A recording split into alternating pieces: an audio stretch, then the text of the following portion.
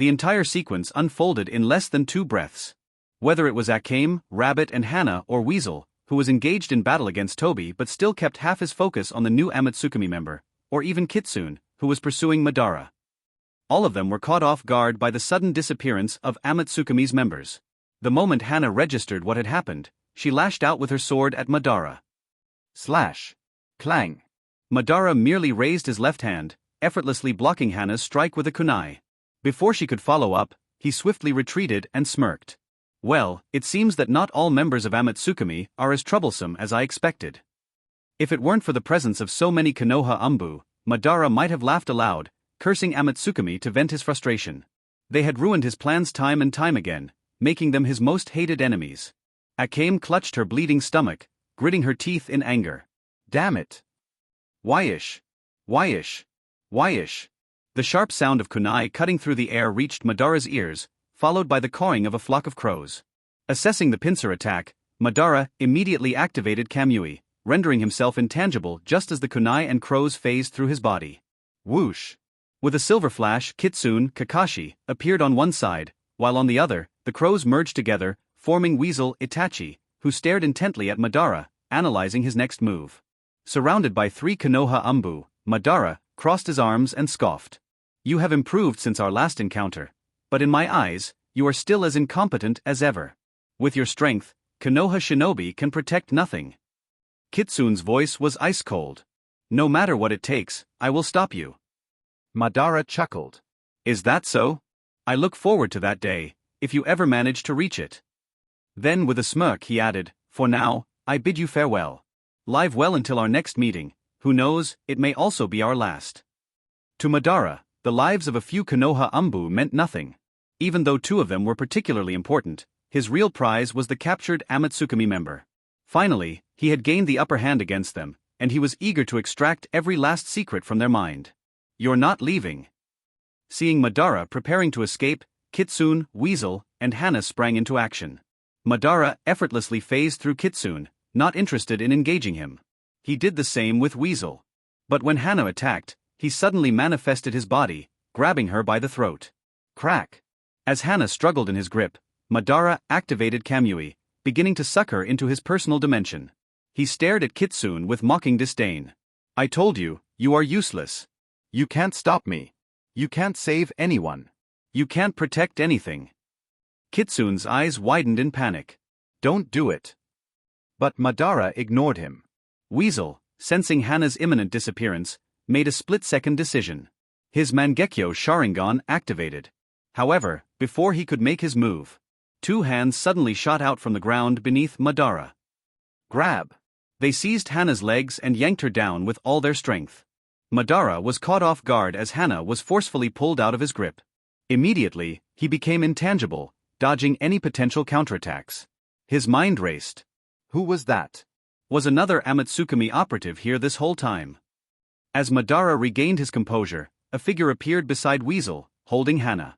The newcomer murmured calmly, no need to be so hasty. Hana, barely catching her breath, assumed the words were meant for Madara. But Weasel knew better. He nodded slightly and deactivated his Mangekyo Sharingan. Madara narrowed his eyes at the figure. As realization dawned, his voice was filled with disbelief. You're still here? Then the one I captured. Dojin gently set Hana down and shrugged. Who knows? You captured it, you should figure it out yourself. Madara's face darkened. A clone. Because Kamui only activates on physical touch, that meant the person he captured wasn't a shadow clone, but rather a unique clone designed to deceive him. He clenched his fists, realizing he had been tricked. Dojin smirked. Or maybe, I'm the clone, and the one you captured is the original. Madara hesitated. Deep in the distant forest, an earth-shattering explosion had devastated the majority of the terrain. Smoke and dust filled the sky, the acrid scent of burning wood lingering in the air. A 10-meter crater marred the ground, and from within it, Sasori crawled out, his face twisted in rage. Damn it! His left arm was gone, his right leg severely damaged.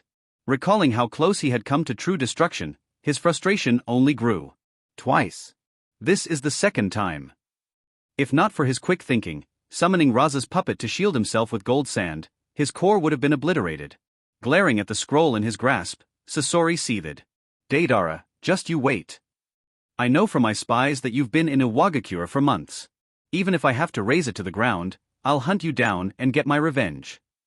Iwagakure. Isiechoo. Deidara, who had been training to master dust release, suddenly sneezed.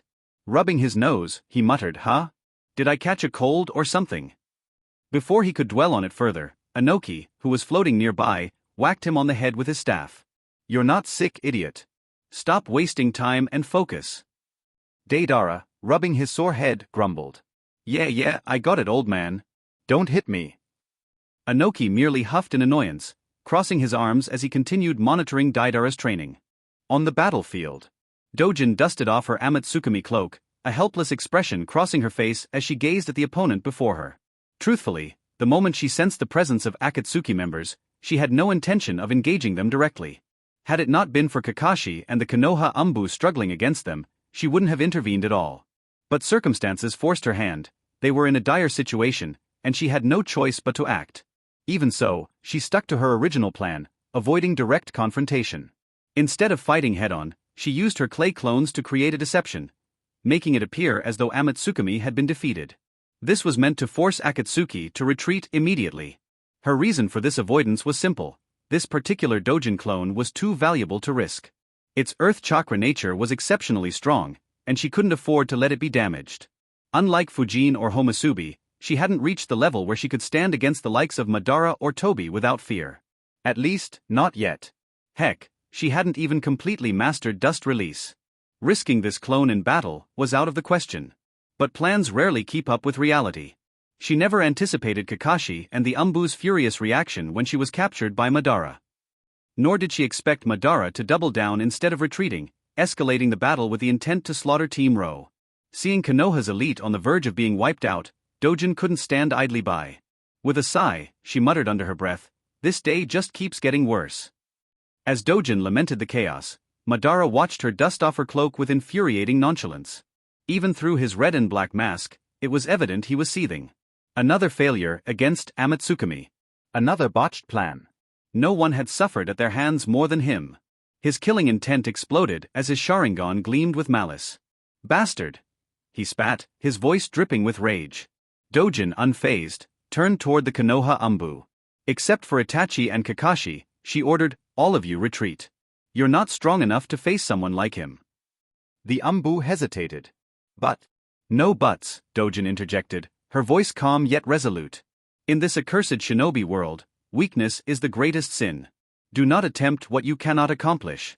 Instead of bringing honor to your families and clans, you will only bring them pain, sadness, and suffering. If you are uncomfortable with your helplessness, then dedicate yourself to growing stronger. That is the only way. In this world, only the strong have a voice, while the weak are crushed beneath them. Adapt or be destroyed." A tense silence followed her words. Madara chuckled darkly. "You're more perceptive than I thought." Dojin gave him a sidelong glance. "Those words apply to you too. Not that it matters whether you take them to heart." Then, with a casual shrug, she added, "Your companion, Sasori of the Red Sand, won't be rejoining you anytime soon. If I were you, I'd retreat before things get messy." Internally, she thought, "I really don't want to fight you right now, Obito. Just take the hint and leave." But instead of backing down, Madara became more aggressive. His eyes gleamed as he sneered, "Do you know what I despise most about Amatsukami?" Dojin nodded immediately. "Of course." With an "isn't it obvious" tone, she smirked, "You hate us because you've never won against us. Every time you fight, you barely escape death. And this time will be no different." Then, after a brief pause, she added, "Though I do wonder, how many of those eyes do you have left?" "It's not because of that." Madara roared, his rage palpable. In a low, venomous tone, he hissed, "I hate your kind because you all have this damnable confidence, this infuriating arrogance. As if everything is in your control. Whether it's the female Homasubi, the male Homasubi, Fujin, or now you. Every single one of you looks down on me." Dojin shrugged. "Not our fault you have an inferiority complex." Madara's teeth clenched in fury. "Enough talk. I'll kill you all." His Mangekyo Sharingan whirled ominously. Dojin's expression hardened. She turned to Itachi. "I'll let you handle Tobi. Keep him occupied and don't let him interfere. And if you find an opportunity, use that sword. Itachi nodded. Understood. With that, he leaped toward Toby, engaging him immediately. Then, Dojin addressed Kakashi. Hatake Kakashi, mind helping me out for a bit? Kakashi gripped his flying Raijin kunai. I'll do what I can. Madara smirked. It's useless. You already know your attacks won't work on me. Dojin ignored his words and signaled Kakashi.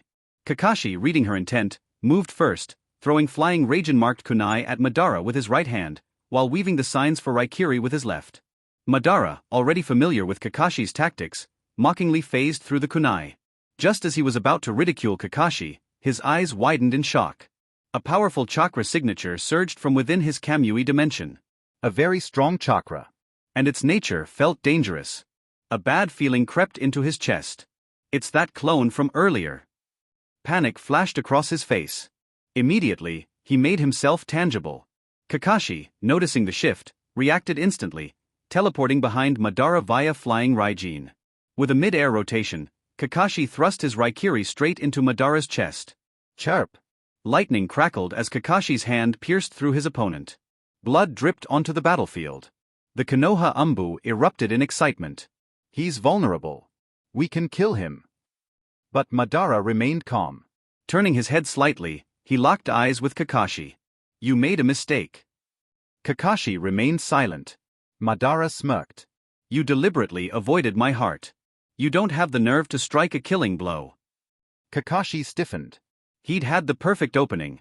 Yet, he hadn't gone for the heart. Why? Madara scoffed. You won't get another chance. A turquoise glow erupted from his body as Susanoo manifested. Kakashi flashed away just in time. A towering Susanoo now stood before them. Dojin chuckled. Just as I expected. Weaving hand signs, she smirked. From the ground, a massive white centipede erupted, coiling around Madara. Before he could react. Boom. Hey, everyone. If you enjoy my quantum audiobooks, you can support me by becoming a Patreon member. Your support helps me keep creating, and you'll get exclusive perks. You can also access my audiobooks directly through Google Drive. Check out the link in the description. Now, let's get started. Boom! With an ear-deafening sound, a violent explosion occurred inside the turquoise-blue Susanoo, causing the entire land in the immediate vicinity to tremble. The shockwave of the explosion immediately made the entire Susanoo body swell from the inside. All the onlookers were surprised to see the strange state of Susanoo. Rather than appearing to be the embodiment of strength, it appeared to be an inflated balloon. At this moment, the so-called strongest defense of Susanoo turned into a problem for Madara. Because of its strong defense, the shockwave and heat that were generated as a result of the explosion inside the Susanoo body couldn't disperse in the surroundings and triggered a chain reaction of explosion as small explosive spiders continued to come out of the sand and add fuel to the fire. Roar! The series of back-to-back explosions continued for a few seconds before coming to a stop when Susanoo let out a roar. But rather than sounding majestic and fearless, the roar sounded painful, as if an injured beast's cry. Following the roar, its outer armor faded, followed by the inner armor, then muscles and tendons until only the basic weak skeleton structure were left, and the skeleton too was filled with hundreds of cracks and was barely standing on the battlefield. Suffering destruction from within, Susanoo was severely damaged, and of course, the person standing inside the Susanoo was no different. As the smoke on the battlefield cleared, everyone regained their vision. The first thing they saw was a half-kneeling Madara with a missing leg, barely covering his half-uncovered face with one hand while supporting his body with the other hand, clothes destroyed revealing several severe burns. Overall, it can be seen that Dojin's carefully woven plan did severe damage to Madara. Make no mistake, from the very beginning, Dojin was acting as per her plan. Even the first clone that Madara captured using his Kamui was also part of her plan. According to Dojin's plan, the clone Madara captured wasn't just meant to fool him, its other purpose was to act as Dojin's trump card and restrict Madara's intangibility if he isn't fooled into retreating. And the clone did its job perfectly. Because of its presence in the Kamui dimension, Madara couldn't make himself intangible, making him vulnerable to physical attacks. Of course, Dojin expected that even if he is unable to make himself tangible, Madara can still use Susanoo to fight, and that's where Kakashi came in. She made Kakashi attack Madara knowing full well that Kakashi might not be able to kill Madara. Her intention of using was to only distract Madara, giving her ample time to place the centipede and the spirit in the right place under the desert while making sure that Madara doesn't notice them with his Sharingan. Again, Kakashi played his role perfectly. Despite not knowing that he was used by Dojin, he acted as a very good distraction and gave her the opportunity to complete the trap. With the trap ready, Dojin waited for Madara to use his Susanoo, and the moment he used it, she triggered her attack. In this shinobi world, there are very few people who truly understand the nature of Susanoo, and Dojin, thanks to often using Susanoo when using the Homusubi clone, is one of them, but even if that's the case, figuring out the weakness of an incomplete is not that difficult task. Quite a lot of shinobi are aware that unless it's a complete body Susanoo, the ground under the user's feet can be used to target the user, and Dojin used this knowledge to her advantage. The moment Madara covered himself with only a half-body Susanoo, she directed the centipede to use Madara's distraction and wrap around his body and immediately explode and start a chain of explosions. At the same time, she directed dozens of spiders to enter the field of explosion and add more fuel to the fire, to make sure that Madara suffers terribly. However, the hardness of Madara's body still expected her expectation that even after such careful planning, she only managed to destroy his one leg, and inflict some injuries to his body that have already started to heal. The biggest disappointment is that she couldn't force Madara to use Izanagi, Sai, as expected of the man who took Naruto's Rasengan in the face, and still came out unaffected. Dojin internally slandered Madara. Cough cough. After coughing out blood, Madara stood up and while staring at Dojin he said in a hoarse tone, "Do you think that you can kill me?" Dojin shrugged. "Well, I know you are more irritating than a cockroach, but I have to try at least. If I don't even try, then how will I really know for sure?" Being called a cockroach didn't please Madara, but he resisted his anger. Instead, he quickly weaved the hand signs for Shadow Clone, and as the Shadow Clone appeared on the battlefield with a puff of white smoke, he placed his right hand on it and activated Kamui. Seeing Madara perform these actions, Dojin's expression changed. Obviously, she can see through Madara's actions. He plans to use the Shadow Clone and destroy Dojin's clone inside the Kamui dimension in order to secure his escape route and also regain his advantage of making himself intangible. Seeing his actions, Dojin had no choice but to immediately explode the clay clone inside the Kamui dimension. It was as if Madara sensed Dojin's intention in advance, and immediately stopped Kamui. As a result, although a violent and earth-shaking explosion occurred in the Kamui dimension, the shinobi world wasn't affected at all, and only a few bursts of fire came out.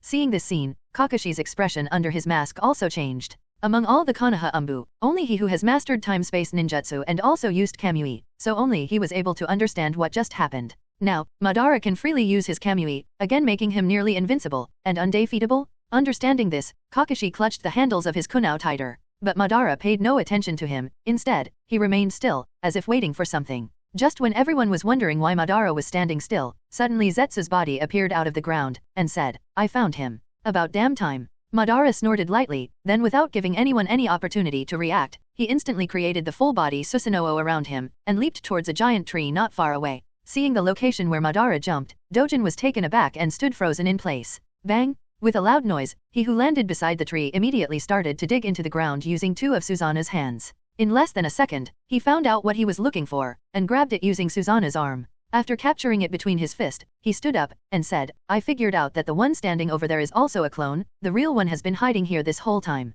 Too bad, not you have nowhere to escape. This is the end for you. Damn it. Not good." Realizing that Madara has managed to capture the real body of the Amatsukami member, the Konoha Umbu panicked and exclaimed. Standing inside the diamond cavity of Susanoo, Madara smirked as he looked at the Amatsukami member captured by his Susanoo. "At the end of the day, you are caught by me." Dojin, who was captured by Madara, violently struggled to break free. However, he couldn't even budge an inch. The power of Susanoo is too much for him to be able to do anything to it, and even breathing was starting to get difficult. Looking at the violent struggle of the caught Amatsukami member, Madara laughed and said, "Do you realize it now? This is the absolute strength gap between." The then looked towards the Konoha Umbu, and added with a solemn tone, "This gap in our strength is not something you can try to make up with your cheap tactics or cleverness. No matter how much you struggle or resist, you will only fail. There are things in this accursed reality that cannot be changed. They are far beyond our abilities, and they only bring us pain and suffering." Madara's words, like a hammer, hit the hearts of Konoha Umbu. Some of the Umbu shinobi, who aren't as strong-willed as the others, looked at Madara's majestic Susanoo, and the member of Amatsukami struggling in his grip, and they couldn't help but gulp in fear. Their hearts were filled with despair. When they think that even a member of Amatsukami can't defeat Madara, then they, who are nothing compared to him in terms of strength, don't stand a chance. Clang! Fear and hopelessness filled their hearts, and finally, one of the Umbu released the grip of his sword as it fell to the ground. This was a signal. The others soon followed suit, and one by one, all of them started dropping their weapons. Some even went as far as to remove their masks and revealed their faces, signaling their surrender. Clang! Ding! Ding! Looking at the actions of her companions, the injured Akame shouted angrily, "What do you think you people are doing? Do you honestly believe that if you were to surrender, he will let you all go?" One of the desperate Umbu replied with a fearful expression, "Just a few of them are capable of destroying our village. Up until now, no matter what we have done, we haven't been able to cause them any harm at all. If it weren't for Amatsukami, we wouldn't even be alive. And now that the member of Amatsukami who came here is also captured and can't defeat him, what else can we do?" The night Konoha was flattened. None of the Konoha shinobi has forgotten it. The haze of fear of that night has always been hidden in the hearts of Konoha shinobi, and now that they are forced to face the desperate situation, they can't help but recall the horror of that night and shiver in fear.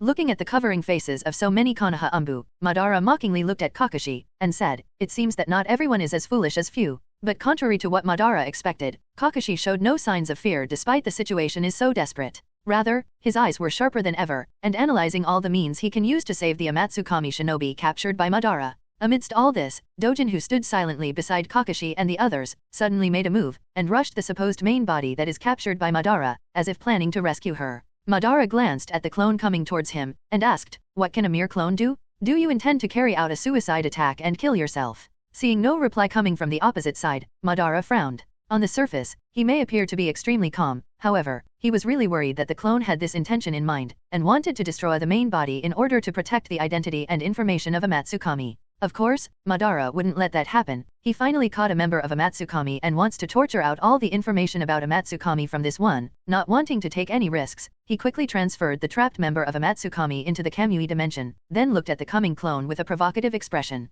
From his point of view, he is under the protection of Susanoo, and since he is using the full-body Susanoo at this moment, so the clone can't exploit any flaw. And Madara is confident that no matter how terrible of an explosion the clone may cause, the Susanoo won't be harmed. Assured of his victory, Madara is in a playful mood. He is quite curious about the intention of the clone. He won't deny that this Amatsukami shinobi is a battle genius, especially when it comes to tactics and exploiting the enemy's weakness. In the playful gaze of Madara and desperate gazes of Konoha Umbu, the Dojin clone started weaving hand signs as she rushed towards Madara. Which ninjutsu is he planning to use? Madara muttered with a doubtful expression. He didn't quite recognize the hand signs, so he wasn't sure. The Konoha Umbu wasn't sure either. They can only hope that the clone has some means to turn the tide of the battle. As Madara stared at the clone coming towards him, an ominous feeling arose in his heart. He is quite certain that the other party doesn't have any means to break through the defense of Susanoo, but still, something isn't right. Here goes nothing. Dojin muttered as she approached Madara's Susanoo, and pointed her palms towards it. At that moment, a white fluorescent beam of light was emitted from her palms and rushed towards Susanoo.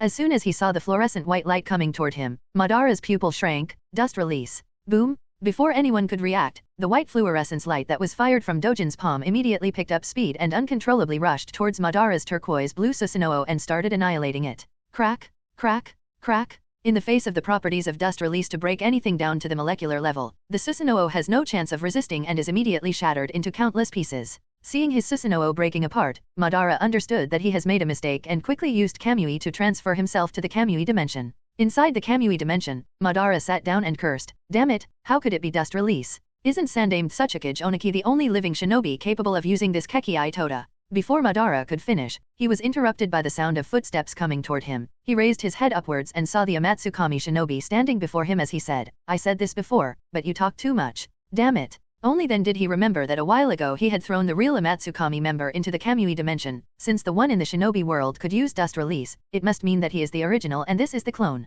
And it's a clone that can explode? Boom! As the shining white light hit the turquoise blue Susanoo, the Susanoo immediately shattered into countless pieces and disappeared.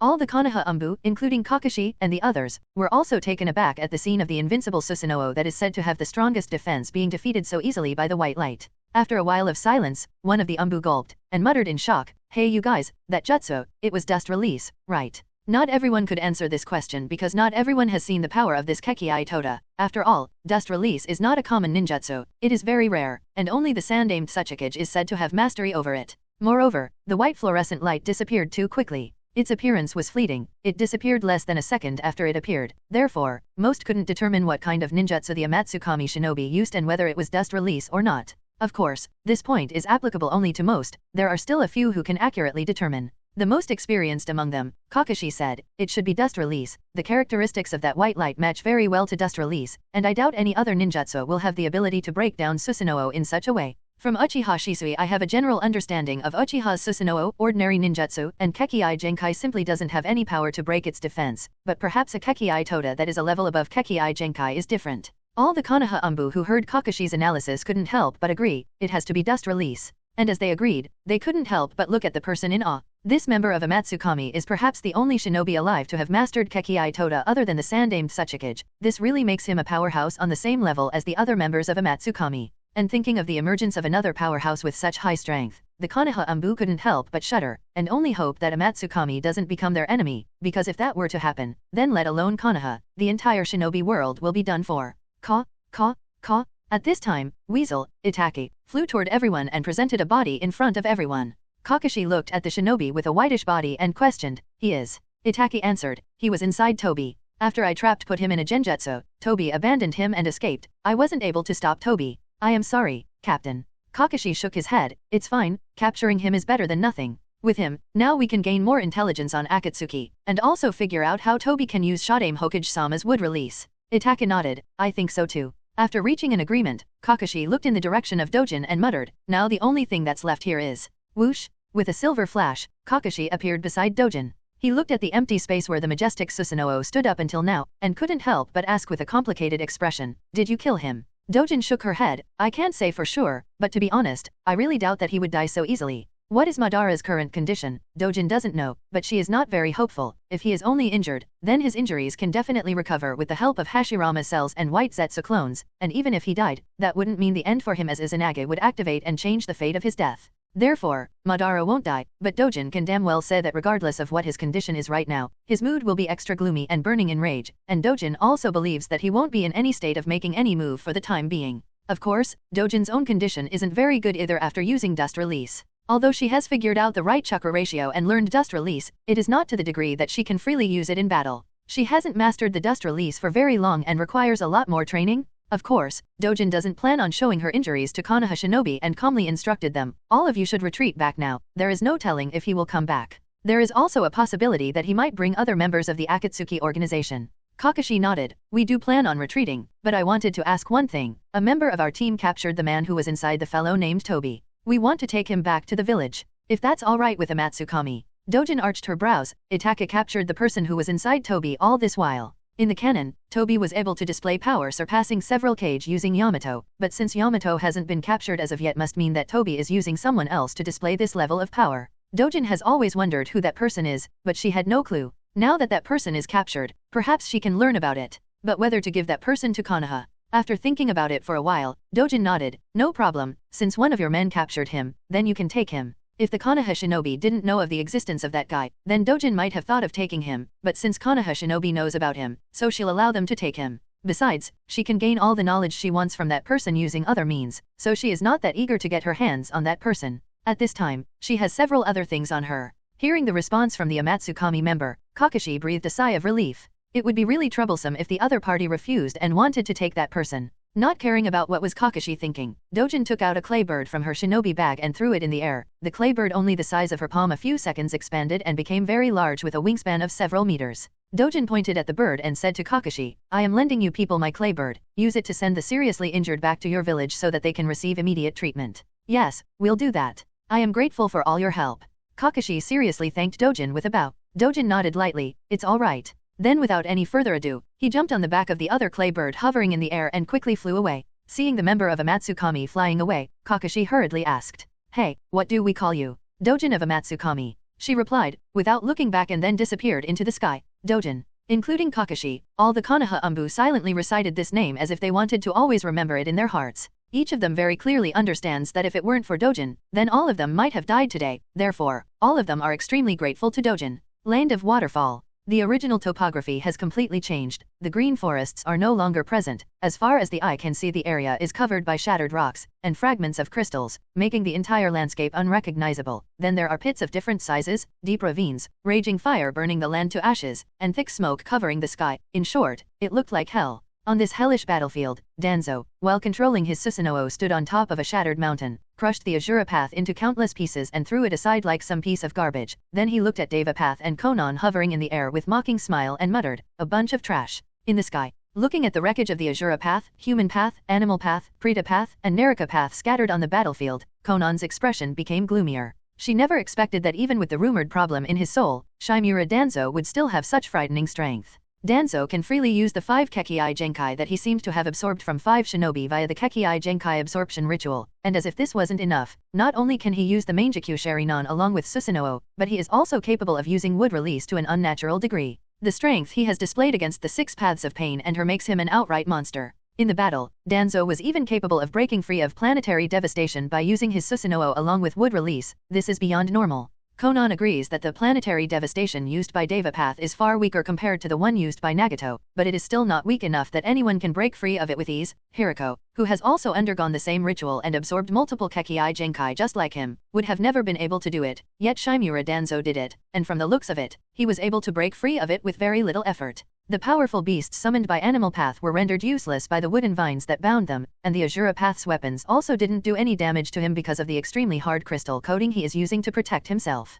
His strength and means have far exceeded what the rumors stated and what she imagined, and she fully understands that can't possibly defeat a monster like him. Konan gritted her teeth and looked at Devapath floating beside her. Unlike Konan, Devapath still had the same indifferent expression on his face. Indeed, the strength Shimura Danzo displayed is far beyond what he expected, but it's nothing that would shock him or bring out any expression on his face. There exists only one person in the entire shinobi world who can affect him, and that person is none other than Yama. True, Shimura Danzo is strong, probably the second strongest shinobi he has faced in all his life. However, compared to Yama, Danzo's strength is nothing. After a while of silence, Devapath looked at Danzo's eyes, and noting a slightly different pattern compared to Uchiha Shinichi and Madara, he said lightly, "Your eyes, it seems that they aren't ordinary pair of Mangekyou Sharinon." Although Devapath doesn't have much knowledge when it comes to Sharinon and its successive evolutions, however, being a dojutsu user, he is able to sense some faint differences in Danzo's pair of Mangekyou Sharinon compared to Shinichi and Madara's and even Uchiha Shisui's pair of Mangekyou Sharinon. In particular, Danzo's Susanoo, its strength is far stronger than Shinichi and Madara's Susanoo, well, in terms of raw power that is. Heck, even Devapath's concept and understanding of the strength of Susanoo was today. Hearing Devapath's words, Danzo chuckled. "It seems you realize it, however, you realized too late, and it makes no difference." Roar! As Danzo finished his words, his Susanoo let out a violent roar that shook the souls of both Devapath and Konan. Konan coughed out blood. She then wiped it away and said coldly, "Danzo, do you think you will be able to escape from the Akatsuki organization? Even if you kill me here, Nagato would hunt you down to the ends of this world. You will die." Danzo grinned. "There exist countless people who want to kill me, but here I am." Then he looked at Konan and Devapath and sighed. Hanzo was really useless. He couldn't get rid of just two brats. If he had completed his job and eliminated the two of you back then, things in the shinobi world wouldn't be as messy as they are. After a pause, his smirk widened, his expression turned frenzied, and he added with a hysterical laugh, "No matter, I will complete what Hanzo didn't. It won't be very long when I obtain them. After I do, I will kill all of you one by one." Danzo's words obviously angered Konan, but more than anger, there was confusion upon hearing his arrogant declaration. By now, Konan has figured out that all the rumors about the problem in his soul are probably false, and if she isn't mistaken, then those rumors were probably spread by Danzo. The same goes for his whereabouts. He probably leaked them out through some channel in order to lead someone. Konan is very sure of this because even when they arrived in the cave, Danzo acted as if he was expecting someone to come after him. Devapath was also somewhat curious now, and asked, "How did you get your hands on Hiriko's Chimera Jutsu? And who were you waiting for in this cave? How did I obtain the Chimera Jutsu? Why don't you try and figure it out by yourself? As for the person I was waiting for, it's just a stepping stone for me." Danzo said mysteriously, then looked at the sky and said, "Well anyway, when I obtain the eyes on the same level as your Rinnegan, I will come back to continue this skirmish, and at that time if you still haven't figured it out, then I will definitely answer your question before putting an end to your miserable lives." As he said these words, his Susanoo roared again, shaking the soul of two. Taking advantage of this moment, he dispersed his Susanoo and retreated from the battlefield. Seeing Danzo retreating, Konan tried to chase after him. But before she could go, Devapath stopped her and said, "Leave him be." "But, Nagato, Konan looked Devapath in the eye and tried to say something. The last words spoken by Danzo, "When I obtain the eyes on the same level as your Rinnegan," made Konan quite concerned. He has declared that he will awaken a pair of dojutsu that will be on the same level as Nagato's Rinnegan, and this greatly worried her. Devapath nodded. "I know you are worried, Konan, but I can't allow you to go. His strength is higher than either of us expected, so even if we do stop him, we would have no way to take out any information from him unless he reveals it himself." Konan nodded with a sigh, "I understand." And added with a thoughtful expression, "Everything up until now points that Danzo had laid a trap for someone and was waiting here for them, and this may even relate to his claim of awakening eyes on the same level as you. Wait, Nagato, do you really think it's possible? Can he really awaken such dojutsu?" Devapath nodded lightly, "Yes, it's possible." Konan was taken aback by Devapath's response, "Are you serious?" Devapath nodded. "While we were fighting Danzo, I was able to sense small bursts of visual prowess that were as strong as my Rinnegans. I was confused and didn't think too much into it, but now everything makes sense. We have to do something," said Konan. Devapath said while looking in the direction Danzo escaped, "No need to worry, I am already on my way here, he won't be able to escape."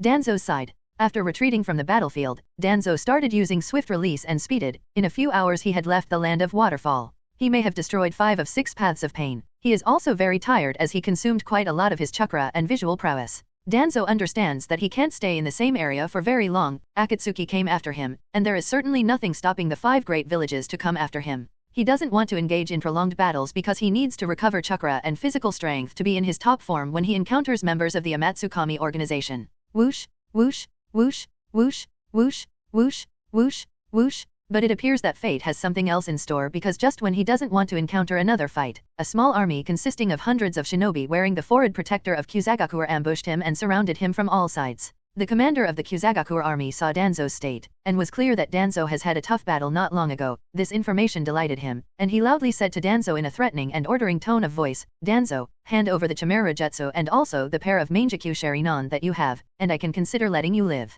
Danzo snorted coldly. He looked at the hundreds of Kagaku shinobi with a gloomy and murderous gaze, and said in response, "If you want Chimera Jutsu and my Mangekyou Sharinon from me, then it depends on whether you have the ability to take it from me." And prepared for the battle. The whistling sound of wind reverberated in Dojin's ears as she flew through the sky while standing on the back of the clay bird. Although she was flying at a very high altitude, her expression was still extremely vigilant, and her Byakugan was constantly active, making sure no one could sneak up on her. It was only after she had reached the shore and started flying above the sea did she breathe a sigh of relief and let go of her tense nerves. Looking at her left palm, Dojin sighed and said in a worried tone, "Although it will be healed, the injury is still quite serious. The rash use of dust release earlier resulted in slight damage to the meridians of her left hand. Let alone using ninjutsu, currently, she can't even properly lift her left hand." Well, that's just one thing. Another problem is that almost all the clay clones, at least the important ones, she had created has been used up, further decreasing her current combat power. Although she can use explosion release without the clay figurines, their use still makes her more versatile and more destructive and increases her overall combat effectiveness.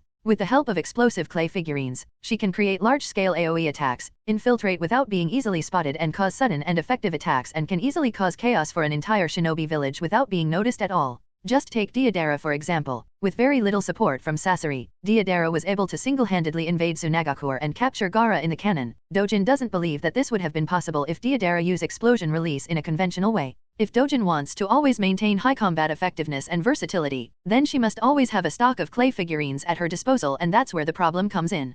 Compared to Deidara who can create clay figurines on the spot, Dojin is not so good at it. Her art is not good enough. Obviously, she believes that she will improve over time and with practice, but the current her isn't very good when it comes to art. To be honest, Dojin wasn't really prepared to fight alone this time. When she received the information from Itake about the whereabouts of Danzo, she only had one thought in mind, and that was to observe his physical, mental, and emotional state. Obviously, Dojin clone hasn't been developed completely, so she knows that she wouldn't be able to perform that good in battle, but when it comes to reconnaissance and collecting information, then that's a completely different matter. She had planned to use her clay figurines to observe Danzo's state from a far distance and only attack him if there was a chance of defeating him in just one attack. That is the main reason why she didn't change into some other clone and directly went there. What she never expected was that instead of finding Danzo, she would find Kuroto's former Umbu subordinates in distress. Even if they are no longer Kuroto's subordinates as he has left the Umbu department, Dojin couldn't just leave them be, especially Itake. She couldn't have risked him getting caught or dying there. Although she has confidence in Itake that he wouldn't fall so easily, she still couldn't sit still as his identity is very important, and she couldn't risk it, so she had no choice but to make her move.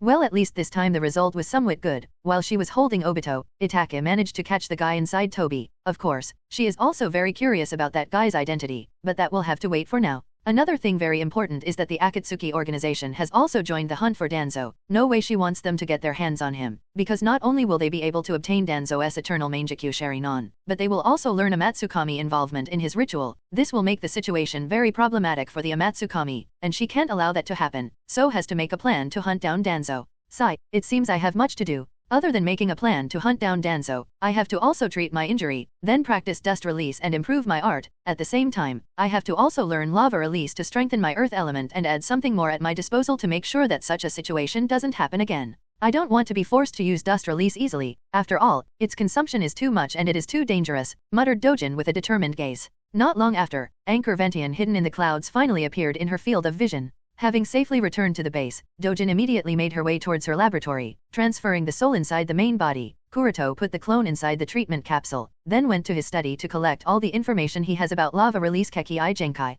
the land of waterfall. A few hours later, under the lead of Nagato, Uchiha Shinichi, Kakuzu, Hoshigaki Kisame, Baiwajuzo, Kyo, Kagaya Takashi, and Shinoik Mijita arrived on the battlefield and met up with Konan and Devapath, who stayed here to follow Danzo's route and collect information about him. Akatsuki organization's base is in the Land of Iron, so it took only a few hours to arrive at the battle. As for the reason why Nagato brought all of them with him, it's just to increase the efficiency of the hunting team. The higher the number of people, the easier it will be to find him, and then he will be able to quickly kill Danzo. As for worrying about Danzo's strength, well, true, he has grown strong, but it is still nothing in Nagato's eyes. After meeting up with Konan and Devapath, all the Akatsuki organization followed them and arrived at the battlefield where the army of Kagaku collided with Danzo. Because Konan has been keeping an eye on Danzo with her origami butterflies, without any problem they arrived at the location. But it appears that they are a bit late as the battlefield is already silent. Wherever their eyes could see, all they saw were corpses in various conditions. The blood from all the corpses flowed down and pooled together, forming something akin to a stream of blood, filling the air with a pungent smell. But this is still not the most terrifying scene. What shocked everyone is the sight of dozens of Kagaku shinobi hanging with tree branches penetrating their bodies. Without a doubt, this sight is the result of the battle between over 100 Kagaku shinobis and Shimura Danzo, and the result of the war is also very clear from all the corpses lying on the ground. Looking at the purgatory-like scene in front of them, even the members of the Akatsuki organization, who are quite used to the sight of war and cruelty, had to stop themselves from puking. After taking a few breaths, Shinichi couldn't help but mutter with a gloomy expression, "Shimura Danzo did all this? I knew he was a good guy, but I didn't expect that he would turn out to be such a scum, or maybe I should say crazy. I can feel that he was enjoying doing all this. I should have really killed him before leaving Konoha. The world would have been better without him." In fact, if it weren't for the fact that their mission this time is to hunt down Danzo, Shinichi might not have come. He felt that Danzo is a scourge for Konoha, so it's best to eliminate him. However, even Shinichi didn't expect Danzo would be such a guy. The sight of these hundreds of corpses killed in the most brutal manner made even Shinichi feel nauseated. Baiwajuzo crouched down, and while checking the injury that killed one of the Kagaku shinobi, he said with a complicated tone, "You are right about him enjoying all this. Obviously, he could have killed them simply with ease. Why waste so much chakra to kill them in the most brutal way possible?" In this shinobi world, Kagaku shinobi have always been known for their ruthless and cruel nature, but now I feel that that's just on the surface. In truth, Konohagakure might be the most ruthless village, and Danzo is at the center of all this. At this time, Konan suddenly stood up and called out, "Nagato, this one is still alive." Nagato immediately appeared beside Konan. He put his hand on the forehead of the dying Kagaku shinobi. Naturally, Nagato didn't care about the life of the dying Kagaku shinobi, nor did he intend to save the other party's life. His intention was plain and simple. He was browsing through the memories of this Kagaku shinobi. Land of rivers. Danzo, covered in the blood of his enemies, ran through the forest at his fastest speed. His terrifying aura scared away the wild animals and kept the strangers at bay. Having slaughtered over 100 Kagaku shinobi and thinking that he might encounter more Kagaku shinobi if he were to go towards the Land of Grass, and more Akatsuki organization members if he were to go to the Land of Iron, he changed his course and came to the Land of Sound via the secret routes of the Land of Fire, and then went towards the Land of Hot Springs. As Danzo was traveling through the forests of the Land of Hot Springs, suddenly a figure clad in blue lightning slammed him, forcing him to stop himself. Whoosh, whoosh, whoosh, whoosh. Immediately afterward, one after another, dozens of figures wearing Kagaku shinobi uniforms and forehead protectors flashed in the surroundings, forming a siege that stopped Danzo from escaping. Since it's a siege created by the Kagaku shinobi, so the person clad in blue lightning is naturally the yondaime Raikage.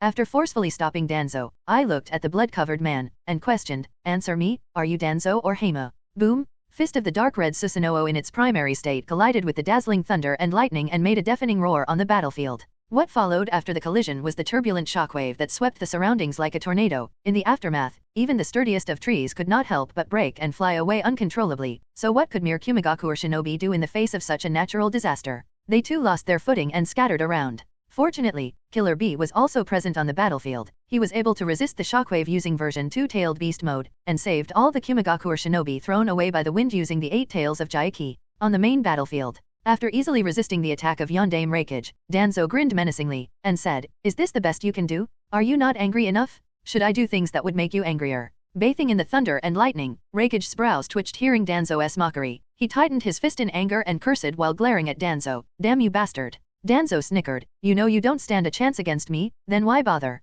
You might be able to put some resistance if you call the Jinchuriki of Haxabi and let him join the battle." Seeing I silent and not doing anything, Danzo sighed, "Or not, and you can come to me on your own. Even I am interested in seeing what you would do when I completely crush you.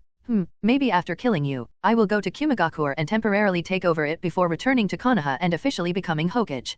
Having slaughtered over 100 Kyuzagakure shinobi, and defeated the 6 Paths of Pain as well as Konan of the Akatsuki organization, Danzo is no longer interested in hiding his strength or acting as if he is suffering from schizophrenia or has some kind of problem with his soul. So when faced with Raikage's question earlier about whether he is Danzo or Heimo, his answer was plain and simple, and it was the roar of his Susanoo. Today's Danzo has gained a rough understanding of how strong he is. Basically, as long as he doesn't encounter Yama, and probably Nagato too, he is invincible, and he believes that as long as his dojutsu evolves further, he will surpass both Yama and Nagato and become the strongest in this shinobi world. This feeling of having infinite power in his hands has made him drunk, addicted, and has extricated him from all binds. Now he no longer cares about his image or has fully let go of all his restraints. Even against the Kyuzagakure army, Danzo knows that he could have easily fooled them and run away, but he didn't. The killing intent within him wanted to slaughter all of them as he couldn't tolerate their transgression of coming in his way or wanting to steal his dojutsu, and he did exactly as he desired. He slaughtered those hundreds of Kyuzagakure shinobi in the most brutal way he could think of, and it was fun.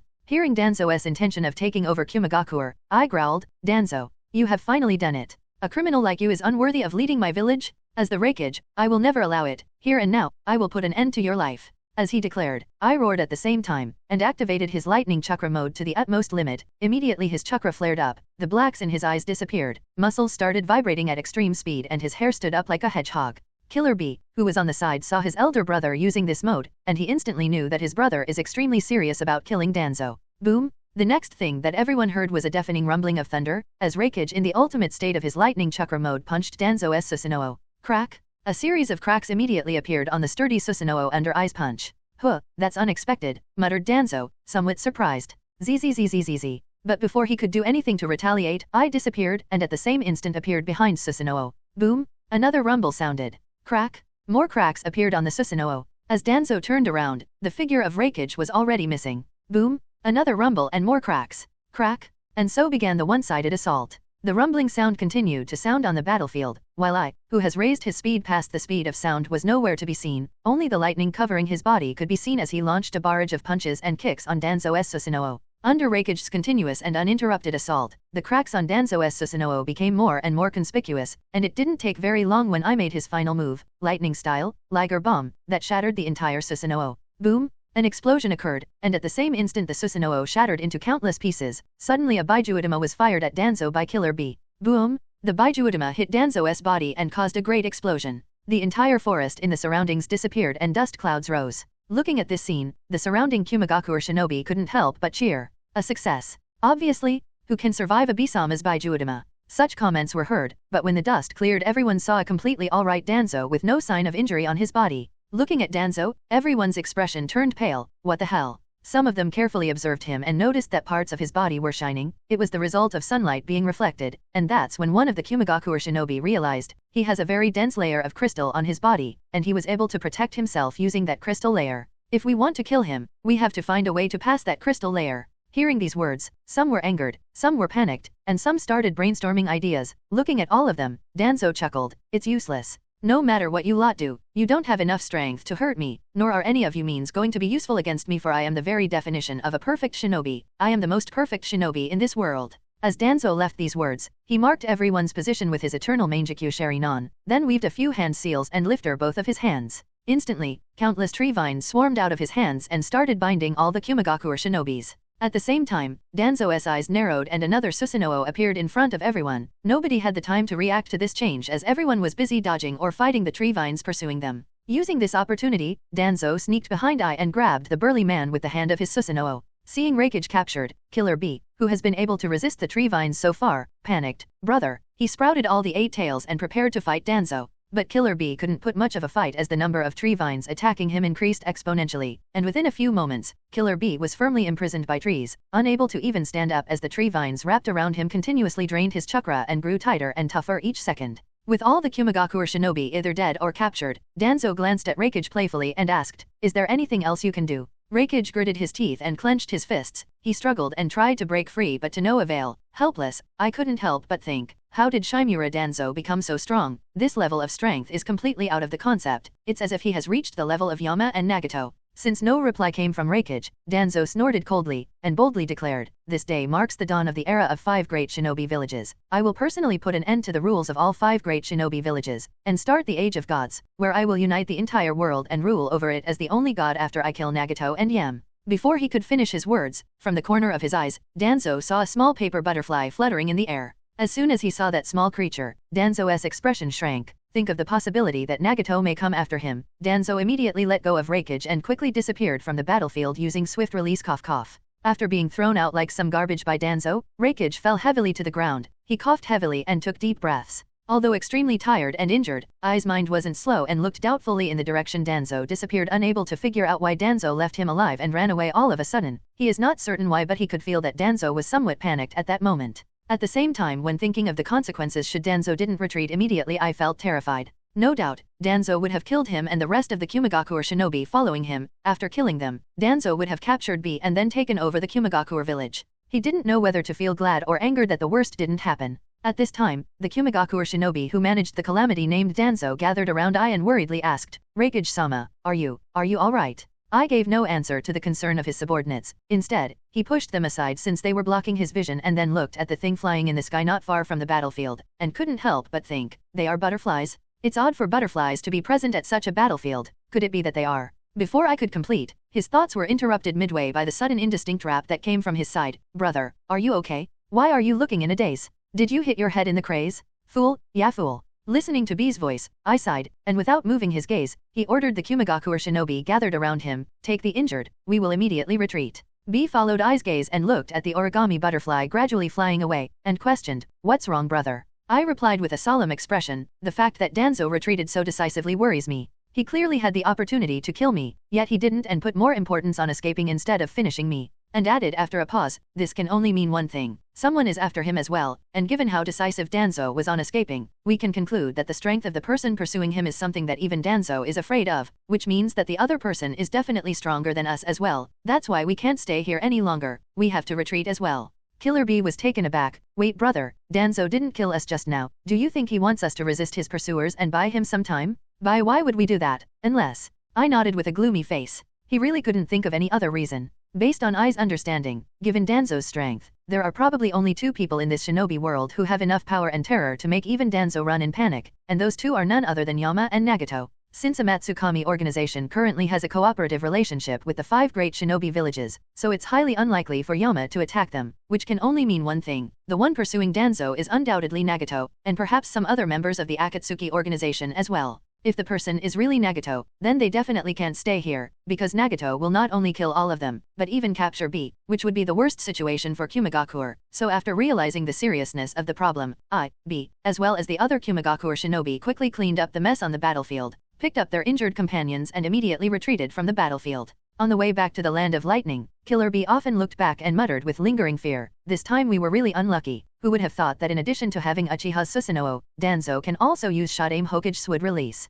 With those tree roots binding me, I couldn't use the power of Jaiki at all. Wood Release is really the nemesis of the tailed beasts and Jinchuriki? No wonder, Shadame Hokage proposed to catch all the 9-tailed beasts and distribute them to the 5 great shinobi villages during the first 5-cage conference. He wasn't afraid of their powers at all as he had the confidence to single-handedly deal with all 9 of them. Thinking of the terrible feeling and helplessness in the face of Danzo's jutsu, B feels terrible. He really couldn't imagine how fathomable Shadame Hokage was at that time, who created the era of the 5 great shinobi villages. The always reckless I also took time to reflect on his actions and apologized. B, please forgive me. It was my anger and foolishness that almost resulted in our doom. B shook his head, don't worry brother. Then asked, what should we do now? I suppressed the anger and unwillingness in his heart, and said with a sullen expression, although I hate to admit it, Danzo has really become an existence beyond us. I don't know what does Akatsuki organization wants from Danzo, but we can't depend on them. We must hold the 5-cage conference and discuss the matter of Danzo with the other 4-cage and devise a plan to deal with him together. Danzo sighed. After retreating from the battle, Danzo made his way towards the coast of the Land of Hot Springs. While traversing through the forests, he suddenly sensed something, stopped and said coldly, come out.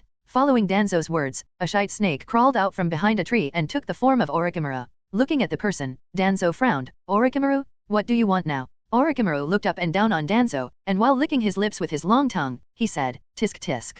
Danzo, your current situation doesn't look very good, how about I help you out a little? From Orochimaru's perspective, Danzo's clothes were tattered all over and stained with blood, and from the way the blood had soaked Danzo's clothes, Orochimaru was quite certain that this was the result of injuries, so the blood must have been Danzo's, not the enemy's. From Danzo's disordered breath, and his somewhat panicked state, Orochimaru was able to confirm that Danzo is having a hard time because of being on the run for so long. Observing Danzo's state, it can also be concluded that the rumors about him are somewhat credible. Therefore, Orochimaru initially tried to play it his way and gave Danzo an olive branch. However, Danzo obviously didn't believe in Orochimaru's words, and snorted coldly, "Orochimaru, cut the act, and answer me straight, are you also after my Sharingan?" Orochimaru chuckled, "Ha ha ha," then he shook his head and while licking his lips in excitement he said with greedy eyes, "No no no. Danzo, you are wrong, I don't just want the Sharingan, I want your entire body. The body you are using was specifically created by me, the likes of you aren't worthy of using such a perfect body, isn't it obvious for me to take it back for my own use?" Looking at his serious eyes, and hearing his words, Danzo snorted, and said with a smile, "Orochimaru, do you know who I was fighting against before?" Orochimaru held his chin and said, "I personally saw you fighting against the Six Paths of Pain and Konan of the Akatsuki organization. Then I did hear rumors about you slaughtering over 100 Kusagakure shinobi, and yeah, I am also aware of your fight against the Yondaime Raikage and Killer Bee not long ago, but what does that matter? Do you think you scare me? Although I suppose that I should be grateful to those people for consuming your chakra, physical strength, and mental strength." Danzo was surprised, "You are aware of all this, and yet you are here." Orochimaru laughed and immediately after weaving the hand signs, he tapped on the ground, "Kukiyos, Edo Tensei." Hearing these familiar words, Danzo's expression changed. He plans to use Shodame-sama and Nidaime-sama's Edo Tensei, and quickly let out a roar. Roar? Danzo's sudden roar shook Orochimaru's soul and caused him to come to a stop midway and cough out blood, and couldn't help but think, didn't he need to use the Susanoo to use this? Using this brief window when Orochimaru was catching his breath, Danzo immediately activated his eternal Mangekyo Sharingan and used a genjutsu on him. Orochimaru was horrified to find that he can't move at all. With Orochimaru captured, Danzo walked up to him and said, "Orochimaru, you dared to underestimate me. This was your greatest mistake. True, the two Hokage are extremely strong, however, they are of no use if they can't even come out." Orochimaru's expression was stiff. He still couldn't believe that Danzo was able to put him in a genjutsu with just a single glance. Noting Orochimaru's silence, Danzo patted his shoulder and said, "Speaking of which, I should be thanking you. If you hadn't tried to do anything underhanded during the ritual ceremony, I might not have gained this level of power." And added after a pause, "It's really a pity that in the end, you chose the wrong person to steal the body. If you had remained loyal to me, you would have gained a place in the future shinobi world too. Alas, it can't be helped. You chose to make yourself my enemy, so you have to be prepared of the consequences." Having said that, Danzo looked at Orochimaru with his left eternal Mangekyo Sharingan and poured chakra into his body. As Danzo poured his chakra into Orochimaru's body, suddenly a bloody mist started to circle around him and started to decay his body. "Ah!"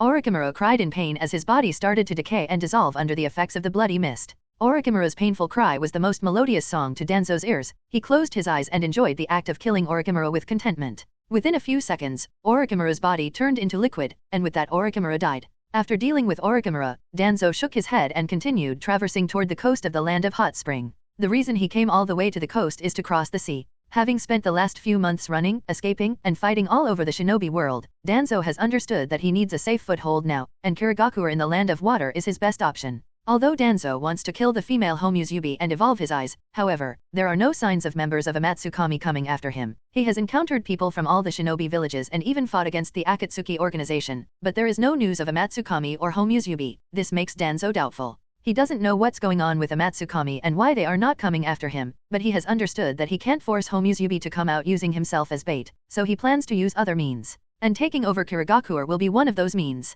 Danzo believes that taking over Kirigakure, whose military strength is not very strong at this time, won't be very difficult. He just has to use a genjutsu on the current Mizukage Yagura, and he will be able to control Kirigakure from the shadows. With his strength and eternal Mangekyo Sharingan, this won't be very difficult. With such a plan in his mind, Danzo jumped into the sea and ran towards the land of water. Using the swift release, Danzo traversed the sea. His speed was extremely fast and in less than half a day, he had already crossed the small islands scattered on the sea between the land of hot springs and the land of lightning and had entered the ocean between the land of water and the mainland of the shinobi continent. Danzo is extremely confident that at this time no one is following him, whether they are shinobi from any of the shinobi villages or the butterflies sent by Konan. He made sure to throw them off when he was passing the land of hot springs, and later he also made sure to create 3 wood clones and send them in 4 different directions of the shinobi continent. Despite using so many means, Danzo still did not dare take any chances and crossed the ocean at his fastest speed without slowing down even once. He continued to use swift release regardless of the chakra consumption. Danzo's speed is so fast that if someone were to see the ocean of the land of water from a high altitude, they would be able to see something cutting through the sea in a straight line as if an invisible long sword.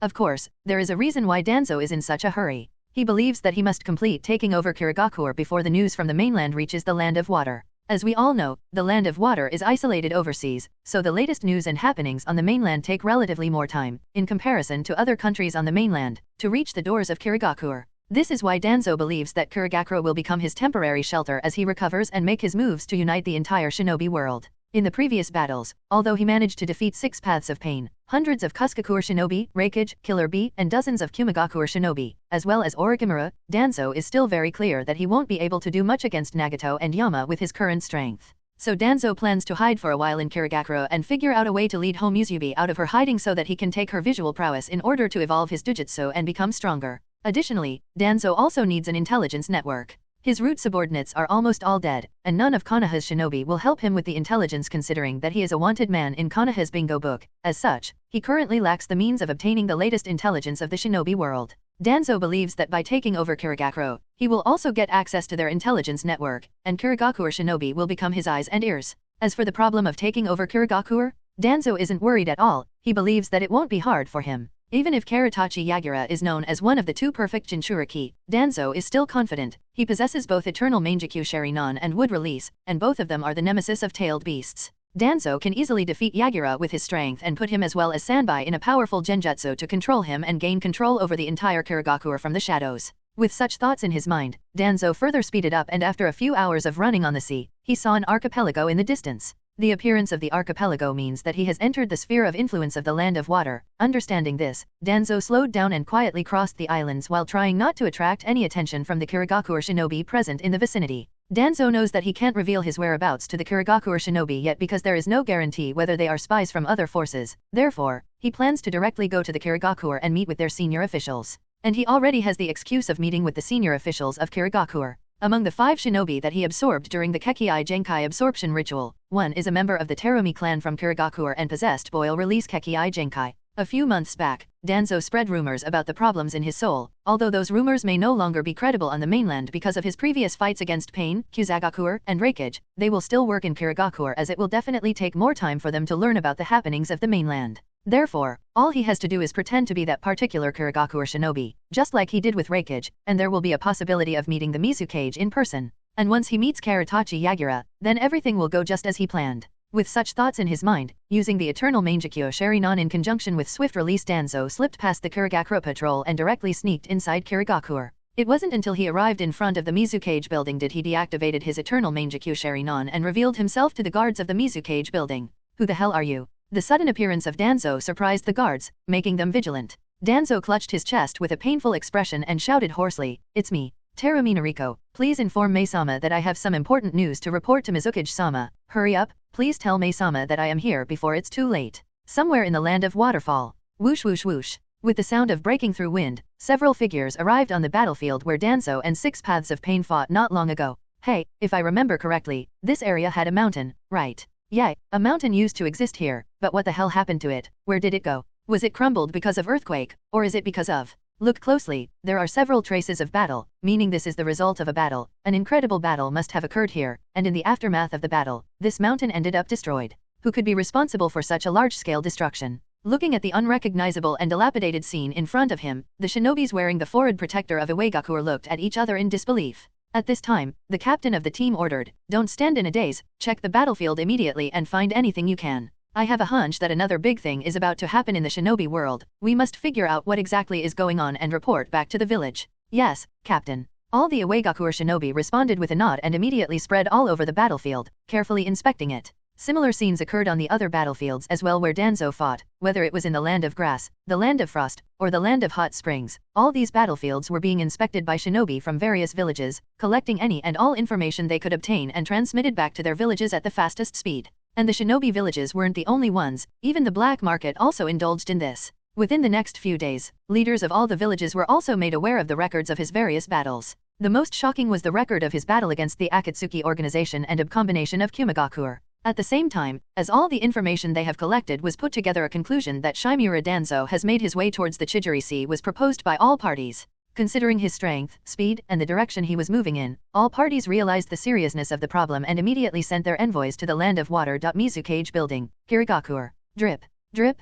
As Terumi Nariko followed the 2 Kagakure Umbu, blood kept dripping from his body. After taking a few more steps, one of the Kagaku Ambu turned back his head and noting the serious wound on his body, he said, I think it would be best to patch you up first. At this rate, you will die before giving any information to Mizukage-sama. Nariko shook his head and said with a weak expression, this matter is extremely important, we can't delay. I don't know how long Shimura Danzo's soul will remain dormant, and how long I can keep control over this body, so it would be best to put the treatment on hold. First I have to deliver the information. The Ambu was doubtful, but he nodded nonetheless, all right. Not long after, the three people came to an underground sealed room in the basement of the Mizukage building. The two Kagaku Ambu instructed Nariko, sit here. We have sent the message to Mei-sama, she is on her way here. If you manage to convince her, then you may have a chance of seeing Mizukage-sama. I understand, but please just hurry. Nariko nodded, and emphasized the importance of time. A few minutes later, through the one-way glass, Terumi Mei, Utakata, Ao, and the other senior leaders of Kagaku observed Nariko silently sitting in the other room.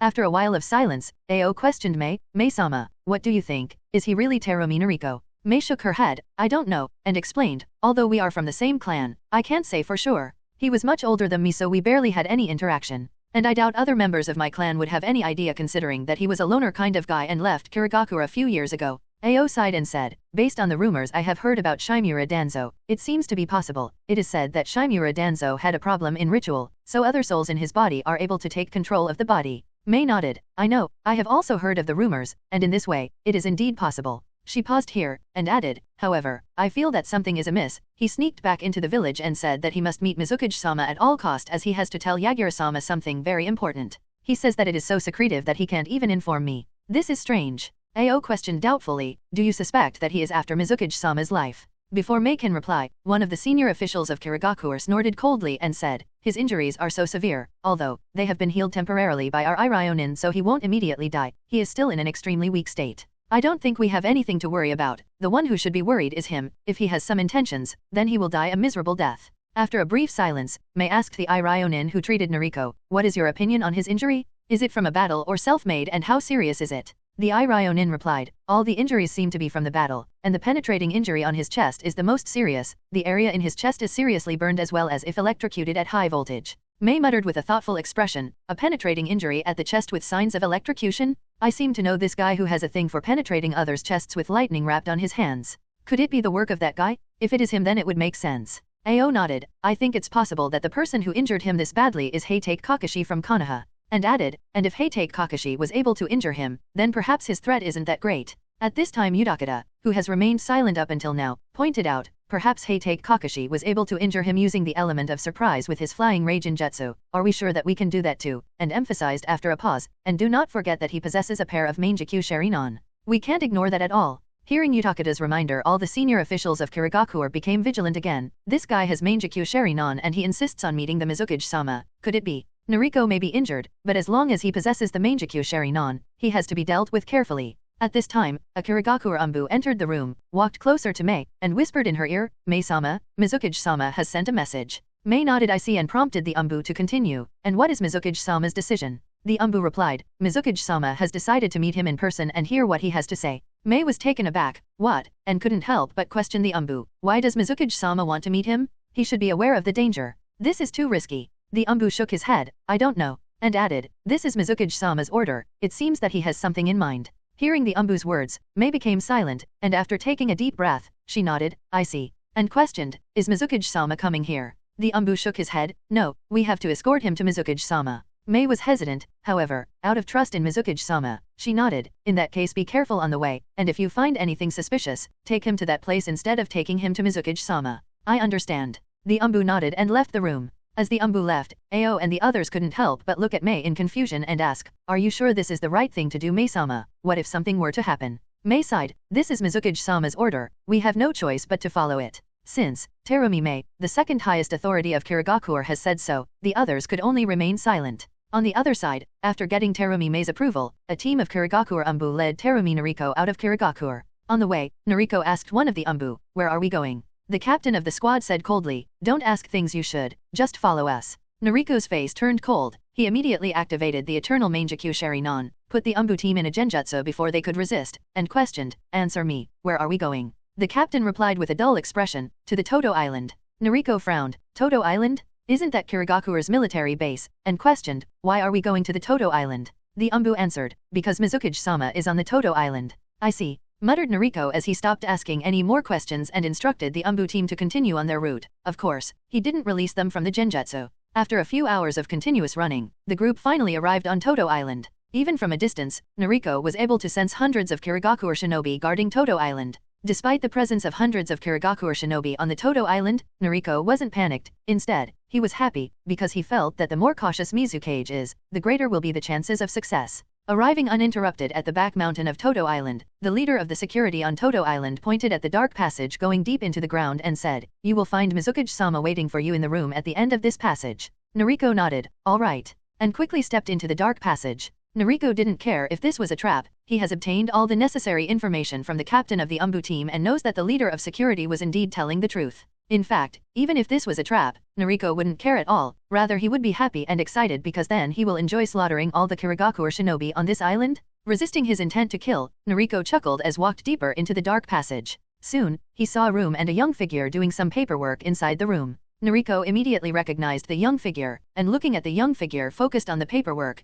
Nariko smiled slyly. "Karatachi Yagura, with this, my plan to take over Kagaku is going to be complete." Mizukage Building, Kagaku. The shinobi, delivering the parchment to the Mizukage building, quickly arrived at Mizukage's office at the fastest speed and presented the information urgently sent by the Kagaku shinobi lurking in the main continent. Mei opened the parchment and found it empty, but her expression did not change. She quickly took out some kind of liquid from one of the drawers of her desk and brushed it on both sides of the parchment. After that, as she put the parchment over the candle flame, text appeared on the parchment. She glanced at it briefly, and as soon as she did, her expression turned aghast, and she quickly ordered Ao, who was looking through some scrolls not too far away, "Quickly, gather up all our best men. We have to immediately rush to the Toto Islands." Ao was taken aback by Mei's sudden instruction, and asked with a doubtful expression, "What happened?" As Mei rushed towards the gate of her office, she left the parchment on Ao's table and instructed, "See for it yourself." Ao picked up the parchment with a doubtful expression, and as he read the information on the parchment, his reaction wasn't any different from Mei's. "You can't be serious. If this is all true, then..." Mei spoke in frustration, nearly defeating the 6 paths of pain, slaughtering hundreds of Kuzagaku shinobi, and defeating the combination of Kumagaku with ease. He has become an outright monster. Our source says that in addition to the 5 Kekii Genkai that he absorbed through the ritual, he possesses both Uchiha's Mangekyo Sharinon and Shadame Hokage's Wood Release. I am afraid his intention about urgently wanting to see Yagura-sama and telling him something extremely important information was just an act. His intentions are something else entirely. Ao nodded. "Nariko, no, it's better to call him Shimura Danzo at this point. He can't be allowed to succeed, because it would mean disaster for Kagaku." After gathering up their men in a hurry, Mei and Ao led them to Toto Island, which is only a few hours away. Their only hope is to reach that island on time before it's too late. Underground room, Toto Island. The darkness of the underground cave did not hinder Danzo's vision. He glanced at Yagura sitting quietly on a chair as he read some documents, after confirming that the other party was indeed Yondaime Mizukage from the Sanbai's chakra inside him. While Danzo was observing the Yondaime Raikage, Yagura suddenly lifted his head and said while looking in the direction of the entrance, "If you are finished confirming that it is indeed me, come inside already." "All right," said Danzo as he stepped inside the room. Observing Danzo as he walked in, Yagura muttered, "It seems that currently, you are Shimura Danzo, not Terumi Nariko." Danzo smirked, and said disdainfully, "I don't know whether to laugh at your foolishness or commend you for your bravery. You should be aware of the fact that I have the Mangekyo Sharinon, yet you took the risk of meeting me alone. No wonder you became Akatsuki organization's puppet." When he came to Kagaku, Danzo expected that getting a chance to meet Yagura alone would be very difficult, and there would be a lot of twists and turns. After all, even if Terumi Nariko used to be a Kagaku shinobi at some point in time, he has been absorbed by Shimura Danzo, and even if there are rumors about him having problem in his soul, those are just rumors, and unless Kagaku seniors officials themselves confirms the truth, they won't allow him to meet the Mizukage. However, there was no difficulty, and he was able to meet the Mizukage quite easily. This entire process was so easy that for a moment Danzo even doubted whether this was all real or his hallucination. He even activated his dojutsu to verify and found no signs of deceit. On the other hand, Yagura gave no reply to Danzo's mockery. Instead, as Danzo's eyes turned scarlet with a complex pattern, he asked doubtfully, "So these are eternal Mangekyo Sharinon?" "Eternal Mangekyo Sharinon," muttered Danzo in surprise. Danzo knew for a fact that his Mangekyo Sharinon wasn't an ordinary Mangekyo Sharinon. However, he did not know that it is called Eternal Mangekyo Sharinon. It turns out these dojutsu are called Eternal Mangekyo Sharinon, but how do you know this? And what else do you know about these eyes? Answer me. Before Yagura could answer, a voice came from darkness deep inside the room. "Yes, these are Eternal Mangekyo Sharinon." It turns out that Yagura didn't ask, "So these are Eternal Mangekyo Sharinon?" from Danzo, rather it was from this person who just revealed their existence. Seeing that the person was walking outward, Yagura got up, and while respectfully bowing, He asked, "Do you need my help?" As the person walked closer, their appearance became clear. They were wearing a black cloak with gold threading. The cloak had kanji for fire on the chest part and the kanji symbol of all the chakra natures on the back. The person also donned a fire-patterned mask. Looking at the person who came out, Danzo was taken aback. "Homusubi? What the hell are you doing here?" That's right, it's none other than Homusubi who walked out of the shadows. She ignored Danzo's question and gently instructed Yagura, "No, this battle isn't for you." Yagura nodded, "I understand."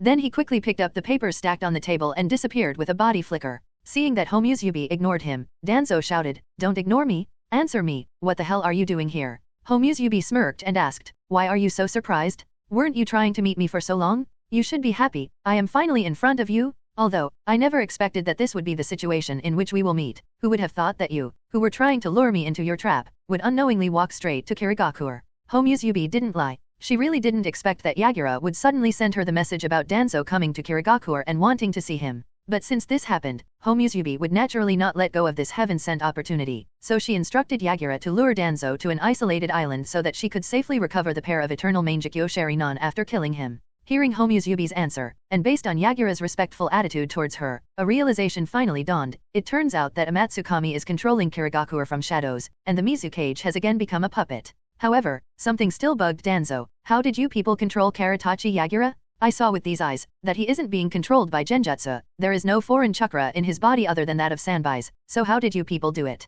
Obviously, Danzo didn't even consider the possibility that Yagura may have willingly become loyal to Amatsukami. In his opinion, such a possibility is impossible. Homusubi shrugged, "We have our way of doing things, and since you are going to be a dead man soon enough, there is no reason for you to know about this." Danzo chuckled, "Do you think that alone you are capable of killing me?" Homusubi sighed, "I guess it would be too much to kill you alone," and added with a smirk, "But who said I am alone?" As her words fell, two simultaneous sounds of footsteps echoed in the cave, one from the entrance, and the other from the darkness. As the two people walked closer, their appearance became clear. Both of them were wearing the same Homusubi outfit. Looking at the three people, Danzo was stupefied. Three Homusubi. How is this possible? How could there be three of you? Similar to the entire shinobi world, Danzo also always thought that there were only two Homusubi, one the female Homusubi with golden Susanoo, and the other the male Homusubi with a blood-red Susanoo. Who would have thought there would be the third one out there? And based on the general convention of Amatsukami, those who can become Homusubi will at least have a pair of Mangekyo Sharinon. In other words, there are a total of 3 Uchihas with Mangekyo Sharinon in Amatsukami? If this doesn't make Danzo feel unbelievable, then what else will? For a brief moment, Danzo even thought of the possibility that the entire Uchiha clan might have submitted to Amatsukami, and they are actively sending their Mangekyo Sharinon awakeners to the Amatsukami? As he thought more, Danzo's shock turned into ecstasy. He covered his hands and laughed out, "Ha ha ha ha ha, ha ha ha ha ha, so that's it. Everything makes sense now. Now this is easy. The Uchiha clan seems to have actively betrayed Konoha and sided with an enemy organization. They must be purged for the sake of Konoha and the shinobi world that I will unite very soon." As he declared this, he removed his hand from his eyes. At the same time, a strange brilliance flashed in them as Susanoo appeared around his body. Seeing Danzo's move, Homusubi didn't bother to waste any time, and she too quickly activated her eternal Mangekyo Sharinon as golden Susanoo started to appear around her body too. As Danzo and female Homusubi manifested their Susanoo, the other two Homusubi also activated their Mangekyo Sharinon and manifested their Susanoo as well. Seeing Susanoo appearing in the cave one after another, Danzo laughed madly. "Let's see whose Susanoo is stronger." Immediately a fierce chakra burst out of his body, followed by a beast-like roar from his Susanoo that seemed to shake everyone's soul. Boom. Boom. Boom. Boom. As the four majestic Susanoo appeared, the underground room they were present in shook and immediately started to collapse. Unaffected by the falling rubble, the collapsing roof, and surging smoke, the three Homusubi surrounded Danzo's Susanoo in a triangular formation and started to attack him. The status of all the four Susanoo is different. Female Homusubi's golden Susanoo is wrapped in golden flames and was wielding 4 chakra swords. The second Susanoo is dark green in color with a reddish-orange flame burning in the chest. It also has 2 drill-like swords waiting to drill through anything. The third Susanoo is light red in color. Although its size is not as big as the previous 2, nonetheless, it was not to be taken lightly as it is wielding an orange shield, Yata mirror, and a gourd sword, Totsuka sword, that are 2 legendary weapons. Overall, all the 3 Susanoo looked majestic, as if the god of war. And finally, the Susanoo at the center, blood red in color with muddy texture, Oni-like horns with sharp projections on the body and beast-like face. Rather than a god of war, it looked more like a demon of war. Boom! Lightning rumbled in the sky, and dense dark clouds covered Toto Island in darkness as howling winds blew. This is Shinobi world. One moment the sky is clear, the other moment, it will be covered in dense clouds. Such changes are often visible when powerful people engage in battles, and the presence of 4 Susanoo is one such situation when witnessing such changes are not so strange. After all, even if not invincible, Susanoo also represents peak-level combat power, and the appearance of 4 Susanoo at the same time on the same island is not a joke. This clearly means that something incredible is about to happen. It's a pity that other than the 4 people standing on the battlefield, no one else is present on site to witness such an incredible scene, as all the Kagaku shinobi have been evacuated by Yagura and they are already far away from Todo Island. At the same time, Yagura is covering the Todo Island in a water veil to avoid any aftershocks or chakra fluctuations from spreading outside the Todo Island, so no one can guess what is happening on the Todo Island at this time. Todo Island. Danzo murderously looked at the 3 Susanoo surrounding him from 3 sides. He not only showed no signs of fear but laughed wildly. Stupid Uchiha, you people think that you are the ones who are eliminating me, but in reality, I am the one who is eliminating you. It doesn't matter if there is 1 of you, 2 of you, or 3 of you, it doesn't even matter if there are more of you. I will eliminate each of you one by one until there is no sign of Homusubi or Uchiha on the surface of this shinobi world. Having defeated the 6 paths of pain, hundreds of Kyuzagakure shinobi, Kumigakures of combination, and Orochimaru with not much difficulty, Danzo's confidence is at its peak. He believes that other than Nagato and Yama, no one can defeat him. It doesn't matter how many they are, so obviously, he isn't even taking the 3 Homusubi seriously in front of him at all. In his eyes, he is the future god of the shinobi world, the one who will unite it and rule over it. Looking at Danzo, even Tsukii can't help but wonder, how did his chakra become so terrifying? She could ignore Danzo's madness and murderous intent, however, she couldn't ignore the terrifying chakra that he was emitting. Whether his visual prowess or chakra levels, they have grown far too much since she last fought him at the volcano in the Land of Fire. Of course, Tsukii is also not aware of all of Danzo's achievements, but even if that's the case, her vigilance towards him increased. And Tsukii isn't the only one, even Shisui and Itake are the same, although they haven't fought against Danzo before, nor are they exactly aware of all of his deeds in the Land of Fire. They were able to judge that they can't take Danzo lightly. Even if Shisui was using Senjutsu, and even if Itake had both Yada Mirror and Totsuka's sword, neither of them dared to get arrogant and only increased their vigilance. As the situation got tenser and tenser, the dark clouds in the sky precipitated and droplets of water started to fall on the battlefield. Pitar? Patter? The rain was the signal, and as soon as the water touched the ground all 4 of them moved. Danzo's Susanoo had an advantage in terms of both speed and strength, and heavily smashed his fist into the ground. Boom! As Danzo's fist touched, the entire Todo Island shook. Countless pieces of rocks flew over and momentarily blocked the vision of the 3 Susanoo. Using this short window of time to his advantage, he lifted a heavy boulder of several meters in size and threw it on Homusubi's, Itake's, Susanoo. Although Itake was able to protect himself from the boulder with the help of Yada Mirror, however, the momentum of the boulder still existed. As a result, his Susanoo flew out while plowing a ravine of several meters in the ground. Although the attack did not do as he intended, Danzo was still content with the same window that appeared in the defensive formation. He took advantage of this gap, and jumped towards the green Susanoo. While in midair, Danzo looked at the figure of Homusubi standing inside the Susanoo, and shouted loudly, Uchiha Shisui. I wasn't wrong when I thought that you have betrayed the village, although you might have fooled everyone with your genjutsu. You couldn't fool me? Alas, Hiruzen didn't heed my advice and restrained me from taking away your Mangekyou Sharinon. Otherwise, I would have already dealt with one of the traitorous Uchiha. The appearance of Shisui's Susanoo is no secret in Konoha, so the moment the green Susanoo appeared before, Danzo was able to guess that the Homusubi using this Susanoo is none other than Uchiha Shisui. Even if Danzo guessed his identity, Shisui remained silent. Instead of talking nonsense with him, Shisui raised his drill sword and rushed towards the incoming Danzo. Danzo seemed to have anticipated this attack and waved the 3 Wolverine-like claws of his Susanoo to meet the incoming drill sword. Boom! Another violent impact shook the entire island, smashing several meters deep craters that continued to spread all over the island. Even if the defense and attack power of Shisui's Susanoo has increased significantly courtesy of the Senjutsu chakra, however, in the face of the mighty power of Danzo's Susanoo that was ahead over Shisui's Susanoo, it lost and was blown away and razed the ground as it collapsed on the ground. Shisui, who was inside the Susanoo, is naturally not in a very good condition and coughed out blood. Shisui expected that the power of Danzo's Susanoo would be monstrous, however, when he personally felt its power, he was still shocked, and had only one thought in his mind, damn it, he is too strong. Danzo's Susanoo is a complete body Susanoo with wings and all. Moreover, the visual prowess of Danzo's Susanoo is also very high compared to Shisui, so whether it is strength or speed, everything is superior compared to other Susanoo. Although Shisui has Hashirama cells implanted in his body and he is using Senjutsu chakra in Susanoo, at the end of the day, his Dojutsu is just a Mangekyou Sharinon, is not eternal Mangekyou Sharinon unlike Danzo's, so no matter how much visual prowess he burst out, the strength of his Susanoo won't reach the same level as Danzo's. Therefore, when fighting against Danzo, Shisui is at an obvious advantage, and the same is the case with Itake, whose case is only worse. Itake may have Yadamura and Totsuka sword, however, he has no Hashirama cells implanted in his body at this point and has no understanding of Senjutsu, so not only is his visual prowess limited, even the highest form of Susanoo he can use is limited to half-body armored Susanoo. At the same time, since Homusubi needs Danzo's eternal Mangekyo Sharinon, so Itake also can't use his Totsuka sword to seal Danzo and deal with him at once. Boom! As Danzo pressed Itake more and more, his figure continuously bounced back and was barely restrained with the help of Yadamura. Honestly speaking, Danzo was quite shocked at the defensive power of Yadamura. He did have some understanding of Totsuka's sword from the information his men collected during Akatsuki's Konoha collapse plan, however, when it came to Yadamura, they know nothing, so he was really surprised that despite having only a half-body armored Susanoo, the male Homusubi is able to sustain so long and hasn't collapsed yet. At this time, with a sharp whistling sound, Tukahi's Susanoo dashed towards Danzo and fiercely slashed the Danzo's Susanoo with 4 golden chakra swords burning with the golden flames of Ashamaimi. Go to hell.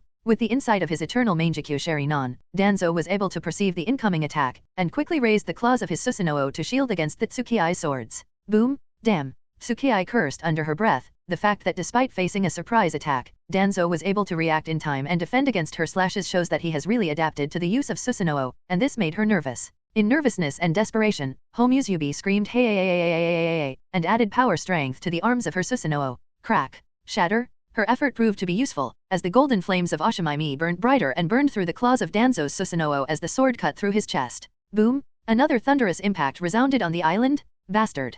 Danzo cursed in anger, his expression turned ruthless as he grabbed 2 arms of Tsukai's Susanoo, and like a violent beast, he chomped on her Susanoo's neck area with the sharp fangs of his Susanoo. In Danzo's opinion, perhaps only Homusubi stood a chance here to fight on even terms with him because she too, for some reason, possessed the eternal Mangekyo Sharinon just like him. Initially, he had planned to finish Shisui and the male Homusubi in quick shots, however, it doesn't seem to be so easy considering that the male Homusubi possesses some strange shield in his Susanoo that interrupted his rhythm and he had no choice but to shift his attention to female Homusubi. 2 complete body Susanoo, one flaming golden and the other blood red, scuffled together, shaking the entire Todo Island, causing the cracks to spread deep into the ground. The vibrations traveled to the oceans and caused giant waves to surge and bring tsunami to Todo Island, further destroying the island. As Tsukii and Danzo fought, Itake and Shisui took this chance to take deep breaths and then rejoined the battle. But unlike last time, this time they acted as the support for Tsukii as she led the offensive. With Tsukii in the front, Itake and Shisui also had the chance to play and the 3 soon formed tacit cooperation.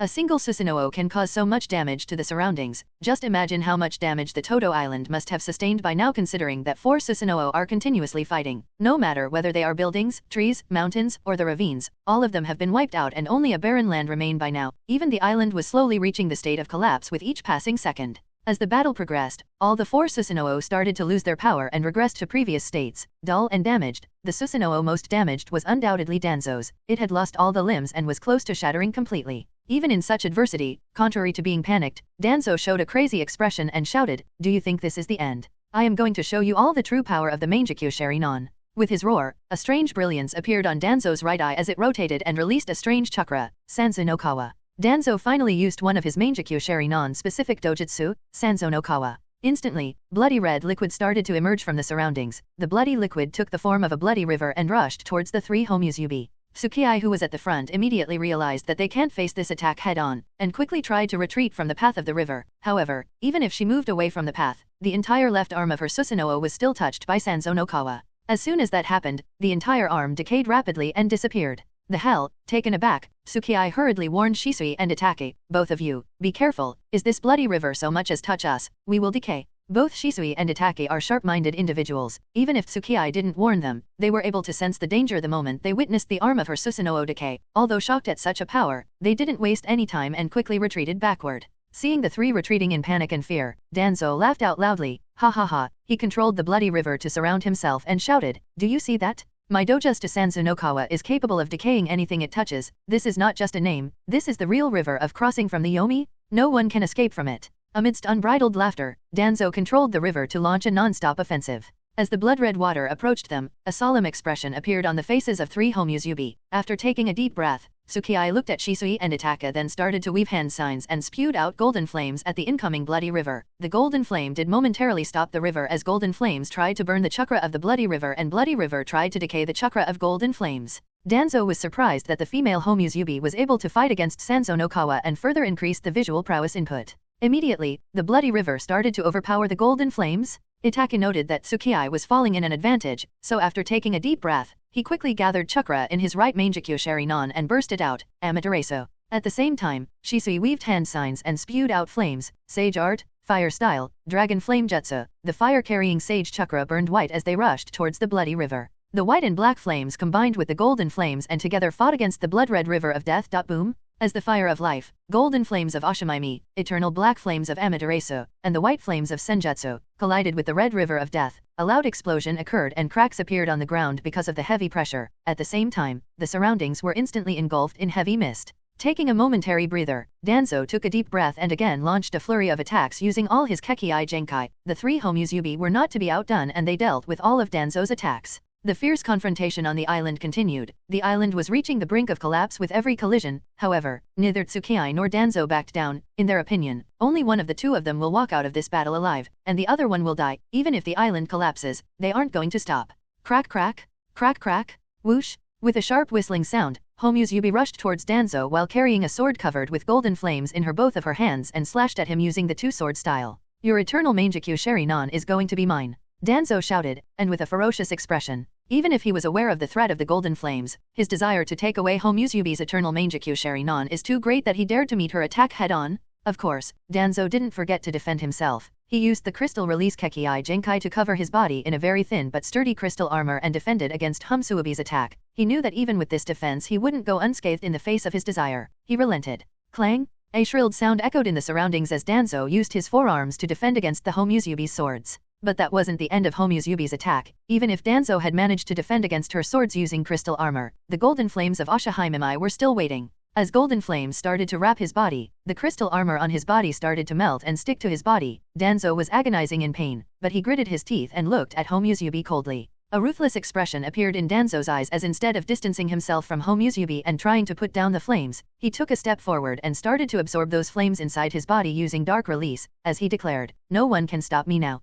TCH, he is using dark release to not only absorb the golden flames of Ashihimimai but also my chakra. Homusubi clicked her tongue in annoyance as she felt her chakra reserves depleting rapidly and Danzo's chakra reserves growing rapidly. While she tried to distance herself from Danzo, suddenly, her Homusubi mask, which was already quite damaged, fell off, and revealed the face hidden underneath to Danzo. Looking at the familiar yet unfamiliar face before him, Danzo was taken aback, and exclaimed, "So it's you. I wasn't entirely wrong when I suspected the truth of your death," and added, "You are younger than I expected." In fact, Danzo has long since felt that the female Homusubi is quite young. Based on the depth of knowledge that she has displayed so far, Danzo assumed her to be in her mid-30s or perhaps 40s. However, now that he is seeing her appearance, he is surprised that she is a young girl in her late teenage. Seeing Danzo's reaction, Homusubi asked with a giggle, "You think?" and then added, "Are you surprised?" Danzo shook his head. "Well, not entirely, but for a girl so young, you sure do possess unusual strength." Uchiha Tsukii. Tsukii smirked, "Is that what you think?" and brought the very same golden flames into the palm of her hand and said, "Well, I suppose it doesn't really matter what you think about me at this stage. I am going to kill you either way."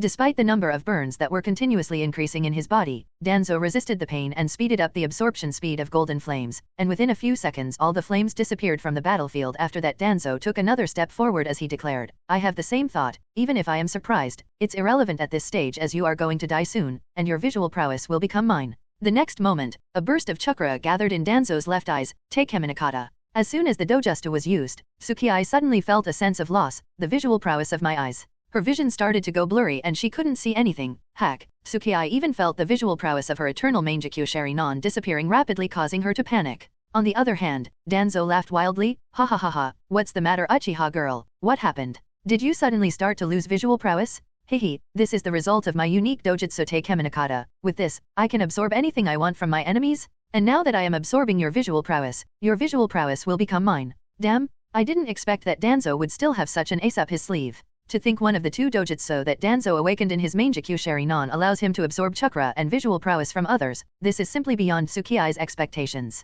The only good thing at this moment is that when Danzo used Take Heminakata, Sanzo no Kawa had disappeared, meaning he doesn't seem to be able to use both his dojutsu at the same time. As the Red River of Death disappeared, both Shisui and Itake who were still fighting against it were immediately freed and immediately rushed towards Danzo and tried to save her from Danzo. "Tsukii-san. Tsukii." Seeing Shisui and the other Homusubi coming toward him, Danzo crackled his mouth. "No one can stop me from becoming the god of this shinobi world," and let out a peal of unbridled laughter as countless trees swarmed out of the ground and entangled around Shisui and Itake, restricting their movements. Damn, not only Susanoo but even wood release is so strong. Shisui was taken aback. Having implanted the Hashirama cells in his body, he obviously understands wood release to some extent, and that's why he can easily say that the scale of wood release that Danzo has displayed is beyond his imagination. Itachi on the other hand didn't have too much time on his hand to think about all these issues. He simply used Amaterasu to burn down the trees at the same time. He tried to make an opportunity to seal Danzo inside the Totsuka sword in order to save Tsukii. He knows that Tsukii wants to kill Danzo instead of sealing him, but he can't take care of all that at this moment. He can see that Tsukii's life is in danger, and Shisui is not able to do anything about it because most of his attention is focused on dealing with the trees and roots attacking them, so Itachi must do what he can to save Tsukii's life, even if that is going against her order of not sealing Danzo. Danzo seemed to have perceived the male Homuzubi's intention as he lifted his free hand in his direction and waved it. Immediately, countless wooden vines appeared out of the ground and rushed toward him. This time, the number was 100 times the number Itachi was dealing with, so he was immediately overwhelmed. White Shisui and Itachi were held off by the countless tree vines. Homuzubi wasn't better off as Danzo held her by the neck and continued to absorb her visual prowess and chakra, and shouted, "It's mine, it's all mine. I will be the true god of shinobi world." Despite being strangled by the neck and her chakra as well as visual prowess being constantly drained out of her, Tsukii wasn't panicked. She showed a fascinating smile and said, "So it seems that my guess is correct. You really can't use anything except wood release while in this state, huh?" Tsukii's words stunned Danzo. "So it seems that my guess is correct. You really can't use anything except wood release while in this state, huh?" Hearing Tsukii's words, a trace of doubt appeared on Danzo's scorched face. He has been in a state of high tension for a few months now, so his intuition has become sharper and sharper in the last couple of months. This is the only reason he has been able to escape life and death crises several times, and listening to Tsukii's words just now, Danzo suddenly felt very uneasy. A sense of panic, for a completely unknown reason, suddenly surged in his heart. Facing the intuitive warning, Danzo decided not to ignore it and carefully examined the battlefield, trying to find any piece of the puzzle that he might have missed or ignored, but that's where the problem came. The more he looked the more doubtful he became because he couldn't find anything that would pose a threat to him. In fact, other than him and Tsukii, only Shisui and the male Homuzubi are present on the battlefield. Both Shisui and the male Homuzubi seem to be running out of their chakra and are occupied trying to protect themselves from hundreds of tree vines constantly attacking them, so obviously, they aren't in any condition to harm in any way. And Tsukii, who might have posed a threat to him, is currently strangled by him as all her chakra and visual prowess are being absorbed by him. She has no power to resist or break out from his grip, let alone threaten him.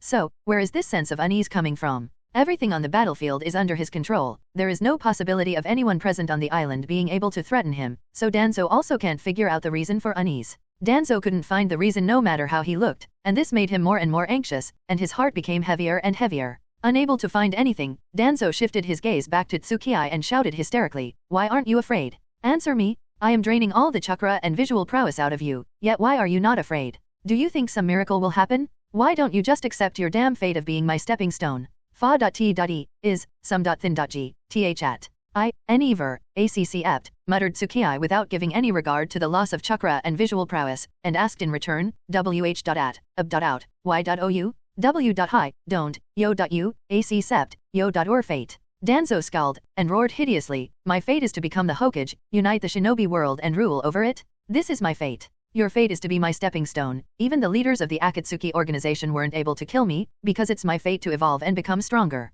I am the true god of this shinobi world, only I am the one who will surpass the Shodaime Hokage-sama and become the true god. Not only do I have powers of both Shodaime Hokage-sama and Uchiha Madara, but I also have 5 other Kekii Genkai, and once I finish absorbing all the chakra and visual prowess from you, I will become invincible." Ha ha ha ha ha. Hearing Danzo's claim about his fate, Tsukii couldn't help but laugh out loud and said, "It's funny. Ha ha ha ha, too funny, ha ha ha ha ha. You really think your fate is to become the Hokage and unite the shinobi world? Ha ha ha. I am sorry I can't control my laughter." Danzo's face got darker and darker as Tsukii laughed. Tsukii didn't care about Danzo's anger, and continued, "Do you think you are the protagonist of some story?" She took a pause and said in a deep tone, "I'll tell you what your fate is. Your fate is to die an abandoned dog's death, without anyone even feeling sadness over it. If it weren't for me, you wouldn't even be here talking all this shit. Why do you think you have been alive this long? Because you were useful to us? If not for that, we would have disposed off long ago, and nobody would have cared." Tsukii's words confused Danzo. At the same time, the sense of unease he was feeling increased. Having confirmed that Danzo can't use any other Sharingan ability while he is absorbing the visual prowess of her eternal Mangekyo Sharingan, Tsukii whispered lightly, "Let me tell you a secret, old man. Those who think that they have become the god of this shinobi world before truly becoming the supreme power and all-knowing are the ones who fall first. Nagato will always lose because he thinks he is already a god, and I will always win because I know that I am still not a god." Leaving these words, Homuzubi's head inclined forward and she lost consciousness. You. Danzo was stunned, he couldn't understand what Tsukii was saying. But before he could ask anything, he felt that something disappeared from Tsukai's body, but because he was engaged in absorbing visual prowess from her eternal Mangekyou Sharinon, he couldn't perceive what it was that disappeared from her body. And this further elevated his uneasiness. All his goosebumps stood up in fear and panic, and his internal senses were screaming at him to give up on absorbing Tsukai's visual prowess and run away. Rumble? Suddenly, lightning rumbled in the clouds and the downpour became heavier. The sudden rumbling of lightning brought Danzo out of his stupor, and he shouted at the unconscious Tsukii, "Uchiha Tsukii, although I don't understand what you meant, mark my words, no one will be able to stop me today, not even the end of the world." Danzo ignored the warning that his senses were giving him and continued to greedily absorb visual prowess from Tsukai's eternal Mangekyou Sharinon, and as more and more visual prowess integrated into his eternal Mangekyou Sharinon, the pattern of his dojutsu began to change. The red and blacks of the eternal Mangekyou Sharinon started to fade, and lilac color with a ripple-like pattern started to emerge. They've started to change, the evolution is not far away. Feeling the changes in his dojutsu, Danzo became ecstatic. Danzo could feel unfathomable power starting to emerge from within, and this made him extremely excited, so much so that he had completely forgotten about the danger and uneasiness he was feeling until a few moments ago. Just as Danzo felt that he is reaching closer and closer to evolution, he suddenly sensed an indescribably powerful chakra, and this chakra was approaching the battlefield at an extremely fast speed. The speed is so fast that not even Danzo can achieve, even when relying on swift release. Sensing this chakra approach him, it felt as if his doom is approaching, and Danzo's heart started to thump violently. For a moment Danzo even felt as if his natural enemy is coming, and his body couldn't help but instinctively cower in fear. Whoosh! Accompanied by an ear-piercing scream of wind, a cyan blue figure crossed the sky and rushed towards the sinking Todo Island. Danzo noticed the figure approaching and his eyes widened in shock and panic, but before he could move, the figure still far away had already appeared behind him. Puff! As Danzo spurted out blood and turned around his head, he was shocked to find the person he had never expected standing behind him. Seeing him, Danzo's eyes widened in shock and disbelief. Hyuga Kuroto. Without a doubt, it was Kuroto in his main body who stood behind Danzo, and because he wasn't wearing the amatsukami uniform and no mask, so Danzo was able to immediately recognize him. After confirming that Danzo is unable to use any of the abilities of the Sharinon, Kuroto decisively pulled out his soul from the Tsukii clone and transferred it to the main body that was present on the anchor Ventian that is floating not too far away from the Todo Island. Because he needed to rush here before Danzo completes the process of absorbing the visual prowess, so Kuroto didn't bother to wear a Matsukami's uniform and came here in his usual clothes. Obviously, Danzo couldn't accept that the person who appeared is Kuroto. He stared at the cyan chakra cloak wrapped around Kuroto's body. He stared at Kuroto's Tenseigan in disbelief and asked, "How could it be you? A mere member of the Hyuga branch division. How can you be the leader of Amatsukami?" Danzo asked in disbelief, "How can you be the leader of Amatsukami?" Kuroto questioned curiously, "Why can't it be me?" Danzo asked, "The overall strength of Amatsukami organization far surpasses even that of the Akatsuki organization. As for the identity of the leader Yama, I have been investigating for years now, but I haven't been able to get any clue. So, how could it be you? You were right under my nose all along." Looking at the stupefied Danzo, Kuroto chuckled lightly, "To be honest, it's all your credit. The reason I became the leader of Amatsukami, and even created Amatsukami, it's all because of you. You wanted to destroy the Uchiha clan, but I didn't want that to happen. At the same time, I didn't want to attract any attention to myself, so I secretly created Amatsukami. If not for you, perhaps Amatsukami wouldn't even exist. And ever since the conflict with the Akatsuki organization increased, Amatsukami is protecting Konoha." Hearing Kuroto's words, Danzo became speechless. You.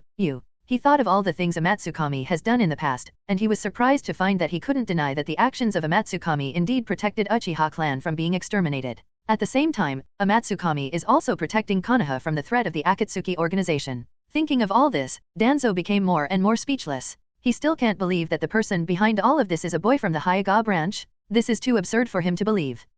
You are having a really hard time accepting this fact. Now think about the Akatsuki organization, the founder of the Akatsuki organization. Yahiko, who died because of your plotting, was Jiraiya-sama's disciple. Even the current leader Nagato is Jiraiya-sama's disciple and a member of the Uzumaki clan. So not only the leader of Amatsukami, but even the leader of the Akatsuki organization are both related to Konoha in one way or another, said Kuroto. In fact, not just Yahiko and Nagato, but even Obito, the leader of Akatsuki on the dark side, is also from Konoha. And even the mastermind responsible for bringing Nagato and Obito to this path, Uchiha Madara, is also from Konoha. So, it's not wrong to say that the core of Akatsuki organization is from Konoha. As for Amatsukami, there is really no need to talk about them. In conclusion, it won't be wrong to say that both Amatsukami and Akatsuki that are coercing the shinobi world are all people of Konoha fighting among themselves. Hearing Kuroto's words, Danzo's expression became sluggish. What Kuroto just said completely subverted his knowledge of the two organizations and of Konoha village. But soon, Danzo took a deep breath and ignored everything, and focused on the matter of evolution of his eternal Mangekyo Sharingan. Whether truly are the leader of Amatsukami or not, none of that matters now. The moment my eyes evolve, even if it is you, I will crush you. Hey, is that what you think?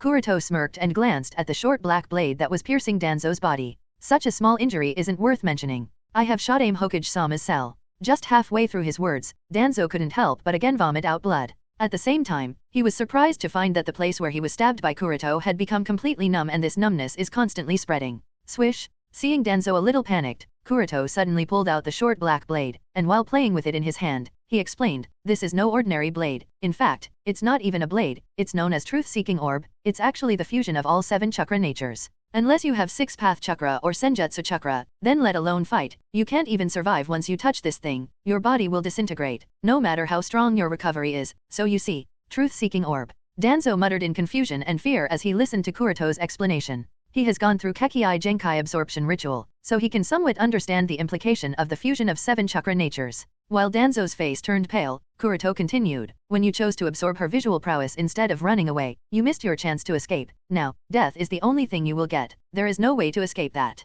No, I won't accept this. How can I die like this?" Danzo shouted, and used his free hand to attack Kuroto. Boom! Instantly, countless tree vines rose from the ground and swarmed Kuroto. However, they weren't able to do any damage as Kuroto just molded the Truth-Seeking Orb in his hand into a sharp rotating double-edged knife and cut down all the vines. No matter how many tree vines kept coming, they couldn't get close to his body and kept turning into ash. Danzo was taken aback. "How is this possible? My wood release is as strong as shot aim Hokage-sama. It is of no effect." Hearing Danzo's words, Kuroto was speechless. Either you are a complete idiot, or a completely ignorant, or maybe too arrogant. You haven't even touched the threshold of senjutsu and you dare to compare your wood release to shot aim Hokage-sama. Of course, even if it was shot aim Hokage-sama's wood release, it wouldn't have been that much trouble for Kuroto. But Kuroto was too lazy to bother to deal with Danzo anymore, and just with a wave of his hand, he released a strong push force from his hand and destroyed all the trees at once. As Kuroto used Shinra Tensei, his eyes glowed for a moment and attracted Danzo's attention. Seeing those eyes, Danzo was taken aback and exclaimed, "Your eyes, they are not Byakugan.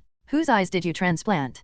Kuroto replied in a flat tone as he stepped forward, "Why would I transplant someone else's eyes? These are my own." Danzo shook his head and took a step back. "No, it's impossible. You are a Hyuga. How can you have any dojutsu other than Byakugan? You must have stolen someone else's eyes. Answer me. Whose eyes did you steal?" Kuroto snorted. "Just because you like to steal others' dojutsu, you think others are the same?" Then answered, "The Uchiha's Sharingan can evolve into Mangekyo Sharingan, Eternal Mangekyo Sharingan, and the Rinnegan. Why can't Hyuga's Byakugan evolve?" Evolution of Byakugan. Danzo's eyes widened in shock. "Is that really possible? These Tenseigan of mine are the proof that Byakugan can evolve." Tenseigan. Staring at Kuroto's dojutsu that seemed to twinkle like stars, Danzo was fascinated and couldn't even look anywhere else and seemed to be drawn in by the beauty and power that those eyes seemed to contain. If it was until a few days ago, Danzo would have never believed that Hyuga's Byakugan would have such a beautiful and powerful evolution. This is the main reason why Danzo always only focused his attention on the Uchiha clan, not on the Hyuga clan. Although Danzo had always hated the Uchiha clan, he has never been able to deny that their Kekkai Genkai Sharingan is the most wonderful Kekkai Genkai. Not only does Sharingan provide a lot of bonuses to their users, but Sharingan also has several evolutionary stages, and the best part is that Sharingan can also be used to cast Izanagi.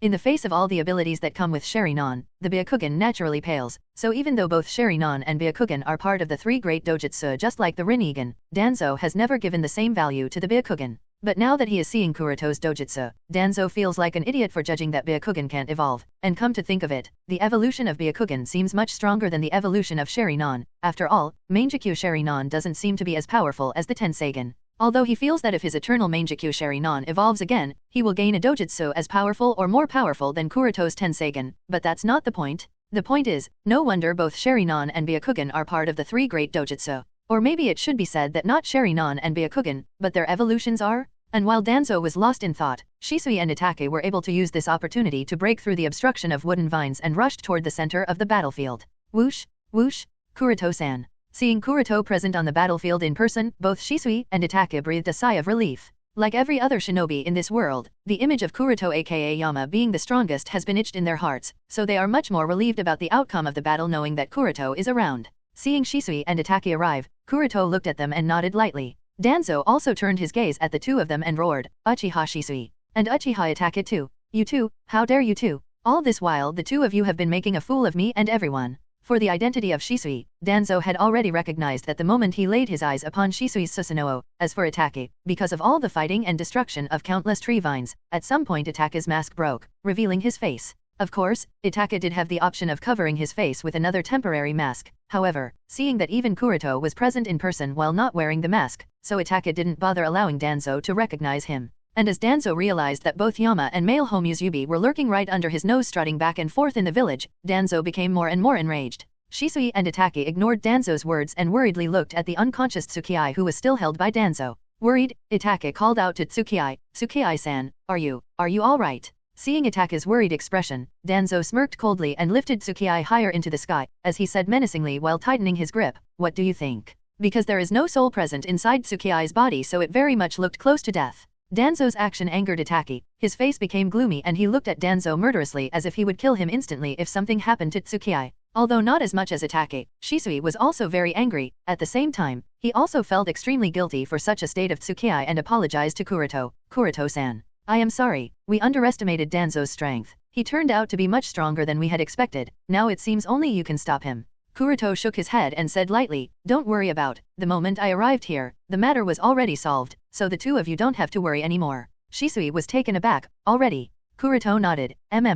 He has no chance of surviving." Shisui breathed a sigh of relief. "Really, Kuroto-san?"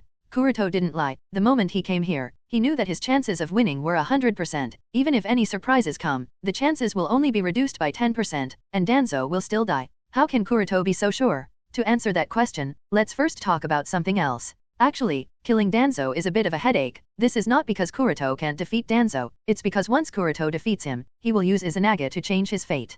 Given Danzo's character, he would use Izanagi without a doubt, since Danzo doesn't have any Sharingan other than the pair of Eternal Mangekyo Sharingan, so using Izanagi would mean permanent blindness of Eternal Mangekyo Sharingan. But Kuroto doesn't want that. He has no idea of how to restore the vision and power of those eyes, so can't allow Danzo to use Izanagi. Precisely because of this concern, Kuroto didn't directly fight Danzo using his main body, because he knows that he will be able to easily defeat Danzo, which will result in Danzo wasting the visual prowess of Eternal Mangekyo Sharingan. So, he fought against Danzo using Tsukii clone. His intention was to use Tsukii's visual prowess to affect Danzo's visual prowess, although the plan didn't work out that way and Danzo was able to start absorbing her own visual prowess. However, she quickly noticed that while Danzo is absorbing visual prowess, he cannot use any other Sharingan abilities, including Izanagi, and while he is absorbing visual prowess, he can't stop in between, otherwise all the effort will become waste. This means no use of Izanagi if he wants to evolve his Eternal Mangekyo Sharingan. After Kuroto figured out the problem on Danzo's end, he immediately ejected his soul out of Tsukii's body and came to the battlefield in person.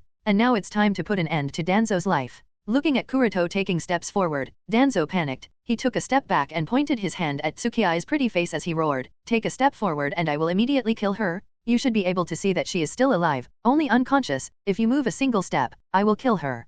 Kuroto smirked, and said as he continued walking towards Danzo, "Whether you kill her or not, you aren't escaping today." Kuroto knows that Danzo is only bluffing. He wouldn't dare do that, as killing Homusubi would also mean forever giving up the opportunity to evolve his Eternal Mangekyo Sharingan. So, rather than being a hostage, Tsukii is more like a shackle on Danzo, restricting him from using Izanagi. Seeing Kuroto and moved by his warning, Danzo mistakenly thought that Kuroto is also a ruthless person and doesn't care about the safety of his subordinates. After all, he is such a person, so he no longer bothered to threaten him with Tsukii's life and decided to use ninjutsu. One after another, Danzo used all the Kekkai Genkai and Jutsu from all the 7 chakra natures that he knows, but all proved fruitless as Kuroto simply absorbed the ones he could and dodged the ones he couldn't. Looking at Kuroto getting closer and closer to him, and feeling his eyes getting closer and closer to evolution, Danzo's mind started to get crazy in fear and excitement. No, stay away, almost, just a few more steps. The only thing Danzo didn't understand is that the closer he is approaching gaining evolved eyes, the closer he is getting to his death. Even now, if Danzo stops absorbing Tsukii's visual prowess, there might be some chance that he can escape his coming death. However, he didn't even consider that possibility because he is greedy. At this moment, a change started to appear in Danzo's eyes, and sensing that change, Kuroto stopped deliberately dawdling and made his move. Wrapped in Royal Blue Tenseigan chakra, Kuroto cut the rain curtain and rushed toward Danzo in a flash. As Kuroto got closer and closer to Danzo, time seemed to slow down. Kuroto could see all kinds of emotion flash on Danzo's face. Astonishment, anger, fear, hope as well as excitement appeared on his face in an instant. Kuroto could even see the step-by-step changes taking place in Danzo's Eternal Mangekyo Sharingan as the Eternal Mangekyo Sharingan approached closer and closer to evolution. The former scarlet and black started to disappear as a tinge of lavender started to appear. These changes in colors became more and more obvious as time passed, and with these changes in color, even the pattern in the eyes also began changing. The original complex pattern started to become simple ripple-like circles, although there were some differences from other Rinnegan patterns Kuroto has seen or known based on his memories. These eyes are also Rinnegan, Kuroto can be sure of that. No doubt, the process of evolution of the pair of eternal Mangekyo Sharingan in Danzo's eye sockets is coming closer and closer to an end. Noting all these changes, rather than panic, Kuroto showed excitement. He knew that he acted at the right moment and he would be able to complete what he wants to do just a few instants before those eyes completely evolve into the Rinnegan. And as for Danzo? Although Danzo could see Kuroto coming at him, he couldn't do anything to stop him. Truthfully speaking, if Danzo really tried then although not enough to effectively stop him, he should have been able to set up a few countermeasures. Of course, those countermeasures wouldn't have worked, but he could have at least tried to hinder Kuroto for a few moments. However, he didn't. Now Danzo's panic senses were frantically warning him, such a scenario has never happened before, and Danzo didn't need to think twice. He could feel that he won't be able to resist Kuroto's attack. Feeling such a threat, Danzo subconsciously wanted to use Izanagi. No, not at this point. If I use Izanagi, then everything will be for naught. I just have to complete the evolution, it will be over before he can attack me. With such reasoning, Danzo convinced himself, and forcefully suppressed his instincts. He could feel his eyes completely evolving within 4 to 5 breaths, so he decided to take the risk. The moment my eyes evolve, the victory will be mine, this is my only chance. Danzo roared in his heart and speeded up the absorption of visual prowess from Tsukai's eternal Mangekyo Sharingan. Between his life and power, Danzo decided to go with the latter and chose power. As for whether he made the right choice or not is something only time will tell. Of course, Danzo spared no effort to hinder Kuroto and frantically directed various jutsu at Kuroto. Countless trees, vines, shards of colorful crystals, lightning clouds, and acidic steam attacked Kuroto, trying to stop him. However, all these attacks proved to be fruitless as Kuroto didn't stop for even a microsecond. Just a simple barrier of truth-seeking orbs was more than enough to prevent any of that attacks from touching him as he arrived closer to Danzo. Damn it! Danzo's face twisted in anger and madness, but the very next moment, all expression on Danzo's face froze as he subconsciously exclaimed in panic, no. He had done it now, using the cover of all those jutsu. Kuroto had speeded up, and just as Danzo shouted damn it in anger, Kuroto had already arrived in front of Danzo and gouged out the pair of eternal Mangekyo Sharingan that had nearly evolved into the Rinnegan from Danzo's eyes, causing darkness to cover Danzo's vision. Nuo! There was a desperate roar in the surroundings. Kuroto wasn't exactly sure whether the roar was made by Danzo or by the pair of dojutsu he gouged out of Danzo's eye sockets, but he could feel a sharp pain from that roar. It was like a demon's cry and it hurt all those who heard it. Not understanding what just happened, Kuroto decided to not focus on the matter too much, and while holding the pair of eternal Mangekyo Sharingan in his one hand, Kuroto molded the truth-seeking orb into a sword and telekinetically controlled that sword to cut off Danzo's hand that held Tsukii by the throat and then used Bansho Tenin to bring her towards him as he distanced himself from Danzo. Having completed what he wanted, Kuroto completely ignored Danzo and focused his attention on the pair of eternal Mangekyo Sharingan he just gouged out of Danzo's eye sockets. He put the pair of dojutsu in a small nutrition capsule and then observed them through the capsule. Perhaps because the evolution was interrupted in between, the pair of eyes that have almost evolved into Rinnegan had regressed back into eternal Mangekyo Sharingan. I see, it's a bit strange, but not too unexpected, he thought, then observed Tsukai's eyes. Kuroto could feel that the pair of eternal Mangekyo Sharingan in Tsukai's eye sockets seemed to be exhausted because too much visual prowess has been absorbed from them. It seems that both these pair of eyes need some rest, only then they will be able to recover, muttered Kuroto in conclusion. Although both pairs of eyes were damaged and exhausted to a certain extent, the injury wasn't too serious and will recover soon. On Shisui and Itake's side, as they noted that Kuroto has saved Tsukii and also plucked out the pair of eternal Mangekyo Sharingan from Danzo's eyes, both of them heaved a sigh of relief. Ignoring Danzo, who was still wailing on the ground, Shisui walked to Kuroto's side and said, "Fortunately you made it here, Kuroto-san, otherwise the consequences would be terrible." Itake also nodded, yes. Then he looked at unconscious Tsukii floating beside Kuroto and asked, "Is Tsukii-san going to be all right?" "For Danzo, don't feel sad, even I underestimated him," said Kuroto. Then he looked at Tsukii and nodded to Itake. "She will be fine, don't worry. As I said previously, she is only exhausted, she will be able to recover after some rest." Hearing Kuroto's words, both Shisui and Itake nodded lightly, then focused their attention on Danzo. At this moment, Danzo stopped howling and tried to get up from the ground in order to escape, but just as he got up, he stumbled and fell to the ground. He could feel that his legs and waist have become numb as the decay caused by the truth-seeking orb continued to invade his body. Unable to comprehend what was happening to him, Danzo exclaimed, What's happening to my body?" After sealing the small nutrition capsule containing the pair of eternal Mangekyo Sharingan inside a storage scroll, Kuroto put the scroll inside his kimono and then step by step walked towards Danzo. At this time, all the madness and ruthlessness from Danzo's head has disappeared. His face was filled with panic and embarrassment as he crawled on the ground with difficulty, moving away little by little, struggling meaninglessly. As Danzo was crawling, his back was exposed and everyone could see the stab mark and the decayed flesh around the stab. The decay was clearly visible and it was constantly spreading. The same is true for Danzo's arm as well. In fact, the condition of his arm is worse as the scope of the wound on his severed arm is much more compared to the stab wound on the back, so his entire shoulder and chest are affected by the decay. Why? Why is this injury not healing? Before, even if my chest was pierced, the wound easily healed, but why is this wound not healing?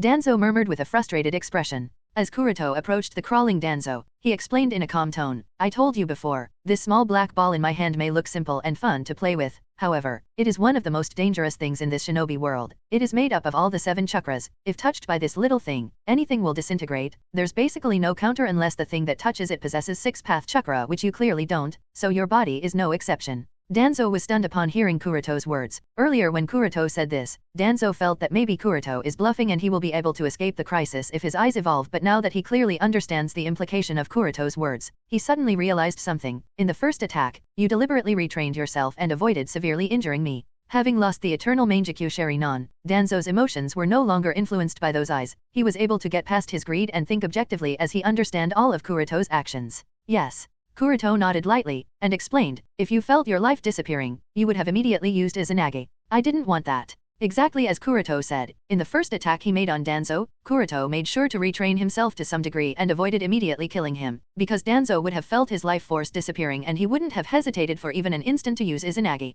If Danzo had used Izanagi, then the eternal Mangekyou Shurinan would have been destroyed and Kuroto didn't want that. So, Kuroto made a small attack that would slowly decay Danzo from inside, and while that happened, he distracted Danzo with talks to ensure that Danzo doesn't notice anything inside his body. This was a foolproof plan, and Kuroto was sure that it would succeed because anyone who has touched the truth-seeking orbs cannot survive unless they possess the 6th path chakra. Danzo may have survived the Kekkei Genkai absorption ritual, and acquired yin-yang chakra. It was only enough to awaken the Rinnegan, not enough to survive the decay caused by the truth-seeking orbs. It can be said that the moment Danzo was touched by the truth-seeking orbs, he had already lost the battle, and the countdown of his last breaths had already started. Even if Danzo had succeeded in awakening the Rinnegan, he wouldn't have been able to revert the decay in his body caused by the truth-seeking orbs and would have perished either way. In fact, this was Kuroto's plan on weakening Danzo in that situation in order to easily deal with him. Thankfully, Danzo didn't awaken the Rinnegan and the plan went on smoothly. Understanding the ins and outs of the matter, Danzo couldn't help but smile miserably. So it turns out that rather than being afraid of me, you were afraid of the possibility that I might ruin those eyes through the use of Izanagi.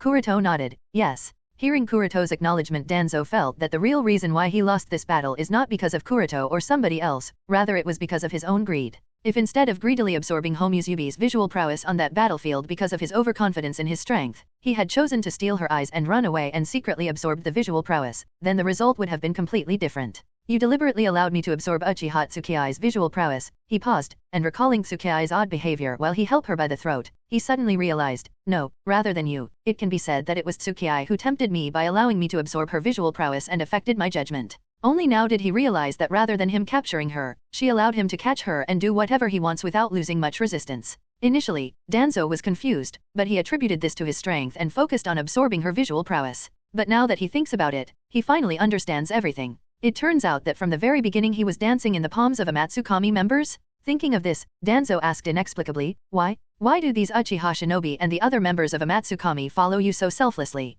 This is completely unreasonable. The one they should be loyal to is me, not you. So why? Answer me. Before Kuroto could say anything, Shisui interrupted, because unlike you, Kuroto-san doesn't want to spread terror over the shinobi world. He is not driven by greed and he doesn't desire power. And most of all, unlike who only cares only about himself, he is trying to protect Konoha and the shinobi world. Danzo angrily shouted at Shisui, shut up. I am Konoha's Hokage. Only I can save Konoha. You damn Uchihas are ruining everything. You idiots should be obeying my orders, not him. Humph, only in your dreams. Both Shisui and Itachi snorted at Danzo's claim. Seeing the three of them arguing, Kuroto chuckled lightly, then instructed Shisui and Itachi, since this matter has been resolved, the two of you should go back to the village. I will take care of the aftermath here. Shisui glanced at unconscious Tsukii lying on the ground and asked, Kuroto-san, do we need to take back Tsukii with us for treatment at Konoha Hospital? Kuroto shook his head, no, she can't be treated in the village. I will personally take care of her treatment, don't worry about it. All right then, said Shisui. Then without asking anything, both Shisui and Itachi used their own means and disappeared from the sinking island. After Shisui and Itachi left, Kuroto turned toward Danzo and said, Shimura Danzo, to be honest, I am quite grateful to you. All things considered, although you were a major headache and irritated me on several occasions, you were still a major help to me and helped me understand the loopholes as well as hidden dangers of the Kekei Genkai absorption ritual. Hearing this, Danzo was taken aback. It turns out that the one behind all that was you, not Uchiha Tsukii. Danzo always thought that the ones interested in the ceremony were only Fujin and later Homuzubi, only now is he realizing that even Hyuga Kuroto is also interested in the ceremony. Kuroto chuckled and explained, I think you are misunderstanding something. Fujin and Tsukii were only acting as per the instructions I gave them. From the very beginning I am the only one interested in this ceremony. From the day Fujin approached you with the intention of selling the Chimera Jutsu as well as the Chimera Buds, to the moment when Uchiha Tsukii continued the research in place of Fujin to the final moments when the ritual was completed, all of that was done according to my instructions. All I needed was a pawn who had enough funds and was foolish enough to take the risk. Your greed for power was the only thing I needed to manipulate you to make you do what I wanted from you. So you see, you were meant to be nothing more than a pawn anyway, and I gotta say, you outlived your value. His tone was flat as if he was in the middle of after-meal talks. Although Kuroto said all of this flatly, however, when Danzo heard all of this, his heart turned cold. He always thought that he is the one using amatsukami and Orochimaru, but only now did he realize that the young man standing in front of him is the real mastermind pulling all the strings. And Hyuga Kuroto controlled him like a donkey. No, it should be more accurate to say that Danzo was only a pawn who was used as a pavement to further build the road of godhood. Realizing this, Danzo was horrified and couldn't help but question, but, why are you telling me all of this? Yeah, about that. Kuroto waved his hand as several truth-seeking orbs appeared around his hand, and while playing with those black orbs, he answered Danzo's question. This is your reward for helping me explore the road. Cherish it as I am gonna make you completely disappear after this. Danzo may have lost his vision, but he can still perceive the chakra fluctuations in the vicinity. When he felt high-intensity chakra fluctuations caused by the truth-seeking orbs floating around Kuroto, he suddenly understood that Kuroto might not let him go alive. Therefore he said, I used to think that Hyuga clan is nothing more than a useful shinobi who would never be able to become anything beyond their mediocre levels. For a monster like you to appear in the Hyuga clan I really find it unbelievable. Are you really Hyuga? He asked, but without waiting for Kuroto to answer, he continued, in the final analysis, it doesn't really matter whether you are even a Hyuga or not. What I am really impressed from all that you have done is despite becoming such an unfathomable existence, you still have the consciousness of a shinobi. You are able to not let arrogance affect you and can maintain vigilance in your heart. Hyuga Kuroto, losing to you, I don't feel wronged. He paused here, and then roared, however, I am also Shimura Danzo. Konoha's Go Dame Hokage and the leader of Root? If I am going to die here, I am going to at least take you with me. As he shouted, suddenly blood on his body flowed like ink and took the form of funjutsu symbols.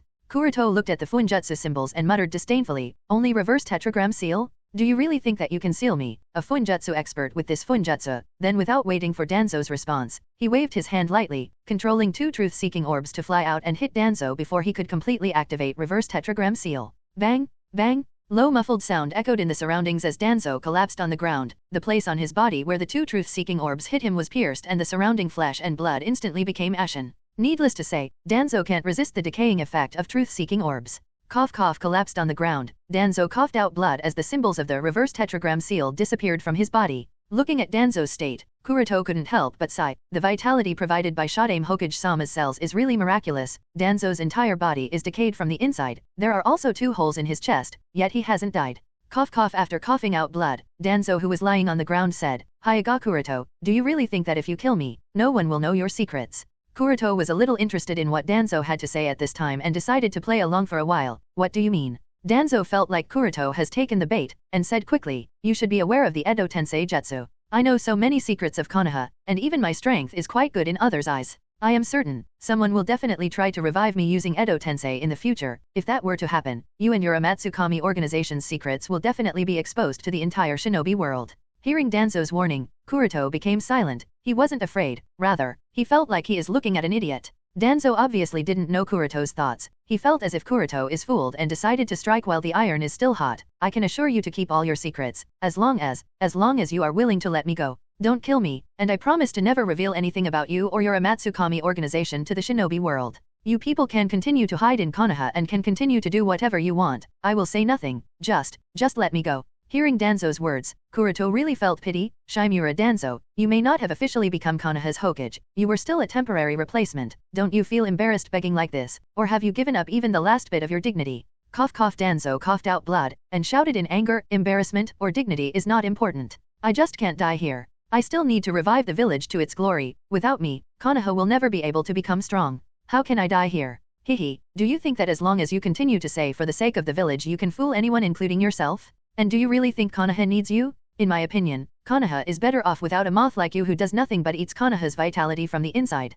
Kuroto said with chuckled, and added, where were you during the Kyuubi's attack when Yondaime Hokage-sama and his wife died? Where were you when the Akatsuki attacked Konoha and flattened up the entire village? All that time, you remained hidden and watched as Konoha was destroyed time and time again, too afraid to do anything. Let alone a former elder, you didn't even do your duty as a Konoha shinobi, and you talk about reviving Konoha to its glory. It doesn't matter what you think, only I can revive Konoha, only I can. Danzo said this and wanted to continue, but this time, Kuroto didn't give Danzo any chance and attacked Danzo with all the truth-seeking orbs at once. Bang, bang, bang, bang, bang, bang, bang. Immediately, Danzo's entire body was filled with several holes and turned into ash. After finishing up Danzo, Kuroto looked at his ash lying on the ground and muttered in disdain, I have never seen such a delusional person before. Then shaking his head, he dispersed all the truth-seeking orbs and released the Tenseigan chakra mode. After that, he turned around and started to walk away. As for Danzo's last threat, Kuroto didn't take that to heart at all. Obviously, Kuroto would be careful and make sure to not make such a low-level mistake. When he dealt with Danzo, he also destroyed the other party's spiritual body.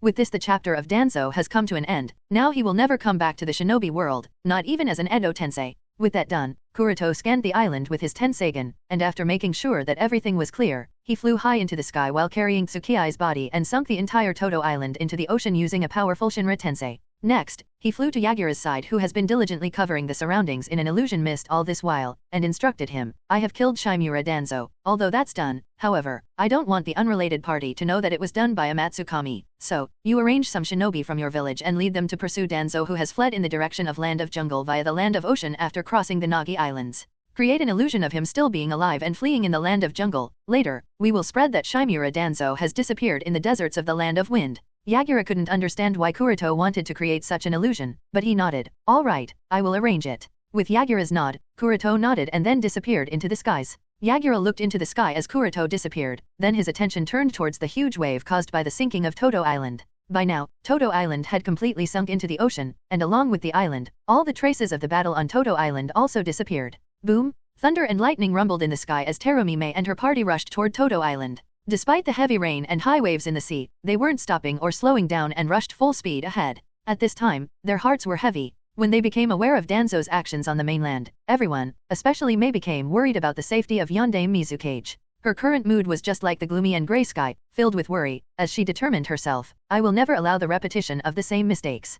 Kagaku can't become someone else's tool again. After a few hours of travel, the party finally arrived at the location where Todo Island is located. However, they were confused to find nothing but the boundless sea in front of them. There was no sign of Todo Island? For a moment, many even wondered whether they have strayed from their path and come to the wrong location because of the heavy storm. While everyone was confused, at this time, a giant turtle appeared out of the ocean, and as Yagura walked out of its mouth, he said to the Kagaku shinobi, there is no need to search for it, the Todo Island has sunk. What? Everyone was stunned. Mei quickly recovered from the shock, and hurriedly asked, Yagura-sama, are you all right? Yagura nodded with a heavy expression, yes, just a little tired, but it's a pity that Danzo managed to escape. At the mention of Danzo, Mei's hair stood up. She instructed the censor shinobi beside her to check Yagura's state while she personally asked him, yes. Mizukage-sama, what happened to Danzo? Yagura step-by-step walked downward while explaining, Danzo wanted to control me, but because of Isabu's interference, he failed. After that, I fought with Danzo. However, he didn't seem to be able to display all his strength because of injuries and chakra depletion. It also felt as if he was afraid of someone coming after him. In that state, our battle continued, but after a while, he might have felt that he won't be able to control me, so he gave up on that idea and left after trying to kill me by destroying Todo Island. Again, I was able to survive because of Isabu, so there is nothing to worry about. While Yagura explained, Mei glanced at the censor shinobi beside her. The censor shinobi lightly nodded, implying that they don't have to worry about Yagura being under someone else's control. After this confirmation, Mei breathed a sigh of relief, as they dealt with the aftermath of the destruction of Todo Island. After putting the Tsukai clone inside the recovery capsule, Kuroto observed its state using an observation device. As he did this, he was surprised to find that the Tsukai clone had many internal injuries. Basically, the chakra meridians were injured around the eyes and stomach.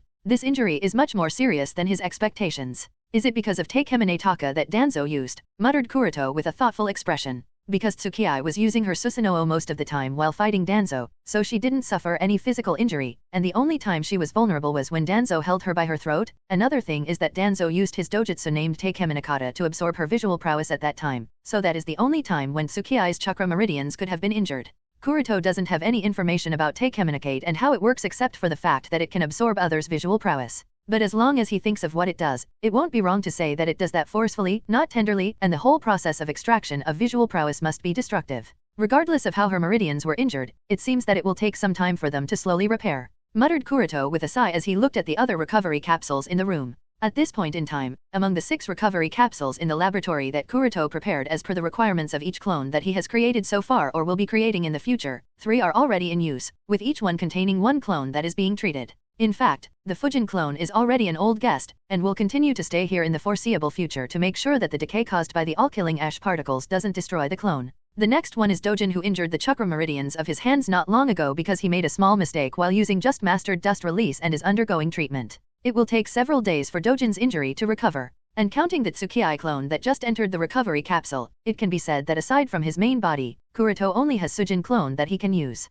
Fortunately, Danzo's matter has been concluded on his end, so he won't have to worry about anything for the time being. As such, even if he can't use other clones for a while, there is no major problem. Besides, compared to the great achievement of obtaining an all-new pair of Eternal Mangekyo Sharinon, the injury of Tsukii clone is not that serious. In fact, it is not even worth mentioning. That's how important this pair of Eternal Mangekyo Sharinon is for Kuroto. Thinking of the Eternal Mangekyo Sharinon that he has just obtained from Danzo, Kuroto took out the storage scroll that contained the spoils of the previous battle. After unsealing it, Kuroto carefully took out the pair of dojutsu from the small nutrition capsule and observed the state of the pair of dojutsu with his Tenseigan. From the state of the pair of Eternal Mangekyo Sharinon, Kuroto was able to see that the interruption of their evolution has left a bit of trauma on them. The yin-yang chakra seemed to have vanished, and along with that, the alive character of the eyes is also weakened. It's as if the pair of Eternal Mangekyo Sharinon has become a pair of ordinary 3-tomo Sharinon. Of course, for his future plans, these eyes have to be restored to their peak, but the question is, how to do that? Restoring their visual prowess shouldn't be that difficult of a task. After all, they are a pair of Eternal Mangekyo Sharinon, not just Mangekyo Sharinon.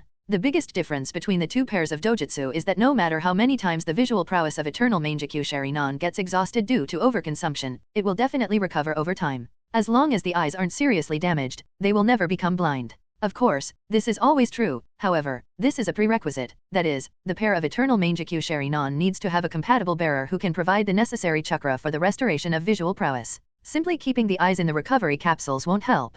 And here comes another question: whom should I use for this? After thinking for a while, Kuroto looked at his Sujin clone and muttered, "Before anyone, maybe I should try testing the Sujin clone. If it works, then there won't be any need to rely on anyone for this." With such a thought in his mind, Kuroto took out the Sujin clone and after checking all of its stats, he carefully transplanted the pair of Eternal Mangekyo Sharinon in Sujin's eye sockets. After completing this, he used Tenseigan Soul Descent to transfer his soul into the Sujin clone. As soon as his soul entered the Sujin clone, an uncontrollable surge of mental pressure drowned him. It felt so overwhelming that Kuroto couldn't even get up properly and stumbled on the operating table, unable to even get up. It took more than an hour for him to adapt and stand up with a haggard expression. While leaning on the operating table with a breathless expression, Kuroto couldn't help but think, what the hell, this is a bit too much. I expected the mental pressure to be overwhelming. However, this is simply too much. At this rate, rather than helping with the recovery of Eternal Mangekyo Sharinon, Sujin clone itself will have to undergo treatment to recover the loss of life force. Facts have again proven that controlling the Uchiha bloodline is extremely difficult, unless someone doesn't have extreme yang characteristics in their body like that of the Senju clan or the Uchiha clan. Bearing the pressure of Eternal Mangekyo Sharinon is simply impossible. With such a thought in his mind, Kuroto transferred his soul back into his main body and immediately took out the pair of Eternal Mangekyo Sharinon from its eye sockets. Now that the Sujin clone can't be used, he will have to go with the option he has thought of. It seems I can only rely on Karen for this purpose. Although there are a lot of people who might be compatible with the pair of Eternal Mangekyo Sharinon, he still feels that Karen is the safest option, as she is the easiest to control and least prone to accident. Moreover, she also has the Uzumaki descent, making her a very good candidate. It must not be forgotten that Nagato, who is also an Uzumaki, was transplanted with Uchiha Madara's Rinnegan at a very young age and has been using that Rinnegan for over a decade now. True, his life force was sucked by the Rinnegan, however, that all stopped when he was transplanted with the Hashirama cells. Kuroto has observed Karen's growth for the past few years and believes that Karen is no worse than Nagato in terms of talent. Although her chakra reserves aren't as exaggerated as Nagato's, however, she has her own advantage, which is the high-intensity yang chakra that she carries. Based on the research he has conducted using Karen's cells, Kuroto has concluded that Karen's yang chakra is much more potent than Nagato and Tsunade's, and this high-intensity yang chakra is represented in the form of her ability to heal others when they bite her. And because of this high-potent yang chakra that Karen carries, Kuroto believes that she will be able to provide enough chakra for the recovery of eternal Mangekyo Sharinon. And letting Karen do this will also be a good experience for her while I prepare her for the Rinnegan in the future. Kuroto has long since planned to use Karen as his last card if things went south for him in the ritual, and for her to play that role Karen must have Rinnegan. Before giving her the Rinnegan, letting her get used to Mangekyo Sharinon is a good choice. This way he will be able to kill two birds with one stone. Amazing. This hole is much bigger than I thought. I wonder who made it and how did they make it? Karen exclaimed in surprise and curiosity as she approached the large hole in the training room. Gaara helplessly followed Karen and explained, I heard Kasa-sensei say that the hole was accidentally created by someone from the organization when they were training here. Anyway, Karen-chan, you shouldn't approach the hole so carelessly. Kasa-sensei said that it is very dangerous up there. Come back quickly. But, I haven't clearly seen how the sky looks like from such height. I want to get a better look, said Karen with a pout. Then she suddenly had an idea and quickly explained to Gaara, Gaara-kun, I have an idea. You lift me up with sand, that way I will be able to look outside without worrying about falling. But, Gaara wanted to deny Karen's request. However, before he could say anything, he saw Karen's puppy dog expression. Seeing that expression he couldn't do anything but nod. Oh okay, but, only till the hole, not outside. Karen nodded with a beaming smile, got it, now hurry up Gaara-kun. With that Gaara lifted both of his hands and created a sand carpet that carried Karen and lifted her into the air as it approached the giant hole in the dome. Just as the sand carpet had approached the giant hole, suddenly a cold voice came from behind, who allowed the two of you to come here. Gaara hadn't sensed anyone approaching, so the moment the voice sounded from behind, he was taken aback. As a result, his hands trembled slightly causing the sand carpet to lose its strength. As the sand loosened, Karen who was standing on the carpet and trying to look outside the hole suddenly lost her footing and screamed as she fell. Ah! Damn! Hearing Karen's scream, Gaara panicked and quickly controlled the sand to catch her before she could fall out of the fortress. However, his sand wasn't fast enough. Fortunately, the person behind Gaara reacted in time. As soon as he saw Karen falling, he reacted quickly and brought her back inside the fortress by using Bansho Tenin on her. Seeing Karen safe, Gaara breathed a sigh of relief, then he quickly apologized. I am sorry Karen-chan. Then looked at the person beside Karen and bowed to him, Kuroto-sama. Obviously, it was none other than Kuroto whose voice shocked Gaara that led to all these things. After making sure that Karen wasn't injured, Kuroto looked at the two kids and said, did I not mention that the two of you are not to come here until the repairs are done? What if either one of you were to fall down? Gaara lowered his head in guilt. He didn't dare to look at Kuroto. Of course, Karen wasn't the same. She quickly covered Gaara as she apologized to Kuroto. Kuroto-sama, it wasn't Gaara-kun's fault. I was curious and brought him here so that he can help me. In fact, Gaara even tried to stop me. However, I didn't listen. Seeing Karen taking all the blame on herself, Gaara quickly looked up and interrupted. No,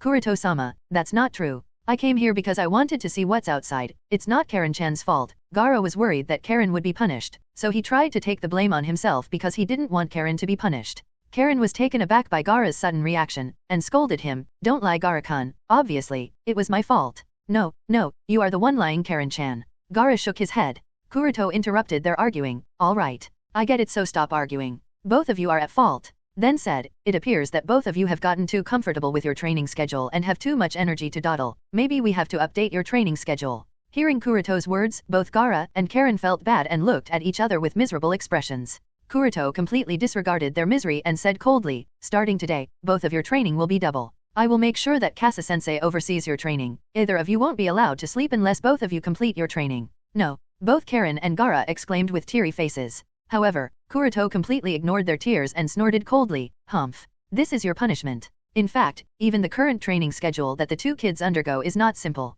If Kuroto were to compare, then only the likes of most elite shinobi undergo such rigorous training. The problem is, both of their talents are far better than even the most elite shinobis of a shinobi village, hence they are able to quickly adapt to such a training schedule. As such, they have a lot of time and energy to dawdle around. But that would no longer be the case. Now that their training is doubled, the difficulty and degree of their training have increased. Now it can be compared to the likes of Itachi and Might Guy. Kuroto believes that now they won't have any time to dawdle around. Of course, Kuroto isn't planning to injure their potential with too much pressure. It will all be planned by taking rest and recreation into account. To be honest, Kuroto isn't really angry at the two of them for coming to this part of the Anchor-Vantian and almost falling out of the fortress. He wasn't worried about Karen falling out. The barrier around Anchor-Vantian would have prevented that from happening. Besides, he knows that the two kids are at the age when they are extremely curious about everything, and he doesn't want to suppress their curiosity. He just wants to teach them a lesson that breaking rules and orders have a cost that they must bear, and by the way, double their training intensity. Development of the foundation is almost complete for the two kids. Now the next phase of their training must commence, and to meet his expectation they will have to undergo hellish training. This is just the start. Anyway, after taking care of this entire matter, Kuroto called out to Karen, "Karen, come with me," as he walked back to his laboratory. After giving a nod to Gaara, Karen trotted to catch up with Kuroto and asked curiously, "Kuroto-sama, where are we going?" Kuroto patted Karen's head and while looking at her spectacles, he asked, "Karen, are these glasses better than the previous ones?" Karen nodded, "Yes, with these glasses, I can see much better. Now there is no problem in identifying the symbols while I study the Funjutsu scrolls." Kuroto nodded, "I see." Karen is impeccable in every aspect. If there is a shortcoming, then it has to be the vision defect that she suffers from. The reason why Karen suffers from vision defect is because of malnutrition at an early age which affected the development of nerves in her eyes and the weakening of the ciliary muscles causing her to suffer from presbyopia. The two walked in silence for a while before Kuroto asked, "Say, Karen, I have a pair of very good eyes, do you want them?" Karen asked in confusion, "What for? Don't I already have eyes?" Kuroto smiled and explained, "Let me rephrase my words, do you want to change eyes? I can transplant the eyes I mentioned into your eye sockets. After that, you won't suffer from presbyopia and it will also have some other benefits." Karen asked excitedly, "Really? I will no longer suffer from a vision defect?" Kuroto nodded, "Yes."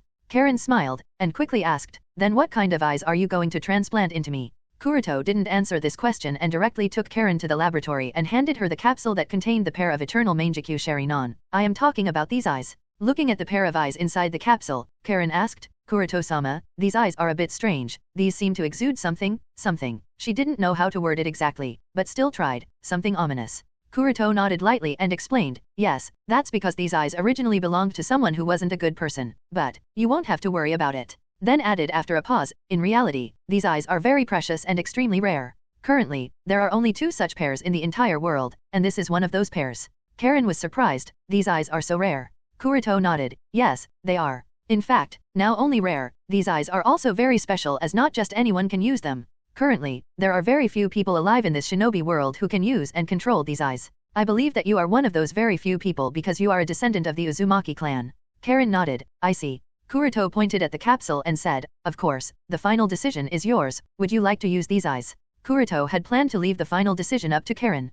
Kuroto knows that if he orders Karen to transplant these eyes, she will not resist and comply with his order, but doing that is risky considering the future plans he has for her. Therefore, Kuroto wants Karen to voluntarily do everything he wants her to do. At least he wants her to perceive that she is doing everything voluntarily. After all, he will give her a pair of Rinnegan in the future and she will be his last card in case things turn south. In that situation, if Karen doesn't do everything voluntarily then that will be big trouble for him. He doesn't want to be in the same situation as Uchiha Madara where both his backhands turned against him and at the end of the day he barely managed to come back to life. If not for Black Zetsu, Madara's entire plan would have become a joke. Therefore, he doesn't want to force Karen to do anything she doesn't want to do. Alright, then. Although Kuroto wanted Karen to decide, however, contrary to his expectations Karen immediately agreed without thinking making Kuroto frown. "Won't you even think about it?"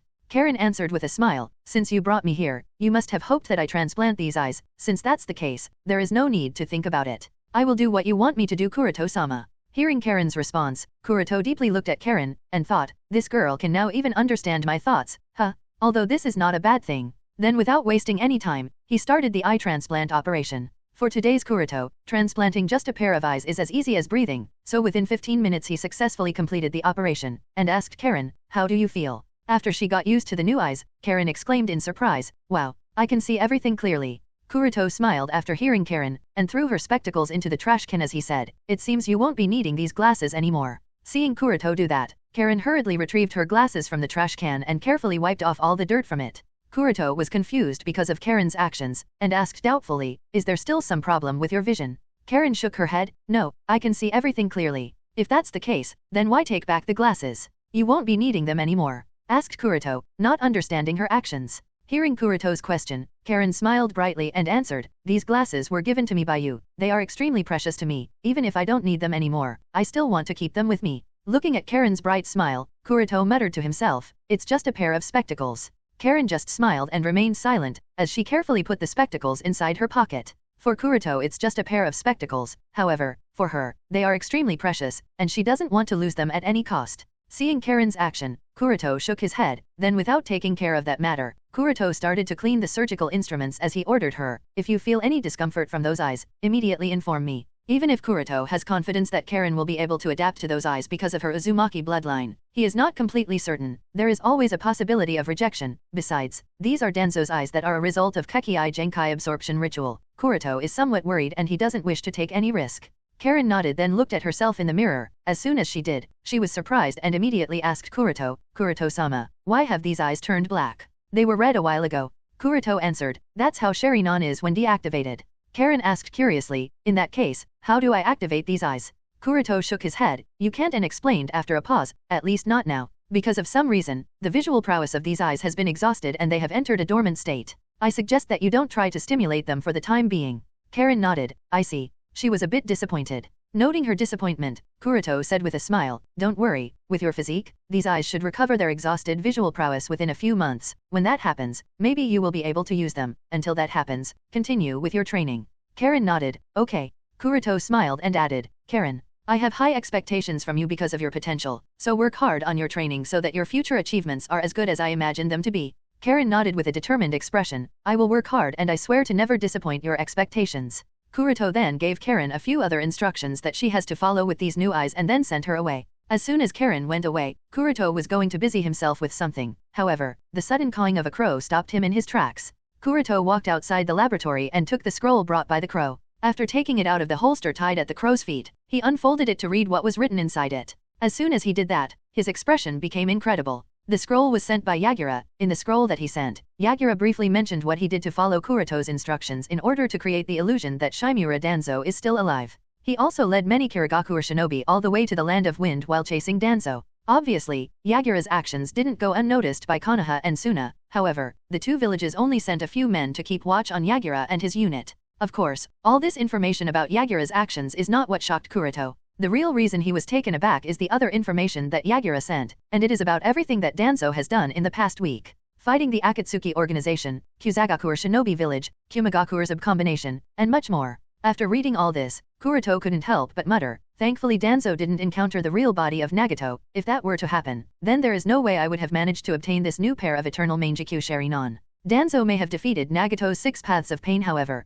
Kuroto didn't even consider the possibility that Danzo could have managed to win against Nagato. The result would have been instant death for Danzo, just like it happened when Kuroto fought Danzo using his main body. At the same time, I should consider myself to be very fortunate that Danzo directly went to Kagakure and made it easier for me to deal with him. If not for that, the situation would have become a lot more complicated as Akatsuki was also targeting Danzo, muttered Kuroto with a thoughtful expression. In addition to being fortunate, Kuroto is also quite worried about Akatsuki organization becoming active again and thought to himself with a worried sigh, "I just hope that they either stop and go back to the Land of Iron or limit their actions to hunting Danzo, otherwise, I don't know what would happen." Land of Frost. Whoosh, whoosh, whoosh, whoosh, whoosh. With a sound breaking through the wind, one after another, several figures wearing the traditional Akatsuki organization cloak appeared on a beach and stood behind Nagato. Seeing all the members have gathered, Nagato, while continuing to gate at the endless sea, asked in an indifferent tone, "Did anyone find something?" Uchiha Shinichi shook his head. "On my side, it was just a trap. Danzo's tracks went up to the Land of Moon. However, they were made only by a wood clone. Real Danzo was never there."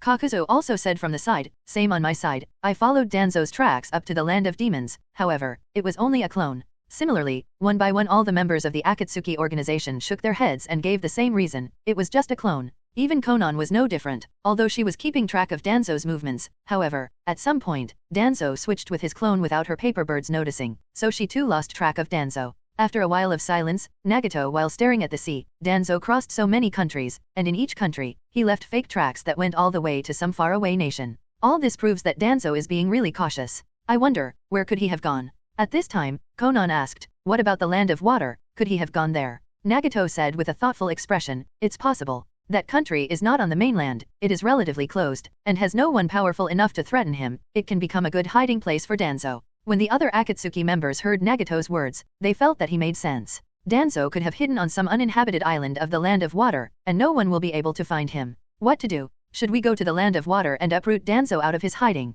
Just when Nagato was pondering over what to do, suddenly White Zetsu leaned out of the ground and reported to Nagato, "Nagato, we found something that you should know. It's about amatsukami. We were able to find the true identity of their newest member." What? Everyone including Nagato was taken aback by White Zetsu's words. Zetsu nodded, and explained, we fought the newest member of Amatsukami. He called himself Dojin. Although we weren't able to capture him, we managed to identify who is he based on his fighting style and ninjutsu that he used in the battle. Nagato's expression became solemn as he questioned, who is he? Zetsu answered with a smirk, it's Deidara of Iwagakure, and I have confirmed that Deidara is in Iwagakure right now. As soon as he heard Zetsu's answer, Nagato immediately ordered all the members standing on the beach, go, we are going to the land of Earth. Although Nagato really hates Danzo and wants to kill him, he doesn't give as much importance to Danzo as he gives to Amatsukami. In his eyes, the likes of Danzo are only comparable to insects who can be crushed anytime he wants, but that's not the case with Amatsukami, as that organization is the greatest threat. Therefore, as soon as Nagato heard White Zetsu say that they have located a member of Amatsukami in Iwagakure, Nagato immediately gave up on the idea of hunting down Danzo and chose to go after this new member of Amatsukami.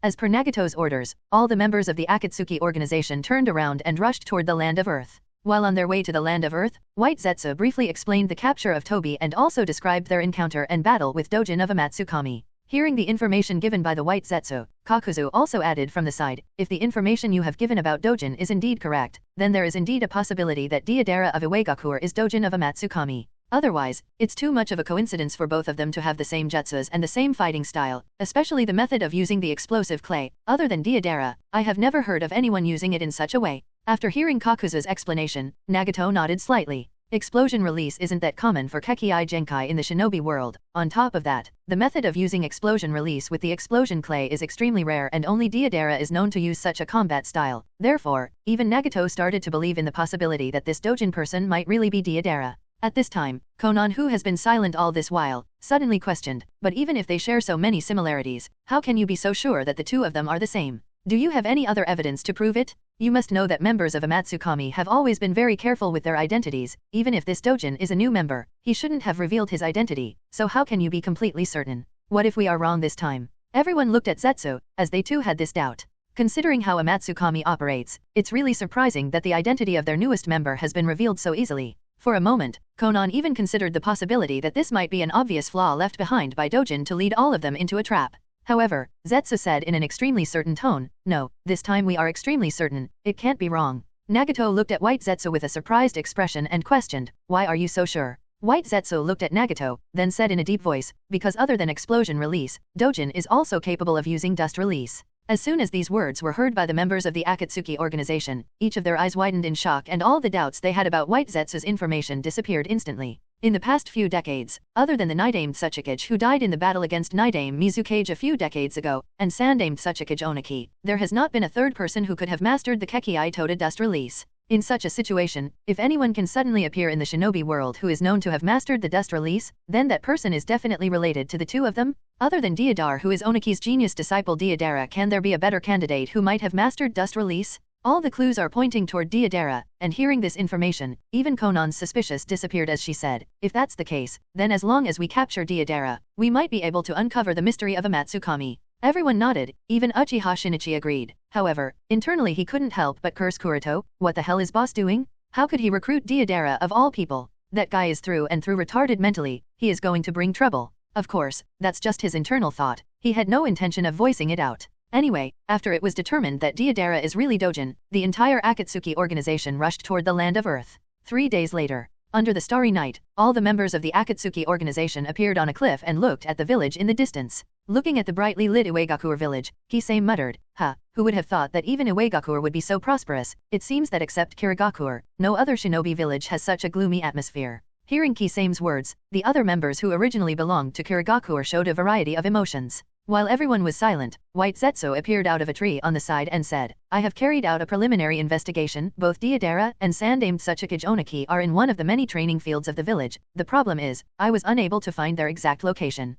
Nagato nodded, no matter. Then questioned, and what about the Jinchuriki of Yonbai and Gobe? White Zetsu answered, based on what I was able to find, the Jinchuriki of Yonbai seems to be forbidden to step outside of the village, so he should be in the village. As for the location of the Jinchuriki of Gobe, I am not sure. It seems Oniki has hidden him somewhere, and nobody except Oniki seems to know his location in Iwagakure. I see, muttered Nagato, then said, in that case, I suppose I must personally ask Oniki where the Jinchuriki of Gobe is. White Zetsu nodded, that would be the best option. Shinichi said from the side, it seems we have a lot of targets. I suggest that before initiating the attack on Iwagakure we first determine the exact location of all the targets, because there is a very strong possibility that other members of Amatsukami are also hidden in Iwagakure.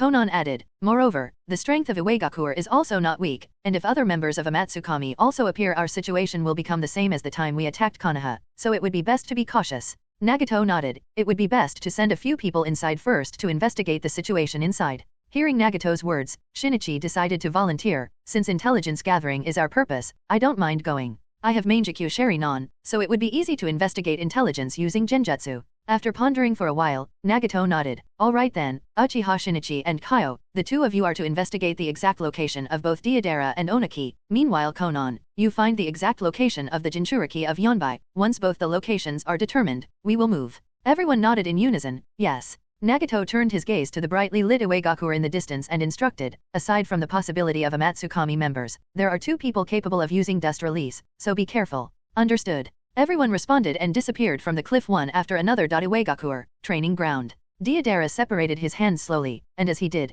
a white glow appeared in between his palms. Looking at the glow, Deidara was stunned and exclaimed, old man, look, take a look. Sandamed Sachikage Oniki who was dozing on the rock not far away was disturbed by Deidara's exclaim. Annoyed, he scolded Deidara, stop yelling, and continue the training. Deidara didn't care about Oniki's scolding, and shouted more excitedly, take a look old man, I finally learned it. I really learned dust release. Deidara's words further irritated Oniki. He opened his eyes to scold Deidara, stop playing around Deidara, continue your training. Dust release is not ordinary jutsu. If you make even a small mistake you will be seriously injured. Back when I was your age and training dust release, I barely survived dash. Halfway he stopped and looked at Deidara with a stunned expression. Oniki was really shocked to see a white glow in the center of Deidara's palms. This can't be. Deidara, you actually, Oniki has no words to speak. When he saw the bright white light shine in between Deidara's palm, only one thought was circulating in his mind. Perhaps, the position of Yondaime Tsuchikage should be handed over to Deidara. No one knows the difficulty of training and mastering dust release better than Oniki.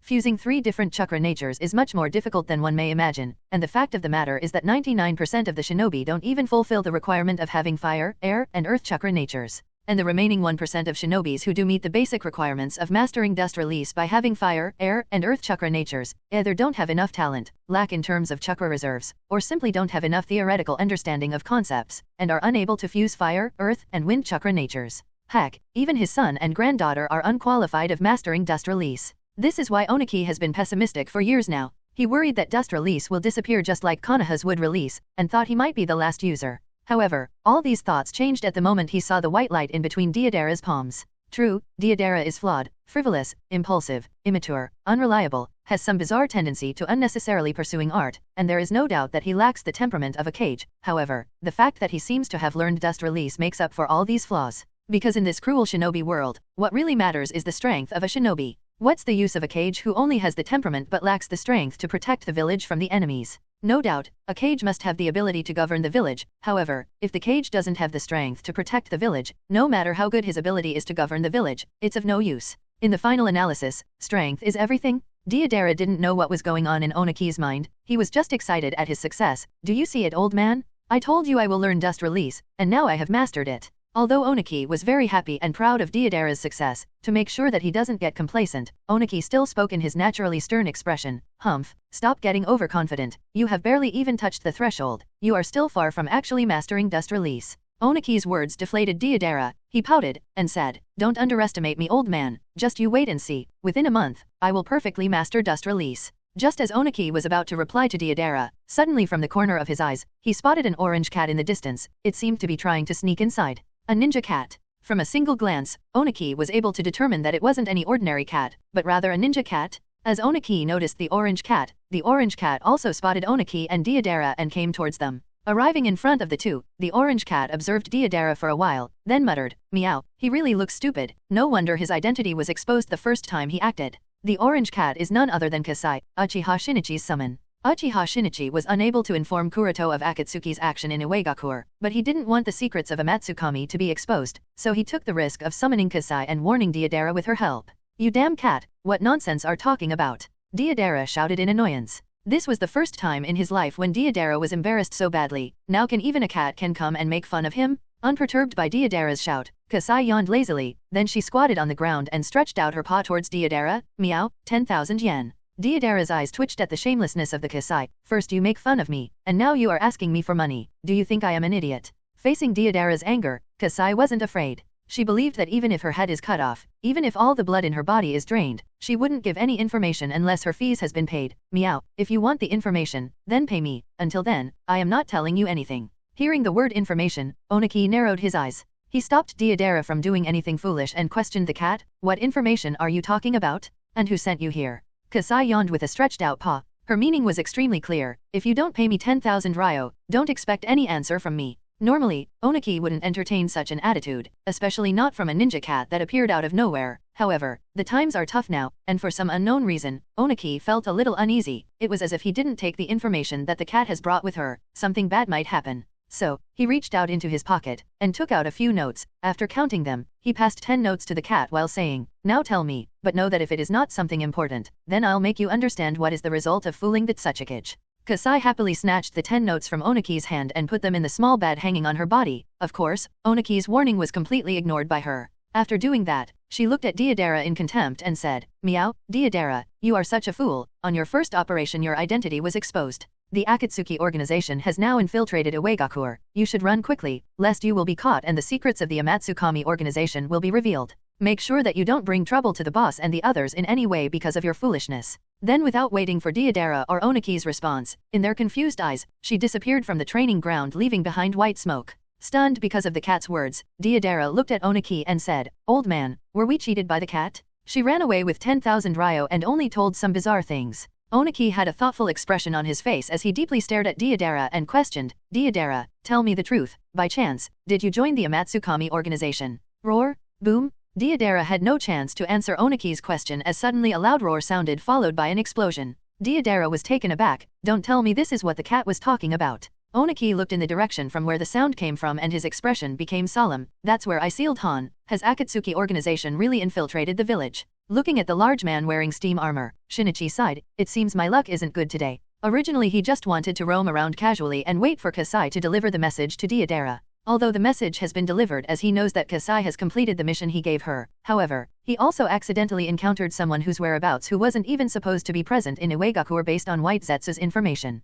Kaio, who was standing next to Shinichi, looked at the Jinchuriki of 5 tails and muttered, well, who would have thought that the location where Tsuchikage hid the Jinchuriki of 5 tails is Iwagakure itself? Did he think that the village is the safest place, and we would never be able to find you here? Han, the Jinchuriki of 5 tails, looked at the 2 members of the Akatsuki organization and said viciously, "The 2 of you are really arrogant. You dare to sneak in Iwagakure alone. Did the 2 of you think that both you will be able to survive?" As Han said these words, immediately Iwagakure shinobi started to appear here. In less than a minute, over 100 Iwagakure shinobi had surrounded them. Kaio giggled, and said, "What makes you think that we are the only ones who came here?" Hearing Kaio's words, Han's expression changed, and the very next moment a loud explosion resounded from another part of the village. Boom! Hearing the sound of an explosion, the Iwagakure shinobi was taken aback and looked at Shinichi and Kaio in anger. "Damn you, Akatsuki." Seeing that Iwagakure was burning in anger, Shinichi knew that the situation has already gotten out of hand, and couldn't help but sigh, "Don't blame me, it's not my fault that the situation becomes like this." A huge flame suddenly reached the sky and the entire Iwagakure seemed to be dyed red by the light and heat of the blazing red flame. Roar! Immediately after, a loud roar resounded all over Iwagakure as a figure, several meters tall, appeared in one corner of the village. What happened? Isn't that 4 tails? Did Rashi-sama lose control? As the shinobi of Iwagakure looked at the huge figure, they immediately recognized that it is none other than the 4 tails, and exclaimed, "What should we do?" Immediately informed Tsuchikage-sama, Rashi-sama seems to have lost control over 4 tails. A tailed beast running wild in the village is not a trivial matter, especially 4 tails. It may not be the strongest among the 9-tailed beast, however, 4 tails use magma release and that is highly destructive Kekkei Genkai. That's why 4 tails is capable of easily destroying an entire village very easily if he is not stopped. As a result, while a unit rushed towards the Tsuchikage building to inform him of this matter, 2 units focused on evacuating the civilians, the others all rushed towards the corner of the village to restrain 4 tails while the stronger shinobi including Tsuchikage arrive. In the blink of an eye, the originally peaceful Iwagakure village was suddenly filled with panic and chaos as everyone tried to run towards the evacuation shelter. On the 4 tails side, whoosh, whoosh, whoosh, whoosh, with the sound of the breaking wind, one after another the members of Akatsuki's Kiri squad except for Kaio landed on the tall buildings a few blocks away from 4 tails. Looking at the 4 tails creating havoc in the village, Kagaya Takashi laughed, "Haha, I didn't expect that our words would wound his pride and he completely lost control." Shinoik Mijita nodded lightly, "It's good for us, and now we can also see that the strength of 4 tails is not that good, it's only average I would say. Capturing him shouldn't be that difficult for us." Juzo lifted his cubic Aribisho and said, "All right, that's enough chit-chat, we should deal with it as soon as possible and retreat. I don't want to face amatsukami while having a tailed beast raging on our head." Mijita nodded. "Yes, Juzo is right. Moreover, Iwagakure shinobi are also rushing here, we have to stop them as well." Hearing Juzo and Mijita's words, Kisame took out same hada from his back and started walking forward, as he said to the other members, "I'll deal with the four tails, the rest of you deal with the Iwagakure shinobi, just stop them from getting in my way." Juzo was taken aback by Kisame's sudden action, and asked, "Do you want to deal with it alone?" Mijita smirked, "Does our tailless-tailed beast wants to fight with the four-tailed beast?" Kisame smirked as he removed the bandages wrapped around same hada, "Isn't it only natural?" then rushed towards the raging four tails. The other members of the Kiri squad shook their heads and started to deal with the Iwagakure shinobi. They had confidence in Kisame's strength, so no one was worried that he would fail. The only important thing here is time. They don't have much time on their hands, so they hoped that Kisame would defeat four tails as early as possible. And while the Kiri squad dealt with four tails, a clay bird quietly circled over the sky of Iwagakure. Because it was already past evening, and the entire village was in chaos, not many people noticed this clay bird. Of course, there are a few exceptions. On a high cliff not far from Iwagakure, Nagato and Konan have been paying attention to the surroundings of Iwagakure, so naturally, both of them immediately spotted the clay bird as soon as it appeared. Konan coldly looked at the person standing on the back of the clay bird circling above the Iwagakure and muttered, "He should be Deidara." Then she unfolded her paper wings, as she said to Nagato, "I will deal with him," and then flew towards the clay bird. Nagato nodded lightly, "All right, but be careful and don't let your guard down against him, he has mastered dust release." He didn't stop Konan since he needed to guard against the attack of Amatsukami. Although Nagato's words weren't loud, they still reached Konan's ears and she nodded, and rushed towards the clay bird. On the back of clay bird, Deidara supported his chin with his right hand as he observed the overall situation of Iwagakure. At first glance, the entire Iwagakure seemed chaotic, however, the situation wasn't as bad as he initially thought. Upon careful observation, he was able to see that there were only two places where the battle had started. One was at the corner of the village where the Jinchuriki of Four Tails had run wild and seemed to be fighting against a shark-like person of Akatsuki organization, while a few other members of the same organization fought against the Iwagakure shinobi. The other location is where a group of shinobi fought against the Five Tails. What is Five Tails doing in the village? Didn't Old Man say that he has hidden Han somewhere? Deidara wondered in confusion, but then he shook his head and focused on the more important matter. It seems that Akatsuki organization's targets are the tailed beasts. He quickly made this judgment, then the corner of his lips arched in an excited smirk as he subconsciously reached in his shinobi bat. This is the perfect opportunity. He has just learned dust release. The attack of the Akatsuki organization seems to be the perfect opportunity to test the real power of dust release. If I kill the Akatsuki members, the old man will also be satisfied and acknowledge my strength. He thought and muttered, since the old man has rushed to the place where Han is, then I suppose I should go to the other side. Just as he prepared to join the battle on the side of Four Tails, suddenly something appeared in front of him and caused him to stop. Countless papers floated in front of him, they gathered together and took the form of a woman wearing an Akatsuki cloak. Naturally, it's Konan. She stared at Deidara and asked in a polite yet cold tone, "Should I call you Deidara or Dojin?" "Naturally you must call me Deidara," he answered, then questioned with a confused expression, "By the way, who is this Dojin? And why would you want to call me by this name?" "I see, you want to play ignorant, huh?" muttered Konan, then said, "No problem, when I am done with you, you will reveal everything." "Huh, although I don't understand what you are talking about? But you seem to want to fight me, right?" asked Deidara with a smirk, and said, "Haha, just right. I will use you to perfect my newly mastered jutsu." Konan snorted, true dust release is incredibly strong, however, it is not enough to kill me, and prepared to attack Deidara. As soon as Konan spoke dust release, Deidara was taken aback. He narrowed his eyes and questioned her, "How do you know that I have learned dust release?" It's only been 10 minutes since he learned dust release. At the time when he learned it, other than his sensei Sandaime Tsuchikage, no one was present. Even that greedy cat only arrived by the time he had already dispersed dust release, so it stands to reason that no one in the entire shinobi world except Oniki should be aware of his trump card. Yet, the woman in front of him seems to know that he has learned dust release. Obviously, this is a shock for Deidara. Konohagakure. After dealing with everything on Anchor, Ventian Kuroto returned to the village and once again got busy with his usual life, carrying out physical training to open the 7 gates during the day and doing his research at night. After a lot of fermentation, the story of Danzo's actions all over the shinobi world has become a big sensation. And because of a lot of evidence and records of everything, there was no way to deny the fact that he possesses super cage level strength. When all the shinobi villages understood this fact, they cancelled their plans of hunting down Danzo and called back their elite shinobis. Now only some reconnaissance teams were out there searching for any trace of Danzo. Considering the level of threat that Danzo posed to the entire shinobi world, Yondaime Raikage decided to hold another Godame conference in order to figure out a way to deal with Danzo. Konoha was naturally the first to accept. After all, Danzo was not only a Konoha shinobi, he was also one of the senior leaders of the village. and now that he has betrayed the village, Konoha bears the most responsibility and he must be eliminated immediately. Therefore, Konoha was more than willing to work together with the other great village in order to deal with Danzo. Kagaku and Tsunagakure agreed to participate in the conference, however, there was no reply from Iwagakure. While the other villages anxiously waited for the response from Iwagakure, the news that they never expected to hear came. Iwagakure was attacked by Akatsuki organization and the majority of the village has been destroyed in the raid. Conference Hall, Hokage Building, Konohagakure. The hall was filled with silence, only the breathing sound of people attending the meeting could be heard, and everyone had a solemn expression on their faces. In the main seat, Sandaime Hokage Sarutobi Hiruzen sat and glanced at everyone with a tired expression. He sighed faintly and said, I hope everyone has carefully read the summarization of the information that was placed on the table. Now let's talk about everyone's opinion on the matter. Jiraiya put the papers in his hands on the table and said with a serious expression, it's very clear, up until now, all of us were being played by Danzo. I won't say anything in regards to the rumored problem in his body, however, the injury he suffered at the hands of Kakashi was definitely intentional to make us think that he is vulnerable and weakened. Tsunade agreed with Jiraiya. According to the information sent by Raikage when he encountered Danzo, there were no signs of that injury on his body, which clearly means that it was healed. Heck, Raikage even says that the problem in his soul is also just his act.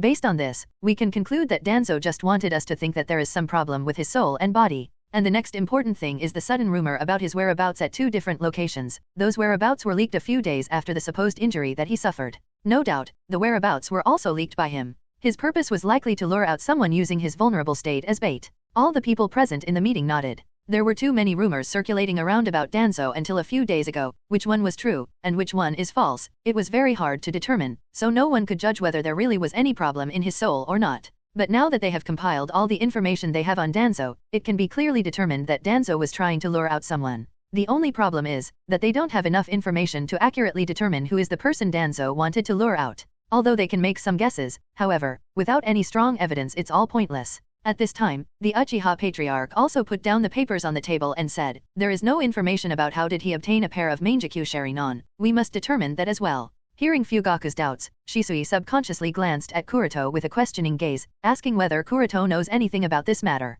Feeling Shisui's gaze, and understanding his intention, Kuroto shook his head lightly, replying, no, and signaled him to stay calm. Despite being perfectly aware of the origin of Danzo's Mangekyou Sharingan, Kuroto has no intention of telling anyone about it, because that would mean explaining the Kekkai Genkai absorption ritual and Kuroto didn't want to do that. Besides, the threat of Danzo has already been resolved by him, so naturally, there is no need for anyone to figure out why and how Danzo obtained Uchiha's Mangekyou Sharingan. While the others nodded to Fugaku's doubts, the Hyuga Patriarch questioned, do we know where Danzo is hiding? The Jonin commander of Konoha, Narashikaku replied, although, we don't know the exact location where he is hiding, however, based on the information he received from Kagakure, after a failed attempt to control Mizukage Yagura-sama, Danzo immediately fled from the Land of Water and disappeared somewhere in the deserts of the Land of Wind.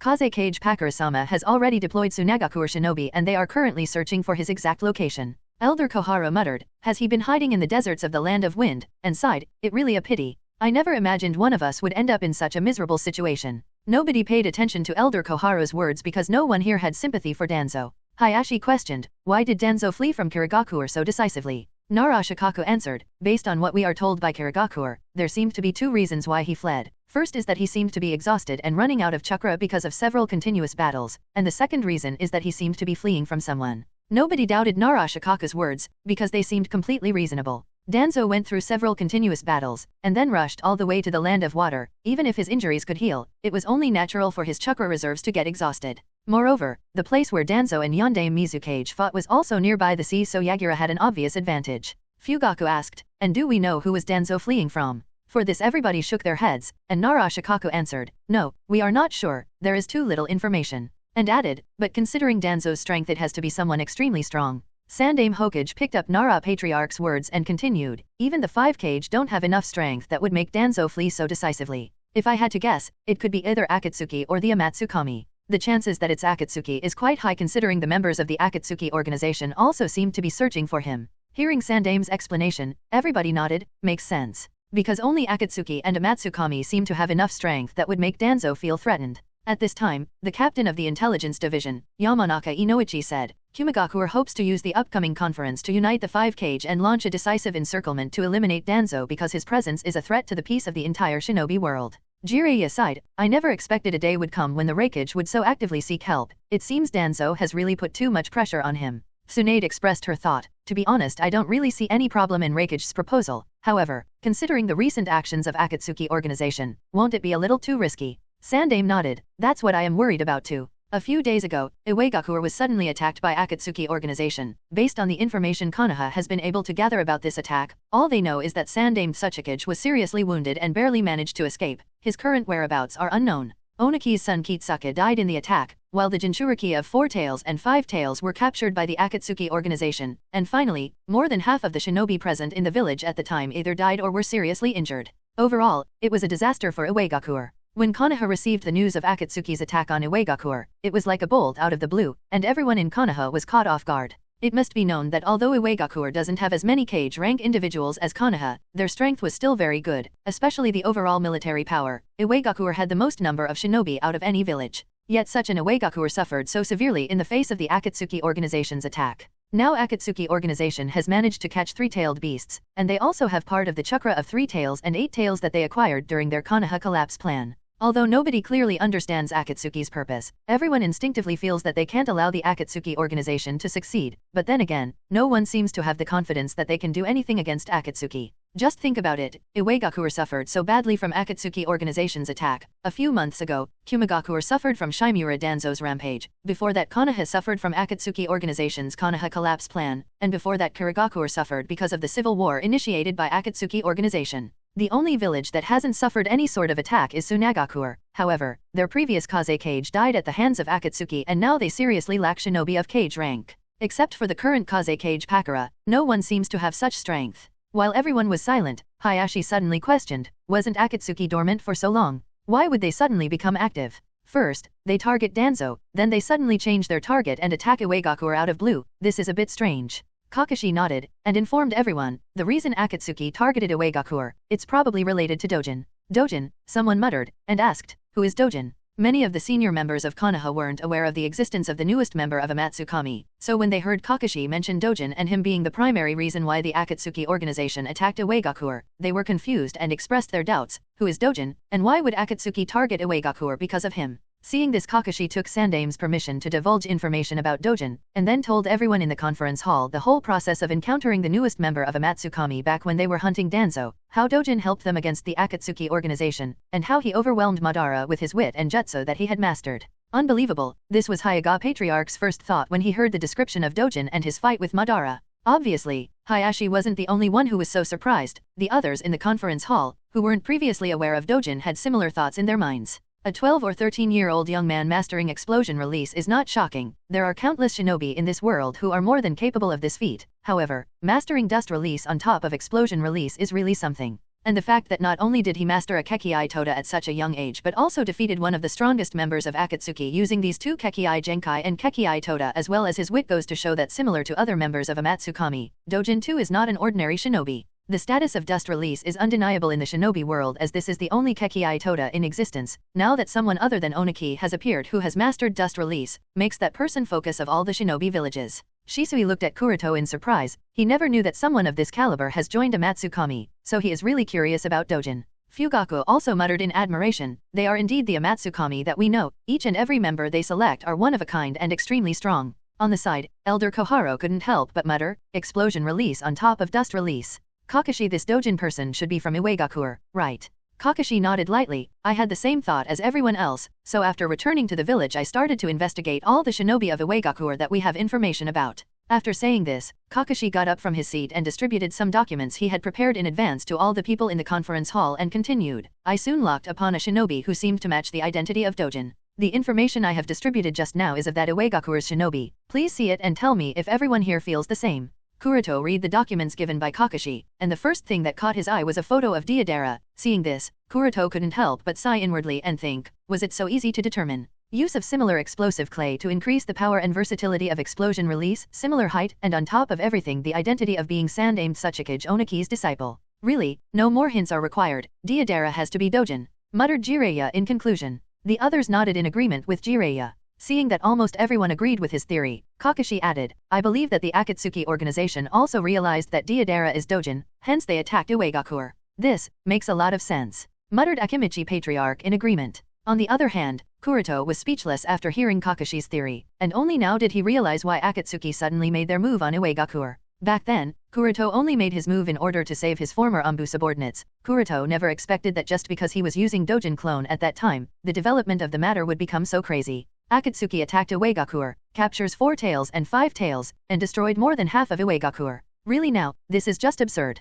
And while Kuroto was thinking about the absurdity of the situation, Hyuga Patriarch couldn't help but question, I don't understand one thing. If this child Deidara is a member of amatsukami, then at the time Akatsuki attacked Iwagakure, why didn't amatsukami intervene and stopped Akatsuki? Why would they just allow such a thing to happen? Kakashi wasn't sure, however, he did have some guesses and answered, perhaps. Amatsukami's attention was on Danzo at that time, and Akatsuki's sudden attack on Iwagakure caught them off guard. Everyone pondered over Kakashi's words and felt that he made sense. And when everyone thinks about this, they also feel that the people that Danzo was trying to lure out were probably members of Amatsukami. Dojin's action of appearing at one of the leaked locations proves that Amatsukami was also paying attention to Danzo. In fact, this was indeed the case. Kuroto's entire attention was on Danzo, so he didn't even consider the possibility that Akatsuki would suddenly give up on hunting down Danzo and suddenly to Iwagakure. At this time, Hayashi suddenly asked Sandaime, Hokage-sama, why don't you directly confirm from Amatsukami about what exactly happened? Everyone nodded to Hayashi's question and glanced at Sandaime.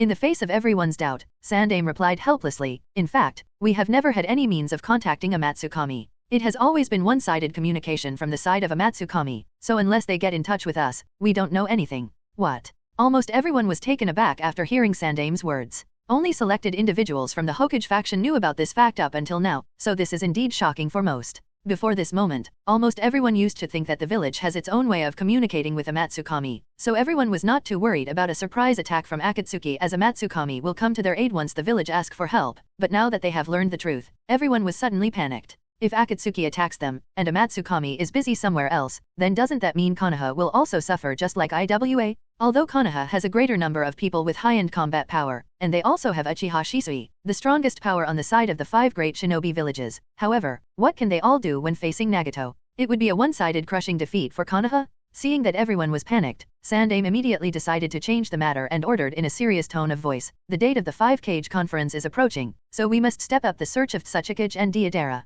Currently, Deidara is probably our only way to contact Amatsukami, so we must do everything we can to find him as soon as possible. Everyone agreed, yes. Seeing that he has got everyone's response, Sandaime nodded in contentment, and said, that would be all from my side. If anyone has anything to speak, please do now, otherwise, we will end the conference here. Hearing this, Kuroto suddenly raised his hand and spoke to Sandaime, Hokage-sama, I am planning to conduct real-world simulation training for all the academy students. I hope I can get the village's cooperation for this. This has been on Kuroto's mind for quite a while, and this sudden raid of Akatsuki on Iwagakure made it so that Kuroto can no longer wait. Of course, he is going to accelerate his project Godhood. He is also going to accelerate the training of the next generation, especially the training of Naruto and Sasuke, the 2 sons of prophecy. If Naruto and Sasuke grow up smoothly, then with the aid of Sage of 6 Path, they will become a force to be reckoned with. This is extremely necessary to make sure that if something unexpected happens on his end, for example, if he ends up dying, and the situation becomes critical, then Naruto and Sasuke will be able to handle the situation while he uses his backhand to make a comeback.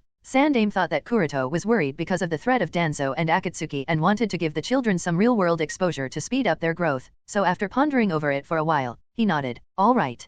Kuroto thanked Sandaime, and with that, the conference ended. As members of the former strongest Umbu squad together walked out of the village while chatting and discussing some matters, a lot of attention from the people working in the Hokage building was directed towards them along the way. Kuroto looked at Kakashi's Jonin attire, and casually asked, Kakashi, Kurone told me that you have resigned from the Umbu department, is that correct? It was Hokage-sama's order, responded Kakashi absent-mindedly. Kuroto nodded, and thought, it seems Sandaime-sama wished to highlight Kakashi to the patriarchs of all the clans. This is the only reason why Kakashi would be allowed to participate in the previous Konoha conference. Since Kakashi has quite the Umbu, he no longer holds any high position in the village, a simple Jonin was allowed to sit amongst the highest decision-making body of Konoha. There can only be one reason, as Kuroto thought. In fact, after Kakashi successfully mastered Flying Raijin, Sandaime-sama started to slowly train Kakashi as his successor, that is, for the position of Konoha's Godame Hokage. This is not a secret to discerning people. As for why choose Kakashi, there are obvious reasons, aside from the fact that Kakashi has mastered Flying Raijin and has strength higher than an ordinary Cage-class shinobi. He is the son of Konoha's White Fang, the disciple of Konoha's Yellow Flash, and can be said to be the most orthodox member of the Hokage faction. Therefore, it's kind of obvious for Sandaime-sama to choose him. Of course, whether Kakashi will really become the next Hokage or not, that is something only the future will tell. However, after this meeting many people seemed to have recognized Kakashi as the heir of Hokage. Anyway, after a while of discussion on some matters, Kakashi said that he had something to do and left after saying goodbye to Kuroto and Shisui. Looking at Kakashi's disappearing back, Shisui couldn't help but mutter, "Kakashi-san seems to be always preoccupied these days." Kuroto nodded lightly, he is carrying too many things on his shoulders. Hearing Kuroto's remark, Shisui said with a bitter smile, "Kuroto-san, we too have too many things on our shoulders. If it weren't for you carrying most of it for us, I would have definitely been crushed by these responsibilities long ago." Kuroto chuckled as he shook his head. Sometimes Shisui can be so accurate. As the two continued to walk, Shisui suddenly looked around and then questioned lightly, "Say, Kuroto-san, what's the matter with this Dojin? Itaki also told me about him, is he a new recruit?"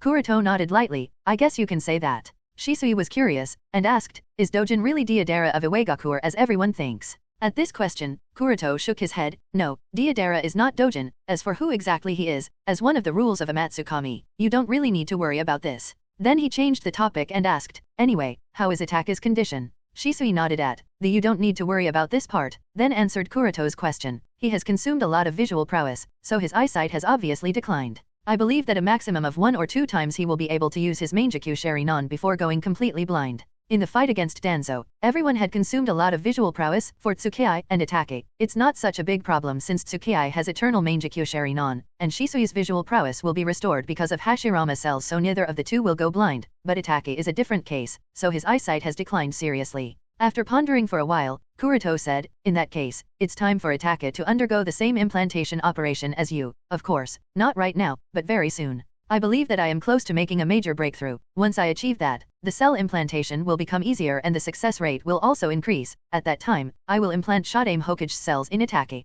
Shisui nodded, "That's great. In that case, I will relay the good news to Itake when he returns from the mission." Shisui is of course, very concerned about Itake since his vision is declining. For a shinobi, especially for the members of the Uchiha clan, vision is very important in battles. Lack of vision also means disadvantage in battle. Therefore, Shisui is worried about Itake. Now that Kuroto has said that Itake can also undergo a similar cell implantation operation as he did, his worries have eased a lot. After a while, Shisui's muttered with a worried expression, "Kuroto-san, about Akatsuki organization's next move? Do you think they will be targeting Konoha?" Kuroto thought about Shisui's question for a while, then shook his head, "I don't think so, let alone Konoha. They shouldn't target any shinobi village for the time being. I believe they would be guarding against any possible attack from amatsukami, so I don't think we would see them make any major movement for a while." Akatsuki's sudden attack on Iwagakure, rather than showing their power, highlighted their fear of amatsukami. Otherwise, why would they give up on hunting Danzo, the person partially responsible for killing Yahiko, and head to Iwagakure as soon as they learned that Deidara might be Dojin of amatsukami?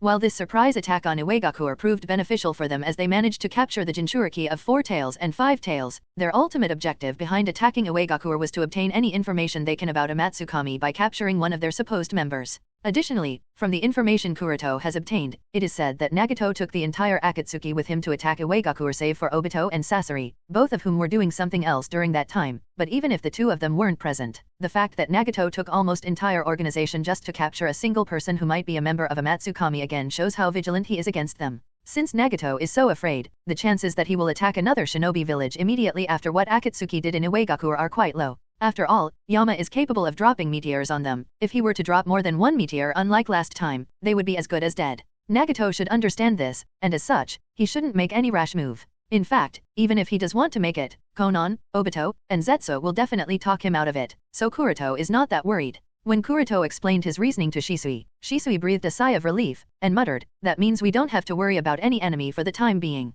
Kuroto nodded, "Yes. Although Konoha and the other great shinobi villages are guarding against attacks from Akatsuki and Danzo, there is really no need to worry for some time. Akatsuki would likely remain dormant for a while, and Danzo's threat has been resolved by Kuroto, so there is really nothing major to worry about. Of course, very few people know this, and Kuroto has the intention of telling anyone about this." The two people continued to walk for a while and finally stopped at the gate of Konoha Ninja Academy, which seemed to be heavily crowded for some reason. Seeing such a crowd standing at the gate, Kuroto was taken aback, and couldn't help but question Shisui, "Why are so many people gathered here? Why are so many people gathered here?" Shisui said with a smile, "Kuroto-san, have you forgotten? Today is the day. The results of the previous exam are posted on the Academy's bulletin board. Iruka-san should have already shown you the results and the progress report of all the students the day before yesterday, right?" Kuroto nodded, realizing, "Oh yes, it slipped my mind." Since Kuroto became the principal of the Ninja Academy, a new set of rules has been established. Once a month, an exam will be conducted, and the result of all the exams will be publicly announced.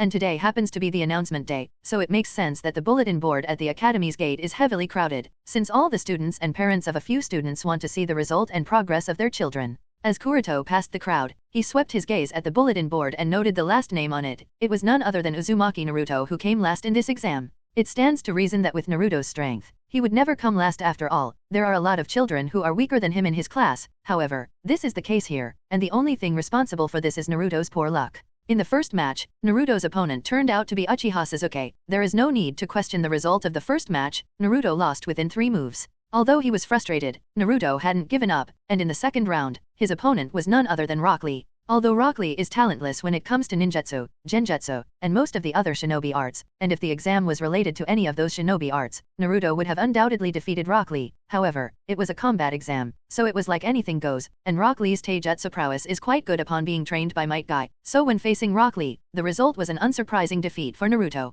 In the third round, Naruto's luck was not good either. His opponent was Akimichi Koji, who was just defeated by Neji. Although Naruto put a hard fight, in the end, he was still defeated. In the fourth round, Naruto's luck got better. His opponent turned out to be Kurama Yakumo. However, when facing the sick and weak girl from his class, Naruto didn't feel very good. He also thought that beating the sick Yakumo would make others hate him, so he voluntarily conceded the match to her. Ah, the noble heart. In his fifth and final match, Naruto's opponent turned out to be Inuzuka Kiba. Both children knew that they can't lose anymore, else they will come last, and fought fiercely. However, the strength of both children was relatively the same. However, Kiba had the advantage of receiving formal training from his clan, so he overwhelmed Naruto with his skill and won the match. In the end, Naruto became the only child to have lost all 5 matches and came last. Kuroto muttered, "Poor Naruto-kun," but when Shisui heard Kuroto say this, he didn't find any sign of pity in his tone, and couldn't help but ask with an awkward expression, "Kuroto-san, don't you think Naruto is going through a bit too much? On top of what he goes through, if there is another pressure like this, he might just give up everything." Kuroto shook his head. "No, he won't give up no matter what." Shisui was surprised by Kuroto's confidence in Naruto, and couldn't help but ask, "What makes you so sure?" Kuroto chuckled, "Because he is Uzumaki Naruto." In the classroom, as Naruto learned that he came last, he was frustrated and directly challenged the person who ranked first, "Sasuke, fight me. I am not interested in fighting the person who came last." Sasuke contemptuously said to Naruto, then shushed him, "Now shush," and walked away. Seeing that Sasuke didn't accept his challenge, Naruto changed his target, and went to the person who came second, Neji. "I want to challenge you." Neji gave no reply to Naruto and walked away while ignoring his challenge. Seeing that both Sasuke and Neji ignored his challenge, Naruto shouted, "You two, how dare you to ignore me?" Rock Lee saw Naruto's frustration. He walked over, patted Naruto's shoulder, and said, "Naruto-kun, although we are not as talented as them, we don't have to give up. Guy-sensei told me hard work can overcome the lack of talent and help us catch up with the geniuses. So, don't give up and work hard." Although happy that someone was willing to console him, Naruto was dissatisfied that Rock Lee called him talentless. "Bushy brow, don't put me in the same category as you without asking me. I am not talentless. White Snake Sage and Ichikashima him said that I am a rare genius. They won't lie to me," he said, and then ran away from the classroom. Principal's office. A few seconds after Kuroto came to his office, Neji walked in with a frustrated expression. Seeing Neji's expression, Kuroto couldn't help but ask, "What's the matter?" Neji bowed to Kuroto, and said in a guilty tone, "Sensei, this time I embarrassed you and the Hyuga clan. Please forgive me." In the exam this month, Neji lost to Sasuke because of a small mistake. This was beyond many's expectations. Even Neji didn't expect that he would lose to Sasuke. Therefore, he is very guilty. Kuroto was stunned by Neji's actions, and sighed, "Neji-kun, I have already told you several times, the result of 1 or 2 matches at this early in the game is irrelevant. You don't have to worry about this defeat, nor do you have to take it to heart, and you certainly didn't disappoint me or the Hyuga clan." Neji didn't lift his head and said with a sullen tone, "You don't have to comfort me, sensei. I know I have disappointed everyone this time." If he had lost to Sasuke because of differences in their strength, Neji wouldn't be so depressed. However, that's not the case. He lost, not because of the difference in their strength but because of the small mistake he made, so Neji is unable to accept this defeat. Looking at Neji's attitude, Kuroto shook his head and chose to remain silent. Kuroto is clear that this is also the result of his actions. Because of the system he has introduced in the academy, the current Ninja Academy is no longer the same. The system of publicly publishing the result and posting it on the bulletin board with the possibility of the entire village seeing it puts a lot of pressure not only on all the students but also on the people behind those students, that is their parents or their clans. Kuroto is very clear, almost all the shinobi clans are getting strict training from their clans just so that those children don't affect the reputation of their clans. It won't even be wrong to say that these children have now become the face of their families and clans, and when they are competing in the Academy's monthly exams, they aren't just competing for themselves, but also to save the reputation of their clans. After all, no clan would want the children of their clan to perform badly, because this will affect their reputation when the results are posted for the entire village to see. This is also the reason why Naruto was defeated by Akimichi Koji and Inuzuka Kiba. If not for their clans giving them strict training, there was no way they could have managed to defeat Naruto. This defeat of Niji, Hyuga clan, at the hands of Sasuke, Uchiha clan, is likely to become a hot topic of discussion amongst the villagers, and this is also the reason why Niji took this defeat more seriously than Kuroto wanted him to. After a while of silence, Kuroto broke the silence. If you feel guilty, then train hard and perform better in the next exam. The next exam is going to be a real-world simulation. The next exam is going to be a real-world simulation, muttered Niji, and asked in confusion, what kind of exam will that be? Kuroto shook his head. I won't give out the exact details, but I guess you can imagine this exam as what shinobis go through during real missions, if that makes any sense to you. Niji's eyes widened. Does that mean it will also involve combat? Like the actual combat? Kuroto smiled, and explained, I won't say that this exam won't involve the combat component. However, don't think that combat would be the only thing. All the trainees will be evaluated in more than just one aspect. Niji nodded and said, Sensei, I will work hard and do my best to make you and the Hyuga clan proud of me.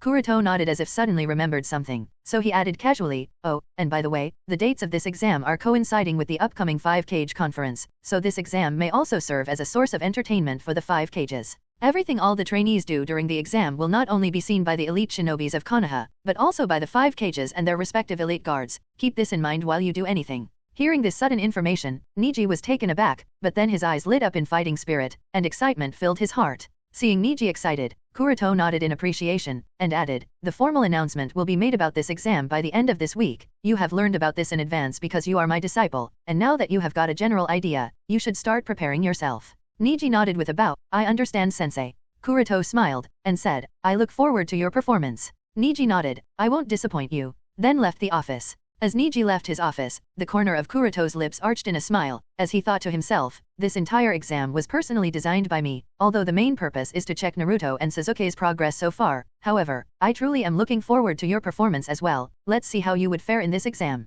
Ninja Academy, Teacher's Lounge. Kabuto sat at his desk in a gloomy mood as he muttered to himself, why is Orochimaru-sama not responding to any of my messages? Even Tenzo doesn't seem to be able to contact him. Did something go wrong on his end? It's been several days since Kabuto last communicated with Orochimaru. In the last message from Orochimaru, Kabuto learned that Orochimaru was making preparations to take over Shimura Danzo's body, but now there is no news, no rumor, and nothing of Orochimaru. This makes Kabuto a little uneasy. What could have happened? As Kabuto was racking his brain, he suddenly sensed someone approaching him. Realizing this, Kabuto immediately stopped his thought and softened his expression. Not long after this, the door of the teacher's lounge opened, and Naruto walked in. Kabuto was surprised by Naruto's sudden visit, and asked, Naruto-kun, what are you doing here? It's almost time for you to go home. You should go, otherwise, you will be late. Of course, Kabuto is a little nervous when meeting Kabuto alone, because as always there are several eyes on Naruto. If something unnecessary slipped from his or Naruto's mouth, then his cover will be blown immediately. Naruto shook his head. It doesn't matter if I am late, there is no one waiting for me at home anyway. Then with a tearful expression, he asked Kabuto, Kabuto Nii-chan, can you please train me? I promise I will work hard in my training. I don't want to come last again. Uchiha clan, Shisui's house. I am home. Oh Sasuke, you are just one time, the dinner is almost ready. Can you do me a favor and call Attack?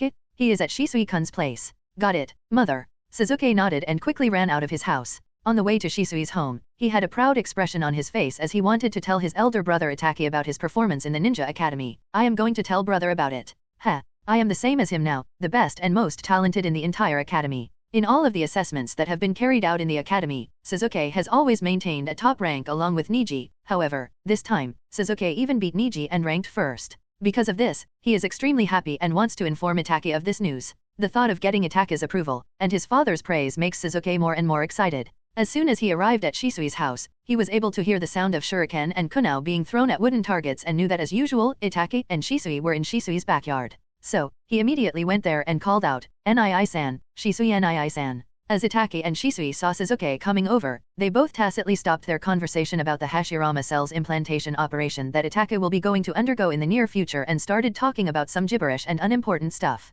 Sasuke, as innocent and young as he is, didn't realize and quickly came over to Itachi's side and said, Nii-san, in this month's exam, I ranked first in the entire academy. Now I am the same as you, the best in the entire academy, and looked at Itachi with a, now praise me, expression. Itachi obviously understood Sasuke's thoughts. He ruffled Sasuke's hair with a smile and nodded. Yes, I know, Shisui-san told me about this. You did very good, Sasuke. Shisui also nodded with a smile. Well, our Sasuke is indeed talented and strong. He even defeated Hyuga Niji this time, which was very surprising. Sasuke pursed his mouth in dissatisfaction at Shisui's use of surprising, and said, Shisui-san, what was surprising about that? Humph, obviously, I am stronger than Niji, that's why I defeated him. Both Itachi and Shisui smiled and shook their head helplessly. Yes, you are right. Sasuke folded his hands over his chest, then said to Itachi, Nii-san, I am going to maintain the title of the strongest and become just like you. At this Itachi shook his head and chided Sasuke. Sasuke, don't get overconfidence lest you may be overtaken by others. I have heard there are many talented shinobi in this year's batch.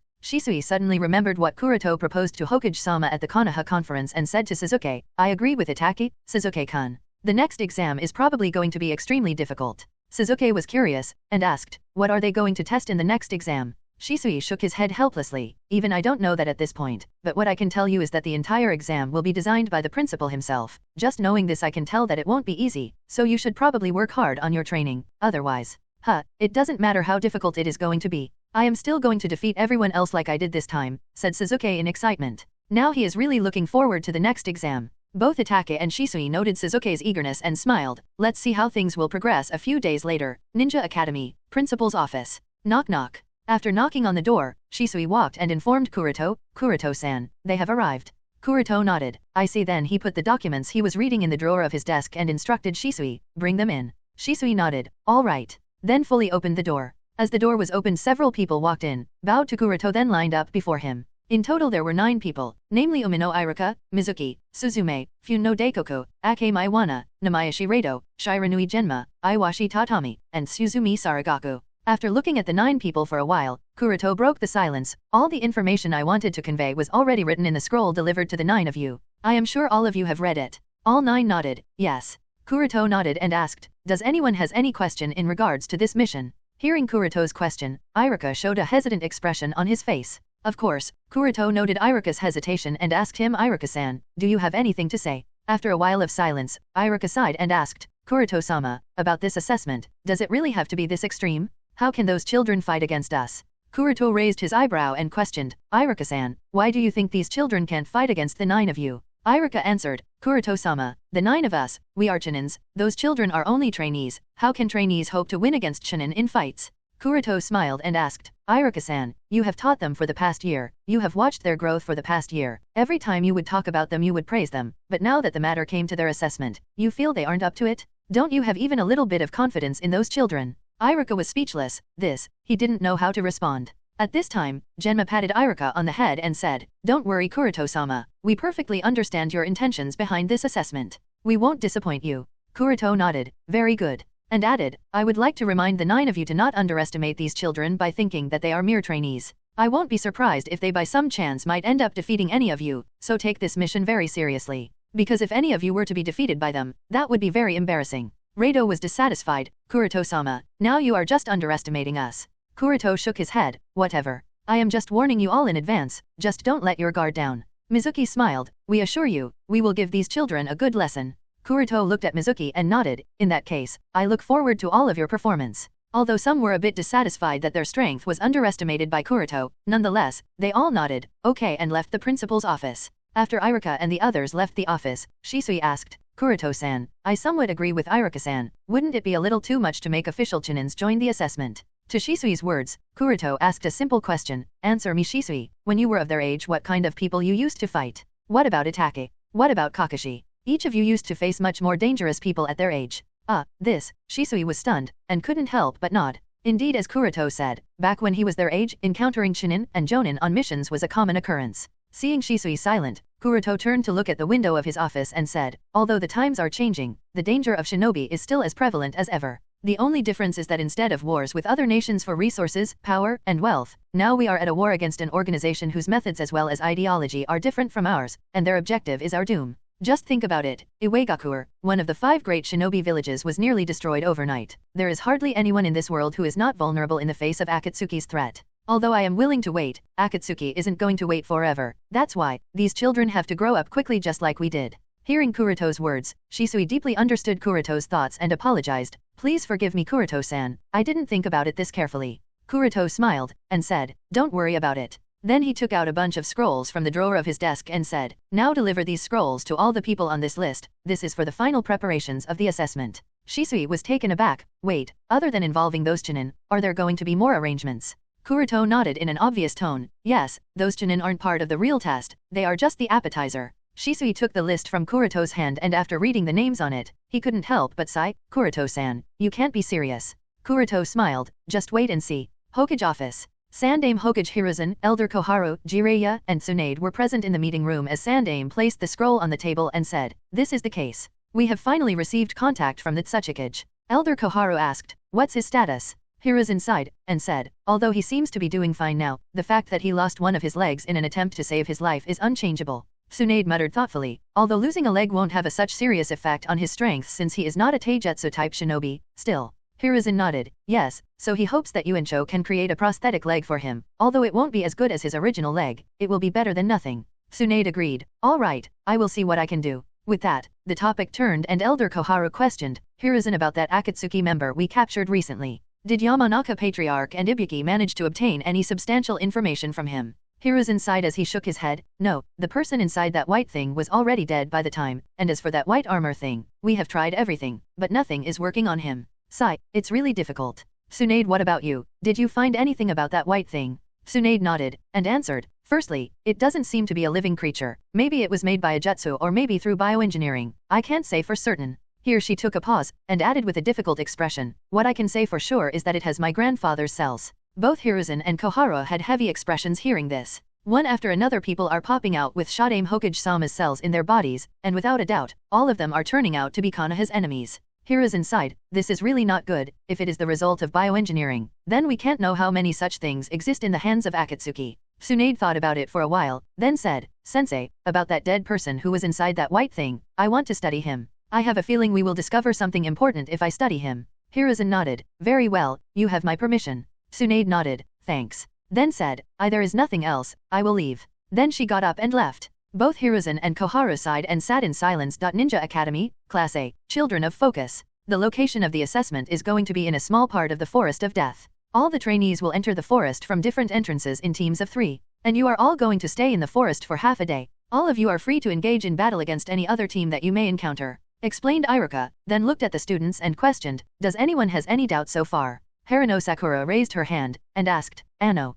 Iruka-sensei, how many scrolls will we have? Iruka nodded, I was coming to that point, and added, all the teams will be given 3 scrolls, 1 for each member, and throughout the duration of the assessment, you will have to protect your own scrolls, as well as snatch scrolls of other teams. By the end of the exam, the team that has lost all the scrolls will be eliminated, and the team with the highest number of scrolls in their possession will be considered the winner. Keep in mind that for any team to win, they must have at least 2 of their original scrolls in their possession. Any team with less than 2 of their original scrolls, although they won't be eliminated, will lose the opportunity to become the winner, even if they manage to gather most scrolls. Also, note that a team can only once defeat another team. This also means that any team is only allowed to take 1 scroll from any other team. If any team takes more than 1 scroll from another team, they will be eliminated. Hearing the rules in regards to gathering scrolls, all the students were somewhat surprised, and couldn't help but mutter, that means to gather more scrolls we will have to defeat more teams. And this is not enough, we have to have at least 2 of our original scrolls in order to win, otherwise, defeating other teams is pretty much useless.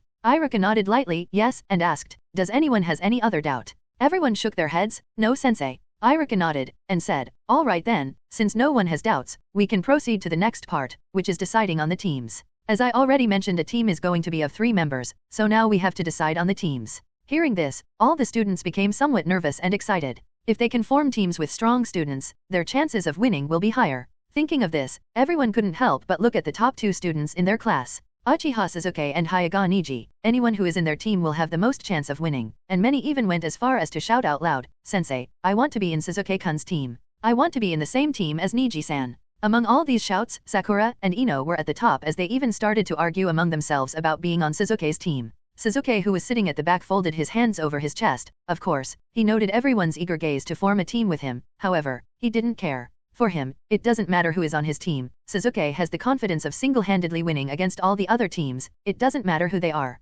Compared to Sasuke, Niji was a more thoughtful expression. Niji knows that he and Sasuke have similar levels of strength, so having useful teammates would be very helpful as he can work with them and easily defeat all the other teams. At the same time, he also understood that if his teammates are useless, then his chances of defeating other teams might decrease. Although not the same level of attention as Sasuke and Niji, Shikamaru, Sai, and Shin were also targets of attention. All three of them are considered highly skilled in their class, so other students were willing to form a team with the three of them too. Seeing that the classroom was getting more and more chaotic as everyone was trying to form their own team, Iruka announced, "You cannot make the team of your own choice. We are going to draw lots. This will also ensure that everything is fair and square." Hearing this announcement, many calmed down, and the intellectual ones understood, so it's going to depend on luck. At this time, Shikamaru raised his hand and questioned, "Sensei, but how are you going to allot all the students? We are short of one person. At this rate, one team will have only 2 members. Hearing Shikamaru's words, most of the class looked at Naruto. Almost no one wanted to be in the same team as him. Oh, there was one exception, that is the young and shy Hinata. With blushing red cheeks, she sneaked glances at Naruto from time to time, hoping that she can be on the same team as him. Of course, Naruto realized everyone's intention and looked down with a lonely expression. Why does it have to be me? Iruka noted the situation getting worse, and immediately said, "Don't worry, all the students are going to be in teams. A child from another class is going to be joining you guys. With that student here, the number of students will be okay, and all teams are going to have 3 members." As this news was announced, the entire classroom became noisy. Who is it? Is it a girl or a boy? Are they strong? Everyone wanted to know the identity of that person. Iruka turned towards the gate and said, "Shimuzumika, you may come in." At Iruka's call, a girl named Shimuzumika walked inside the classroom. She stood on the podium beside Iruka, and introduced herself to everyone. "I am Shimuzumika. I like sweets. Please treat me well." After that, without caring much about what the students thought of her, she walked to the empty seat she could find and sit on it. Everyone looked at Mika weirdly, given how indifferent she is towards all of them, but then again, if they think about how Mika is from a different class, this is not too surprising. Iruka coughed lightly to attract everyone's attention to himself, and said, "Well, now that all the trainees are here, we can focus on making the teams. As I said earlier, teams will be made by drawing lots. The trainees who get the same number on the slip they draw will be in the same team." Then added after a pause, "So, all of you, one by one come to the podium and draw a slip from this box." All the trainees did as asked by Iruka, and drew lots from the box. After 10 minutes the result was displayed. Teams are as follows. Uchiha Sasuke, Kurama Yakumo, Uzumaki Naruto. Hyuga Niji, Uchiha Kiyomi, Rock Lee, Nara Shikamaru, Yamanaka Ino, Akimichi Koji, Hyuga Hinata, Shin, Shimizu Mika, Shin, Sakura, Sai, Inuzuka Kiba, Ten, Abarame Shino, Fu, Gigan, and Yoro. As the teams were announced, some people were satisfied, and some were neither happy nor unhappy, some were worried, some were sad, and then there was Naruto who stood up, and said in a dissatisfied tone, "Why do I have to be in the same team as Sasuke?" Iruka said with a dark face, "Obviously because you drew the same slot as him. Now sit down and let me continue." Sasuke said mockingly, "Naruto, don't hold me back." Naruto snorted and sat back, still dissatisfied. Although he had such an expression on the outside, internally, Naruto was actually very happy that he is in the same team as Sasuke, and thought to himself in a determined tone, "I am definitely going to prove that I am not useless." On the other side, after seeing the team, Niji breathed a sigh of relief. "With this team, I am definitely going to win." Although Rock Lee is also very weak, he is still very good compared to Naruto, and Uchiha Kiyomi is undoubtedly among the most talented in their class. Overall, Niji believes that their team is the strongest and therefore, has the highest chance of winning. Somewhere on the border of Konoha, standing on the back of the giant clay bird, Kurone sneaked glances at Deidara from time to time. It was as if she wanted to ask something from Deidara, however, she was hesitating, not sure what to do. As Deidara noticed her sneaking glances, his face darkened and he said in an uncomfortable tone, "I have already told you, I am not Dojin, and I have nothing to do with that damned amatsukami organization, so can you please stop staring at me?" Kurone quickly said, I have no intention of trying to obtain amatsukami's secret information or anything. I just wanted to ask something about Fujin. How has he been? Did he recover from his injuries?" Deidara scowled, and said in an irritated tone, "Do you have some problem with your brain? Didn't I already say that I am not Dojin? Why the heck would I know anything about amatsukami?" At this time, Oniki, who was sitting on a chair at the front, turned back and said, "Young girl, Deidara isn't lying. I can assure you that he really has nothing to do with amatsukami." Initially, Oniki also suspected Deidara to be Dojin of amatsukami. However, after he heard the exact timing of Dojin's appearance in the shinobi world, Oniki quickly ruled out all the possibility of Deidara being Dojin. The reason is simple. At the time when Dojin appeared and fought against the Akatsuki organization, Deidara was in Iwagakure learning dust release under his guidance. After what Sandaime Tsuchikage Oniki said, Kurone still seemed to want to say something. However, at this time, Kakashi placed his hand on Kurene's shoulder and shook his head. Alright Kurene, let's not talk about this for now. Escorting Tsuchikage-sama back to the village for the 5-Cage conference is the mission of our team at this time, and we should focus on it. Kurene sighed, and nodded. I understand Kakashi-kun, and I am sorry for making the situation difficult for you. Kakashi smiled lightly, it's quite alright. With Kurene silent, Oniki looked at Kakashi, and asked, I take it that the other cages have arrived, right? Yes, Tsuchikage Dano, I have received confirmation from Hokage-sama that Raikage Dano, Mizukage Dano, and Kazekage Dano have smoothly reached the village. As soon as our party arrives as well, the 5-Cage conference can begin, answered Kakashi. Oniki nodded lightly, I see, and added, in that case, we should also speed up. At his words, Deidara speeded up the clay birds. A few hours later, after escorting Oniki and Deidara to the venue of the 5-Cage conference, Kakashi and Kurene left as per Jireiya's instructions, who told the two of them to rest for now. On the way to their homes, Kakashi couldn't help but question, Kurene, how are you adjusting to your new life? Kurene frowned, what do you mean Kakashi-kun? Kakashi sighed, and said, I was just wondering if you are facing any problems with how things have changed. Until a few days ago you were an umbu, just like me, but now we are regular jonin. We have to perform missions as a regular jonin does, and we have to adjust to being in the light, unlike before. Kurene thought about it and answered, I don't think I am uncomfortable with this new life. The frequency of missions is less compared to before, we don't have to be so covered and mindful of all our actions, plus the darkness we used to interact with on a daily basis has also decreased, but most of all, I get more time for myself to train and become stronger. This is a good thing, so I guess you can say that I am adjusting quite alright, and I am quite happy. Then asked after a pause, what about you Kakashi-kun? Do you find adjusting to this new life uncomfortable? Kakashi shook his head, nah, I am good, same as you, I get more time to train. Kurene nodded, and the two continued to walk in silence. After a while, Kurene looked down, then she suddenly turned towards Kakashi and asked, say Kakashi-kun, do you really believe that Deidara is Dojin? Kakashi thought about Kurene's question, and replied, based on my observations so far, if we compare their temperament, they don't seem to be the same person at all.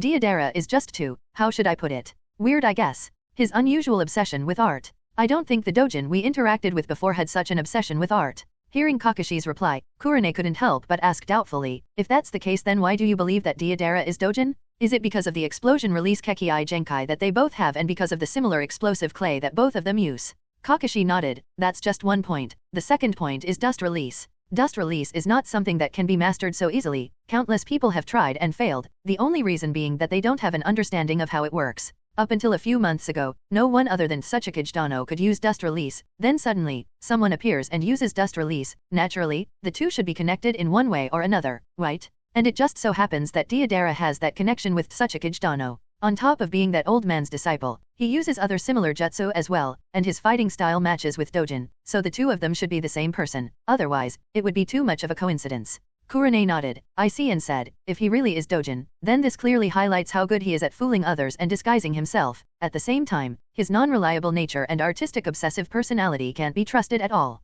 Everything he puts in front of us is likely to be nothing more than a facade. In Kurene's perspective, Kakashi might as well be right. She personally believes that the Amatsukami members are often closer to them than they think. Just take Fujin for example. He is somehow related to the Hyuga clan, yet he is unidentifiable. Kurene knows this fact, therefore, it's indeed possible that Deidara is Dojin. With such thoughts in their mind, both Kurene and Kakashi went to their homes. While Kakashi and Kurene were having a discussion about the possibility of Deidara being Dojin, a similar discussion was happening in the ongoing 5-Cage conference. I banged the wooden table, and said in an impatient tone, all the evidence is pointing at you Deidara. How long do you plan to fool us? Shut it Raikage. Deidara coldly snorted, and said, I already told everyone that I have nothing to do with Amatsukami. No matter how many times you ask me, my answer isn't going to change. Oniki added from the side, I can assure everyone that Deidara is not Dojin because, at the time when Dojin made his appearance, Deidara was in Iwagakure. It's impossible for the same person to be present at two places at the same time. I questioned, it's not impossible. Firstly, he could have used clay clones, which are difficult to identify,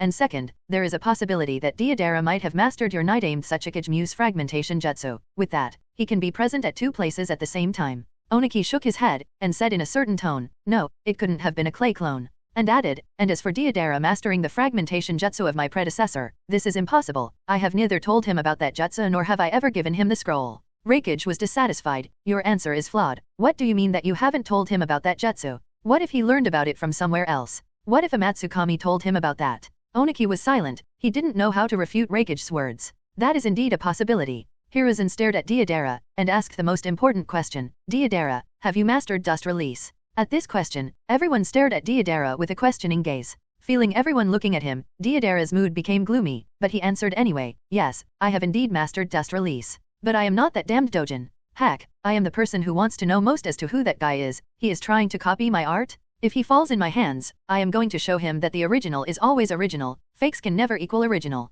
Hearing that Deidara has indeed mastered dust release, I said, see, he has even mastered dust release, who else could be Dojin but him? Deidara, it's about time you stopped pretending. Are you all right in your head, old guy? I have said countless times that I am not him, just think about it. If I were Dojin, why would I let the Akatsuki organization destroy Iwagakure? Wouldn't I immediately inform all the members of Amatsukami about Akatsuki's attack and call for backup? Said Deidara in a defeated tone. When Deidara put forward this point, everyone was silent, nobody had an answer to this question. Yes, if Deidara really is Dojin, why didn't Amatsukami arrive to save Iwagakure? Seeing that nobody had an answer, Sandaime said, well, regardless of whether Deidara is Dojin or not, let's stop this topic here. Nothing is going to happen if we continue to press him. If Deidara is really not Dojin, then it's useless to force, and even if he is Dojin, then also it's useless to force him because we can't do anything to him. So, let's put this topic aside for a while, and discuss the matter for which the 5-cage conference was organized. Everyone nodded with a defeated expression and the topic was successfully changed. Soon, under the guidance of Sandaime Hokage, the focus of the 5-cage conference shifted to the siege and suppression of Danzo. Because of Danzo's terrifying strength, Raikage proposed to form a coalition of elites in order to hunt him down effectively, and nobody opposed his proposal. In everyone's eyes, Danzo is a menace who threatens the entire shinobi world. The sooner he is dealt with, the better for everyone. The only problem is, they haven't been able to determine Danzo's whereabouts, so they don't know when and where to start. Seeing that this topic wasn't progressing, Sasori brought the threat of Akatsuki to the table. No doubt, Akatsuki is also very threatening to the entire shinobi world. They want to deploy countermeasures against Akatsuki. The problem is, Akatsuki is too strong. Even if all the villages combine together, there is really nothing they can do against Akatsuki, so this topic couldn't be carried any further. When the topic shifted to amatsukami, nobody knew what to say. Some could only look at Deidara, but other than this, nothing could be said. The existence of amatsukami is the biggest mystery in the shinobi world, and nobody seems to know anything about that organization. Again, the topic couldn't be continued and stopped halfway. The 5-cage conference was going nowhere, and after a while, everyone started to mentally feel exhausted. Seeing everyone getting more and more uninterested, Sandaime announced, well, let's end the discussion here for today, and we will again begin tomorrow. In the meantime, everyone can think up possible solutions and propose them in the next discussion. Everyone nodded and was about to get up and leave, when suddenly, Pakura asked Hiruzen, Hokage Dano, I have heard that the Ninja Academy of Konoha is organizing a real-world simulation assessment for their trainees, and both Fu and Uzumaki Naruto are also participating in it. Is that correct? Hiruzen nodded, ah yes, that is the case, and said, if anyone is interested, they can watch the assessment being carried out. Early morning. As the morning light of the fresh day sprinkled the lands of Konoha, the always deserted entrance of the Forest of Death became inexplicably lively. Normal Konoha shinobi, members of different shinobi clans, as well as ordinary villagers, flocked here invariably. Standing on top of a temporary high platform, Kuroto muttered with a dissatisfied expression, many of the population gathered here don't even have the power to protect themselves should a creature of Forest of Death suddenly attack them. Sigh, now we have to deploy people to make sure that this doesn't happen. With a single glance, Kuroto even spotted many vendors in the area, pushing their carts and selling snacks to the population gathered there. Shisui, who was standing beside Kuroto, said with a smile, well, you can't blame them, Kuroto-san. Something like a real-life simulation assessment for trainees at the academy has never happened in Konoha before, so people are curious, and because of so many things that you have done in the academy since you became principal, every assessment carried out by the academy has become an important thing in the village. All the parents and clans worry about their children, and the impact their performance in the assessment is going to cause. Sometimes Shisui can't help but admire Kuroto more and more. No matter what Kuroto involves himself in, it becomes a really big thing. Just consider Ninja Academy, for instance. Although the academy was always important because of the role it played in Konoha, it was never a topic of such big attention from all parties. The only time academy received any attention at all was during the enrollment of the new batch, and graduation of the oldest batch. Other than these times, no one paid much attention to what happened in the academy, but now, each and everything happening in the academy is a matter of concern for all parties, whether they are ordinary civilians, general shinobi, or the elite class of Konoha. As the trainees saw more and more people gathering, they started to get a bit restless. Father, what are you doing here? Random trainee A. Mama, I am here. Random trainee B. Oh shit, my old man is also here. What do I do? Random trainee C. As more and more trainees spotted their parents or relatives in the crowd, they reacted in various ways. Some were happy, some were excited, some were nervous, and some were dissatisfied. The young Harino Sakura is also one of the children. As soon as she spotted her parents excitedly waving at her, she was embarrassed, and sighed, don't they have anything better to do? They are putting so much pressure on me. Mother, father, watch me as I make both of you proud. Yakumo muttered to herself as she looked at her parents in the crowd. Naruto held his hands at the back of his hands and said with a smirk, parents, and all, they are so troublesome, good thing that I don't have them. Of course, this was just him putting an indifferent front on the outside. Internally, his heart was crying. He too wanted to be in the same embarrassing situation as the rest. Of course, Naruto wasn't the only one with such a thought. Even Shin was saddened. She missed her mother. But Shin was happy that Yui and Kuroto were there for her. Sasuke sneaked glances in the crowd from time to time, hoping to find his parents as well, and soon he spotted his mother and Izumine waving at him, his brother smiling at him, and his father looking at him with expectations in his eyes. Sasuke swore in his heart, Ota-san and Nii-san have come to see me. I swore I won't disappoint them. Today I will let the entire Konoha understand just how amazing and powerful the Uchiha clan is. Just as Sasuke spotted his family, Neji also spotted his father, Patriarch, and the young Hanabi in the crowd, and swore to protect the glory of the Hyuga clan. As the two young children swore to shoulder the reputation of their respective clans, they subconsciously turned to each other with imaginary lightning crackling between them.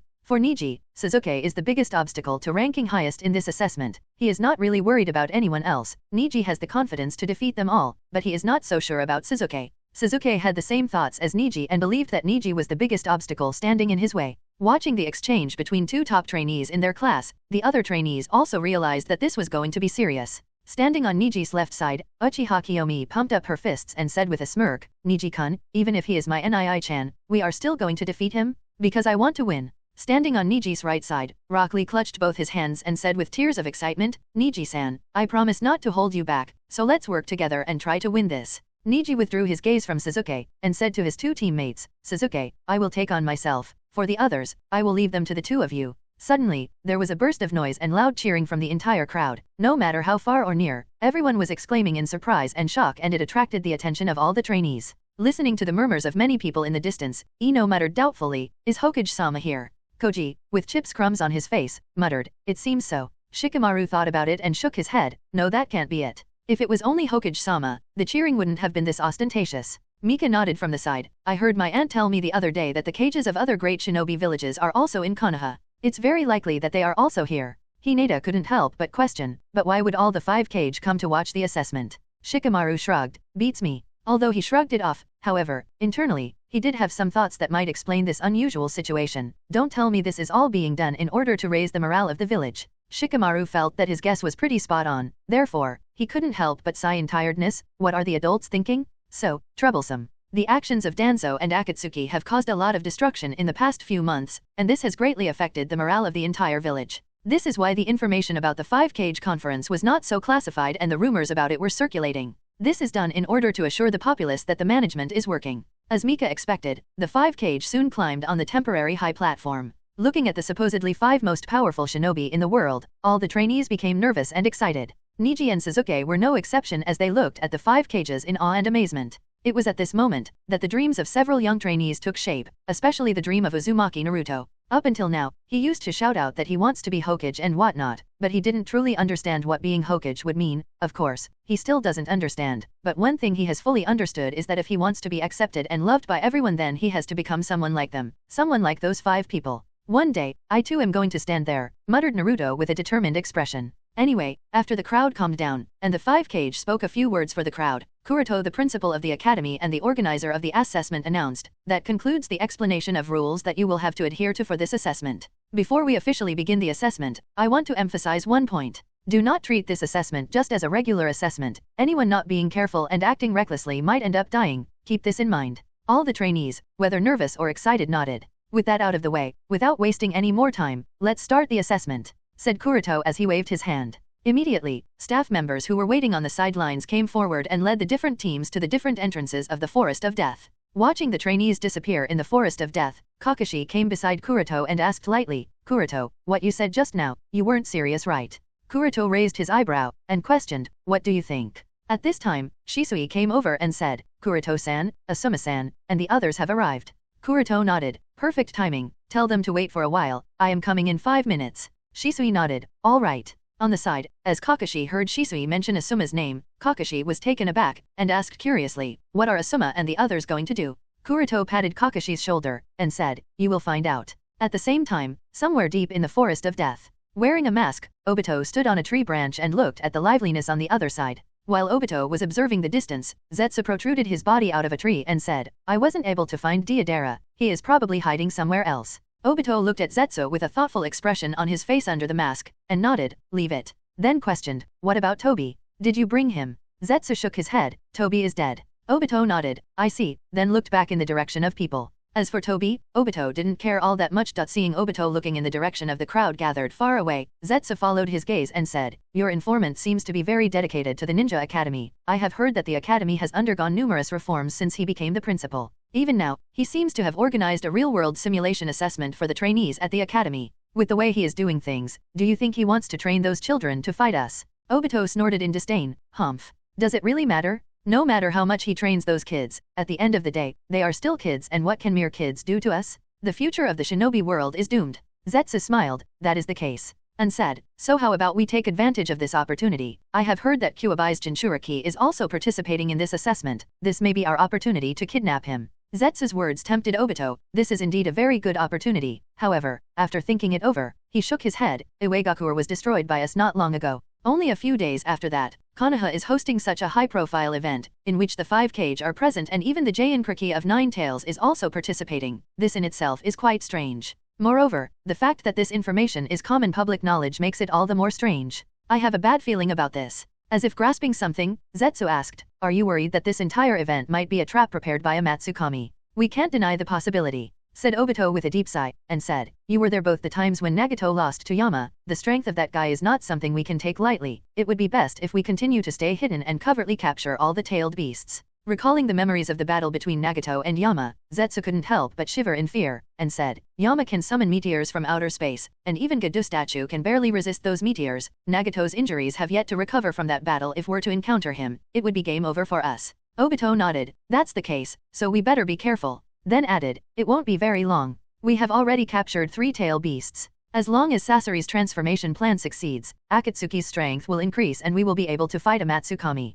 Until then, we should stay on guard against Amatsukami. Zetsu nodded, yes, it won't be very long. Then said, but it's a pity, this time it seems only 2 academy trainees will be present with Uzumaki Naruto. This was a very good chance to capture him. Obito weighed Zetsu's words, and after thinking about his ability to escape any situation, he said, we can give it a try. If there is a chance, we will immediately capture him and run away. On Kuroto's side, after dealing with all the immediate affairs on the stage, Kuroto came to the backside and met with Sarutobi Asuma, Iwagakure, Midarashi Anko, Shiranui Genma, and Namayashi Rado. Seeing Kuroto come, Asuma immediately asked, Kuroto, what do you want us to do? Kuroto didn't waste any time in nonsense. He directly took out several outfits from a sealed scroll and passed them on to the 5 people, and said, put them on. Anko and the others were taken aback when they realized that the outfit he has given them is a black turtleneck cloak with a red could pattern, and couldn't help but ask, Kuroto, this outfit is, what the hell are you planning? Could it be, you want us to pretend to be members of the Akatsuki organization in order to scare those children? Asked Anko with a doubtful expression on her face.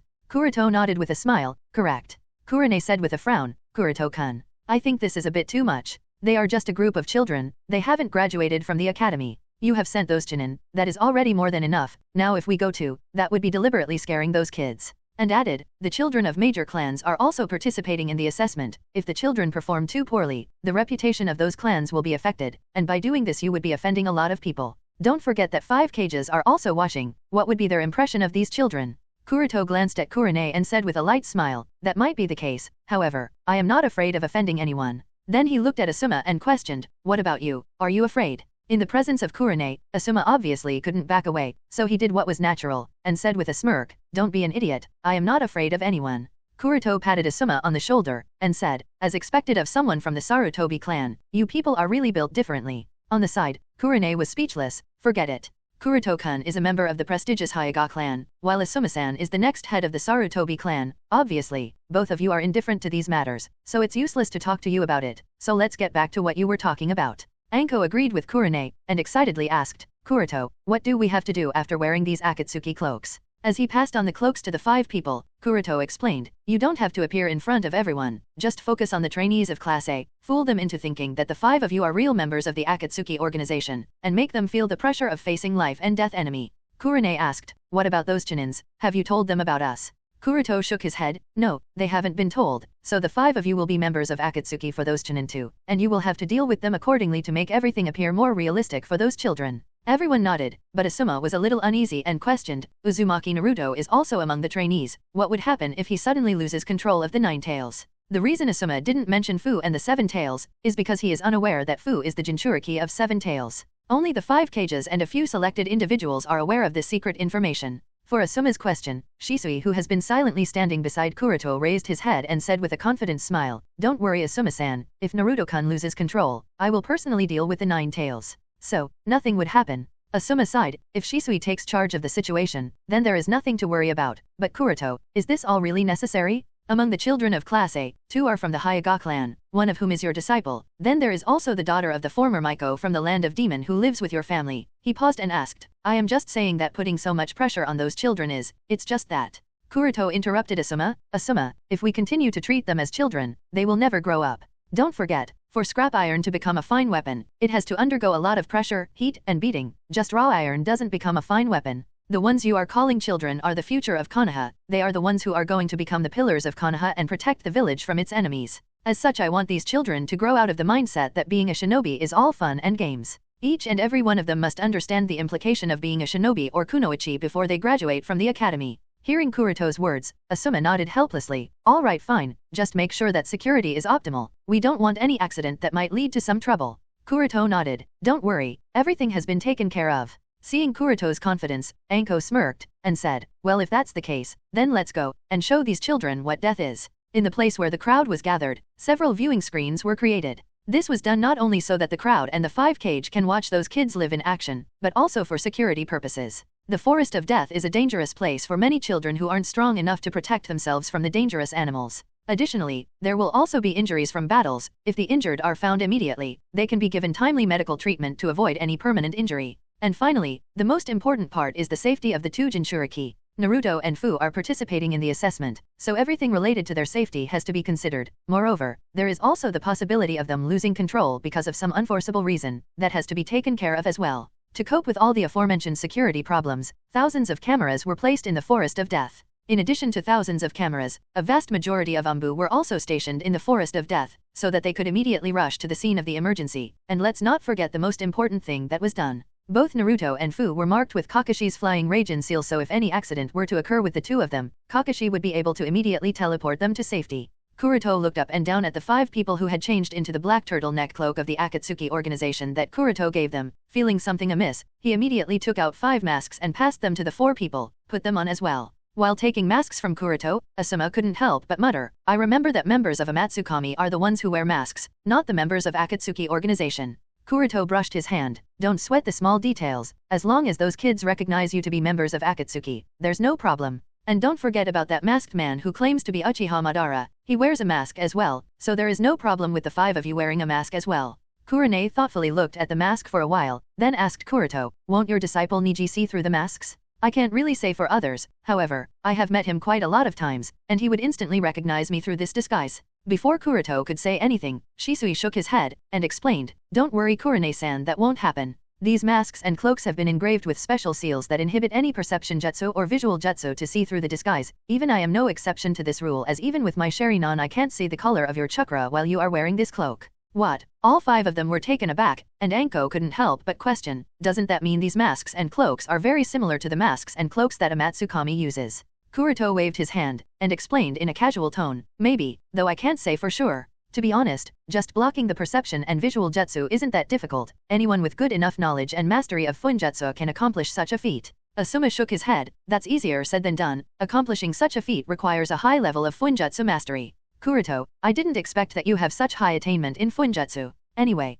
said Kuroto, put these masks on and you'll all be ready to go. Then continued, I have reported the information about the 5 of you to Hokage-sama, so there won't be any problem from the Ambu stationed in the Forest of Death. Anko nodded, all right, and asked, is there anything else we need to worry about? Kuroto said, as mentioned previously, the Chunins in the assessment are unaware of the 5 of you, as such the 5 of you will have to deal with them accordingly to make the entire situation appear more realistic. Don't forget, your main task is to stimulate the kids, and you are allowed to do anything for that? Asuma and the others nodded, understood. Forest of Death. The trio of Inoshikacho quickly shuttled through the trees, their faces were unprecedentedly solemn, and even the lazy Shikamaru appeared to be very serious. After a while, the 3 of them stopped on top of a tree. Shikamaru took out the map from the shinobi bag on his waist and spread it on the tree, then he crouched down and said, "This is the map given to us by the teachers, we have to remain within these marked areas for the entire duration of the assessment. Let's see, currently, we are in Zone B, Sasuke's team should be in Zone A, Niji's team is in Zone C, Mika's team is in Zone D, Sai's team is in Zone E, Shino's team is in Zone F, and Fu's team is in Zone G." Ino asked, "So what should we do? Should we move ahead and go to different zones, or should we remain in our zone for the time being and go to other zones after a while?" Shikamaru replied after putting some thought into it, "I think we should remain in our zone, not only for the time being but for the entirety of the assessment." Ino was taken aback, but why? Shikamaru explained, "Our primary focus is to protect our scrolls, as long as we have those in our hands, we won't lose. Second thing, we should focus on defeating the teams in our zone and not clashing with other teams in our class, this way, we can stay longer in the game and stand a better chance of ending the assessment with better rankings. What do the two of you think?" Koji said, "I have no problem." Toyu-san said that I should try not to get eliminated too early. Ino also nodded, "Since Shikamaru has thought of this, then I have no reason to doubt you. Anyway, Miyota-san also said that I should try to perform well." Shikamaru folded the map and said with a smile, "Since everyone agrees, then we will stay here and hunt down the weaker teams. Anyway, we don't need to rank highest in the assessment, that's Sasuke and Niji's thing, they will the ones who would aim to rank at the top." It was just as Shikamaru had expected. As soon as the event started, Sasuke and Niji's team started to hunt down other teams in their zone. When facing these two teams, no other team stood a chance. On the side of 5 Cage, as the screen showed Team Uchiha easily defeating another team, the Godame Kaze Cage Pakura couldn't help but praise, "Uchiha Sasuke of the Team Sasuke is really something." Yandame Mizukage Yagura added from the side, "Hyuga Niji from Team Niji isn't bad either, his combat skills are very neat and targeted, not something you would expect from a child his age." As the assessment progressed, suddenly someone from the crowd exclaimed, "Look, aren't those the Chunins, the special team of the assessment?" Yes, they seem to be rushing towards Uchiha Sasuke. Hey, look at that, several other teams are also going in that direction. Oh my god, I feel there will be a big battle soon, it will be like a battle royal. Even the cages intently looked at the screens, they wanted to see how the situation would develop. In the Forest of Death, after passing another scroll that he had won to Yakumo, Sasuke asked, "How many scrolls do we have?" Yakumo answered, "Aside from our 3 scrolls, we have 9 scrolls." Naruto cheered, "Hey Sasuke, we have got a lot of scrolls, so you think we are at the top?" Sasuke shook his head, "It's still too slow, Niji's team can't be underestimated. Kiyomi is also on his team. We have to speed up if we want to win this thing." Naruto protested, "Sasuke, we can't go any faster, Yakumo-chan might be tired." Sasuke looked at Yakumo, a bit hesitant to ask. Yakumo smiled, and shook her head, "Don't worry Naruto-kan, Sasuke-kan, thanks to both of you, there was no need for me to do anything up until now, so I am completely fine. I can continue, let's win this thing." Sasuke and Naruto nodded, yes, then looked at Yakumo and said, "In any case, we should rest for a while." Yakumo smiled at the kindness of her 2 teammates and nodded, "All right, if the 2 of you insist." Just as they were going to find some hidden place to rest, the 3 kids spotted several people rushing toward them, and exclaimed the Chunins. Seeing the identity of the visitors, Sasuke became excited, so they have come to us. Mizuki stood on top of a tree and said, "Team Sasuke, if you peacefully hand over your scroll, we will allow you to run away without a fight." Yakumo whispered lightly, "What should we do Sasuke-kan, Naruto-kan?" Eager to battle, Sasuke stood in front of Yakumo and replied to Mizuki with a smirk, "Thanks but no thanks, we have no intention of handing our scrolls.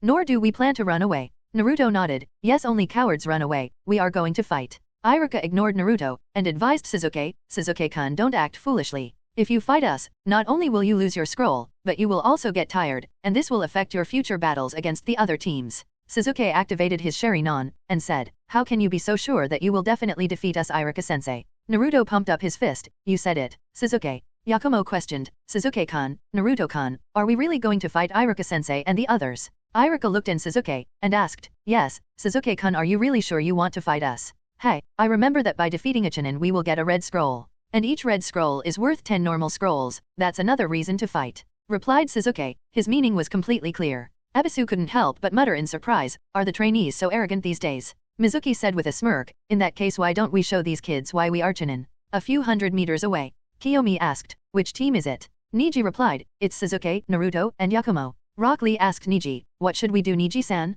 Should we help Sasuke-san and the others?" Niji replied, "Well, we do need to take at least 1 red scroll if we want to win this." Kiyomi questioned, "So that means we are going to help Sasuke and Ai-chan and his team?" Niji thought for a while, and replied, "Recklessly rushing there won't do us any good. If it was just 1 Chunin, we could have done something, but so many Chunin at once is another matter. I suggest that we wait for a while, when there is an opportunity or any Chunin has his guard down, we will take action." Both Kiyomi and Lee nodded, agreed. "Look at him, he is not running away. You can't be serious, a kid wants to fight so many Chunin, this is unbelievable. It's no surprise. Did you guys forget that he is Uchiha Sasuke, the youngest awakener of Sharingan? Makes sense, he is the genius child from the Uchiha clan. The crowd couldn't help but exclaim in shock and surprise as they saw Uchiha Sasuke taking a fighting stance instead of running away in the face of several Chunin. A child, who is not even 10 years old, didn't even flinch when facing several Chunin is really commendable in this day and age when the wars between shinobi villages are almost non-existent. Perfectly aware of Sasuke's strength, Itachi couldn't help but sigh. If it was just one Chunin, Sasuke would win, no doubt about it, but so three of them at the same time, this battle is going to be very difficult for him. Sasuke's mother, Mikoto, complained with a slightly dissatisfied tone, this kid is getting more and more reckless as he is growing older. Although she complained, there was a smile on her face. At the same time, Fugaku folded his hands over his chest and said proudly, Sasuke is going to be just fine. This is how Uchiha should be. On the 5K's side, I had assumed that this was going to be a boring assessment, but who would have thought it would suddenly become so exciting, said Raikage, intently staring at the screen in front of him. The cages didn't just focus on the side of Uchiha Sasuke, they were also able to see the other things happening in the surroundings. They noted the other team slowly getting closer to the site. The most surprising thing is that the kids didn't rush out like inexperienced fellows, nor did they get scared and run away from the Chunin. Instead, they carefully camouflaged themselves using their surroundings and means, and then observed the battlefield as if waiting for the opportunity to make their move, much like how a real shinobi works. Looking at these young kids in action, the old Tsuchikage couldn't help but feel emotional. Konoha's current generation is terrible enough, and such talented kids are about to graduate within the next few years. No village will stand a chance against Konoha for the next few decades. It's a good thing that war between villages has been suspended. Given how strong Konoha is, we stand no chance against this village. They weren't wrong when they said that Konoha is the cradle of geniuses. Although wars between the 5 great nations have basically stopped and the pattern of the shinobi world has changed into an alliance between the villages compared to the previous enmity because of the threat of the Akatsuki organization and the rapid emergence of amatsukami, this doesn't mean the 5 great villages have stopped competing against each other. And when Oniki saw the emergence of so many geniuses one after another, he couldn't help but feel envious of Konoha, especially after what happened to Iwagakure only a few weeks ago. Forest of Death. Naruto, Yakumo, while I keep them busy, retreat backward. This battle is not for the two of you, said Sasuke in a deep voice as the black tomo in his scarlet eyes spun. Naruto interrupted, what are you saying, Sasuke? Don't forget that we are a team. If we are going to fight sensei, then we are going to fight them together, no matter the result. Yakumo looked uneasy, and said, Sasuke-kun, are we really going to fight the Chunin? They are sensei. The rules say that as long as we have 2 of our original scrolls we won't be disqualified. We should give them a scroll and avoid this battle. Seeing Yakumo trying to persuade Sasuke, Iruka added with a serious expression, Sasuke-kun, you are indeed one of the top 2 trainees of this generation. However, sometimes you should understand the disparity of the situation. Blind arrogance won't do you any good. While putting his hand in his shinobi bag, Sasuke said, Iruka-sensei, it's best if you keep the lessons limited to the classroom. This is not a classroom and we are enemies. Iruka frowned and still wanted to persuade Sasuke. However, seeing that Sasuke had taken out several shuriken from his shinobi bag, he tacitly shut his mouth and prepared to fight Sasuke. Whoosh whoosh whoosh whoosh, cutting through the wind, several shurikens were thrown by Sasuke and rushed towards the 3 Chunin. The other Chunin are spread in different zones and focusing on other teams. As Sasuke took the initiative to attack, the battle between Team Sasuke and the 3 Chunin started. Iruka, Mizuki, and Ebisu easily dodged all the shuriken thrown by Sasuke by moving their bodies to the side. However, when the shuriken passed by their side, they realized that the shurikens were tied with wire, and at the end of the wire, a small ball was attached. A smoke bomb, thought Iruka as the ball exploded. Poof! As the smoke provided a cover, Sasuke used that moment to rush toward the 3. Not long after, the sound of flesh colliding with flesh, and metal colliding with metal echoed in the forest. Hearing the sound of fighting, the stunned Naruto finally reacted. The fight has already started. Looking at the smoke in front of her, Yakumo also nodded with an uncertain expression. Seems to be the case. I can't see anything, they are too fast, said Rock Lee, then looked at Niji and Kiyomi. What about the 2 of you? Kiyomi shook her head. I can barely make out some shadows. Niji didn't reply. His Byakugan was active and he intently focused on the battle in the distance, his expression extremely serious. Unable to make out anything, Shin asked, Hinata, what's happening? Hinata, who had activated his Byakugan, muttered doubtfully, it seems to me that Sasuke-san is defeating Sensei. Shin was taken aback, really, and muttered, maybe Sensei is not fighting seriously. I don't think Sasuke-kun would be able to defeat all 3 of them at the same time. Mika shook her head, actually he might. Uchiha Sasuke seems to be stronger than the 3 of them. Similar to these 2 teams, several other teams also observed the battle using their own means. Sai's team was spying on the battle from high in the sky using his inkbirds. Fu sat on top of a giant tree and looked at the battle while resting her hand on her cheek. Mika-chan seems to be right. Sensei is really not as strong as we had expected. Shino processed the information brought to him by his bugs and muttered, or maybe it's that Sasuke-san is stronger than we had expected. The base of the immediate response team. With the cloak and mask of Akatsuki, Asuma stared at the screen in front of him and muttered in surprise, the three of them are Chunin, right? Kurone muttered thoughtfully, undoubtedly, he is Uchiha Itake's younger brother, just as talented as him. Anko was also quite surprised, looks like we have to appear earlier than we had assumed. Asuma put on the mask with a smile, and said, alright then, we should go, even if this Uchiha kid is extremely talented, we can't let him defeat Iruka and the others in public sight, it would be very embarrassing of them to be defeated by such a young kid. If it's us, there would be no problem. As soon as Asuma and the others moved, their movements were immediately captured by the cameras as such their figures quickly appeared on the viewing screens. Who are those people? Look at their cloaks, they seemed to be members of the Akatsuki organization. Damn, how can they suddenly appear here, and that too in the forest of death? We have to do something, at this rate, our children will definitely die. Instantly, the entire crowd burst into noise. People exclaimed in panic, worry, and anger. The matriarch of the Uchiha clan, Uchiha Mikoto, was closely watching the battle between her son Sasuke and the Chunin for a while and also noticed 4 members of the Akatsuki organization appear in the viewing screen, and exclaimed, the direction those people are headed to. It's where Sasuke is. Unlike his wife Mikoto, Hyuga wasn't panicked. Instead, he tried to analyze a few things and glanced in the direction of the 5 cages. Noting that the 5 cages were sitting calmly and discussing something with excitement on their faces, he couldn't help but frown. It's strange. The Akatsuki organization is here. If those people are headed towards Sasuke, then their target is undoubtedly Uzumaki Naruto, yet the 5 cages are so calm. Muttered Hyuga with a frown. Seeing his parents worried, Itake quickly explained, Ota-san, Oka-san, don't worry, those people are not members of Akatsuki. They are shinobi from Konoha who are pretending to be members of Akatsuki. Earlier Shisui-san informed me that this will be happening. As Itake informed his parents, Sandaime Hokage stood up on the stage and informed everyone that the 5 people on the screen were Konoha shinobi disguised as members of the Akatsuki organization. The purpose of their appearance is to test the trainees' response to the desperate situation. Hearing Itake's explanation, and Sandaime Hokage's words, Mikoto breathed a sigh of relief, and scolded him, Itake, you should have told us of this earlier, I was almost scared to death. The others in the crowd also breathed a sigh of relief, and their panic also subsided.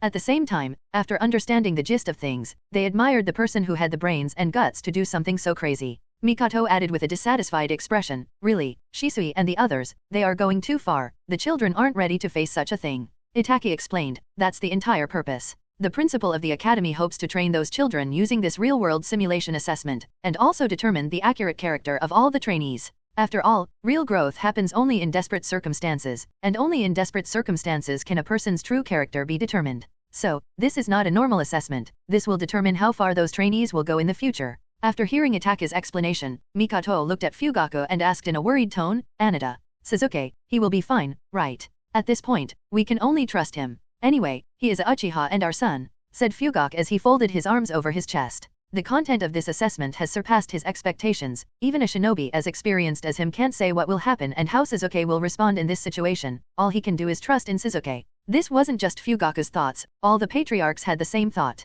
On one side, they don't want their children to get hurt, on the other side, they don't want their children to perform poorly in front of such a crowd as their performance will affect the reputation of their clans. As Sandaime sat back after announcing this part of the assessment, Tsuchikage said with a smile, you people of Konoha actually went as far as to make your men pretend to be members of the Akatsuki organization. This is really creative, I want to see how those children will react. Sandaime forced a smile, and nodded, I do too. In fact, even Hiruzen wasn't completely aware of the entire content of the assessment until a while ago. Although Kuroto informed him of a lot of things, Hiruzen didn't know that his son Asuma and the others would disguise themselves as members of the Akatsuki organization and get involved in the assessment. Now that everything has already started, Hiruzen can only hope that nothing goes wrong. Looking at Hiruzen's expression, Godame Kazekage was able to guess his thoughts and sighed, really, this is so like him, he can be so cruel when it comes to things he wants.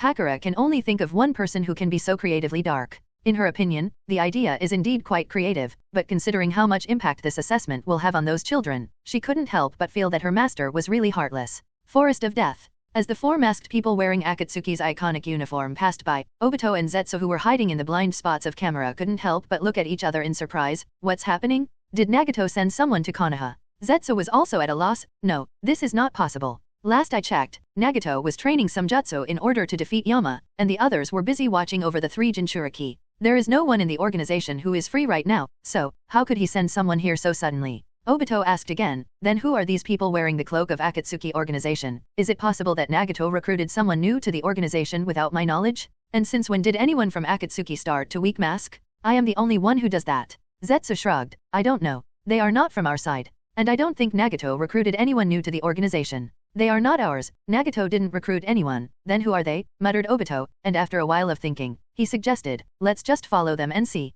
Zetsu nodded and dived into the ground. On Sasuke's side, as the smoke gradually disappeared, the figures of Sasuke and the three Chunin appeared before everyone. From one glance, everyone was able to see Sasuke easily dealing with the three Chunin teachers. Take this, you arrogant kid, cursed Mizuki in anger, and threw a Fuma Shuriken at Sasuke. Sasuke smirked and jumped up to dodge the incoming Fuma Shuriken. However, at this time, something unexpected happened. Just as he jumped up, Sasuke felt that the soles of his sandals were stuck to something and pulled him back to the ground. He looked down and soon realized that his feet had been stuck to the ground by a transparent liquid, glue. He was taken aback, and quickly pulled out 2 kunais from his shinobi bag to deflect the Fuma Shuriken. As the Fuma Shuriken was deflected, Sasuke looked in the direction of Iruka and asked, Iruka-sensei, I didn't know that you could use such a jutsu. Iruka replied, well, I have recently mastered this jutsu upon principal's instructions, but anyway, you have lost now, Sasuke-kun, give up. Sasuke smirked, don't be so sure, Iruka-sensei, as his body exploded in a cloud of white smoke. Iruka was taken aback. Shadow clone? When did he weave hand signs? Suddenly a voice came from behind Iruka. As soon as I saw you use that jutsu of yours with my Sharingan, I had already created Shadow clone. Iruka turned around and saw Sasuke coming towards him with a tanto in his hand. Looking at Sasuke's moves from the distance, Rock Lee was stunned. This is amazing. Sasuke-san is so strong, I can't believe we are in the same year. Kiyomi nodded in surprise, even I didn't think that Sasuke and Ii-chan would be so strong, and muttered doubtfully, but when did he create the shadow clone? Niji explained while looking at the battlefield, he created the shadow clone at the moment he used the smoke bomb. Kiyomi nodded in realization, he used the smoke as cover, no wonder I didn't notice, but you noticed because of the Byakugan. So, Sasuke-san used Shuriken's attack to divert Sensei's attention, and created a cover of smoke, then using the cover of smoke he switched place with a shadow clone? This is the two-layered tactic that Shisui-sensei talked about. Sasuke-san can already do that, muttered Rock Lee, really surprised. Niji said in a flat tone, Lee, this is a very normal tactic when facing a strong foe with unknown jutsu, even if I was there instead of Sasuke, I would have done something similar. Kiyomi said in a speechless tone, Niji-kun, this isn't normal at all. Not everyone can use shadow clone jutsu which you and Sasuke and Ii-chan can use. If it was Lee-kun, or me there instead of Sasuke and Ii-chan or you, we would have been stuck to the ground because of that jutsu and completely vulnerable to Sensei's attacks. Rock Lee nodded in a serious tone. Hearing Kiyomi's words, Niji nodded with an embarrassed expression, yeah, I forgot, sorry. At the same time he thought to himself, even if I couldn't use shadow clone jutsu, nothing would have happened to me, as I can protect myself using revolving heaven that Sensei taught me. In order to let Niji overcome the shadow of his defeat at the hands of Sasuke in the previous assessment, and to prepare him for the next assessment, Kuroto taught Niji Revolving Heaven at Niji's request. Revolving Heaven is a jutsu that is limited to the members of the main family. However, Kuroto had mastered this jutsu back in his teenage, so teaching Niji was not a problem for him. In fact, even if Kuroto hadn't taught him, Niji could have learned this jutsu himself. Kuroto's teaching only speeded up the time it would have taken Niji to master it. With Revolving Heaven in his arsenal of jutsu, Niji believes that he has perfect defense and there is no problem in defending against Sensei's attack. As for whether this is true or not is something only time can tell. On the battlefield, Sasuke placed kunai on Iruka's neck and said, Iruka-sensei, the rule says that if any team defeats the Chunin team, we can get a scroll from you. Well, now's the best time to hand it over to us, don't you think? Well, that is indeed the rule, said Iruka, then added, however, that's only the case if any team does defeat us. As he finished his words, his body suddenly exploded into a cloud of white smoke. Poof? What? Shadow clone, muttered Sasuke in surprise. You aren't the only one who has mastered the shadow clone jutsu. Iruka's voice came as he appeared from the back of a tree, and he added, Sasuke-kun, you shouldn't underestimate your teachers, we are your teachers for a reason. Sasuke's face sank, and he looked at the other two from the corner of his eye and noticed that they seemed to be doing fine as well. At this moment, Sasuke realizes that there is no problem in facing any of the three individually. However, when fighting against all three of them at the same time, defeating them becomes difficult as his attacks are getting scattered. This is still under the circumstances that the three sensei aren't going all out against him. If the three of them go all out as if facing a real enemy, then the chances of winning will completely dim. Am I still not strong enough? Thought Sasuke as he glanced at Yakumo and Naruto. They aren't strong enough to help me in this fight. Sigh, if it was Niji this fight would have been over long ago? Alas, that's not an option. It seems retreat is the only option that I have at this time. Just as Sasuke started thinking about how to escape without losing any scroll, suddenly, the sound of people approaching them reached his ears, and as soon as he looked in that direction from the corner of his eyes, Sasuke's pupils shrank and his entire body shook, aka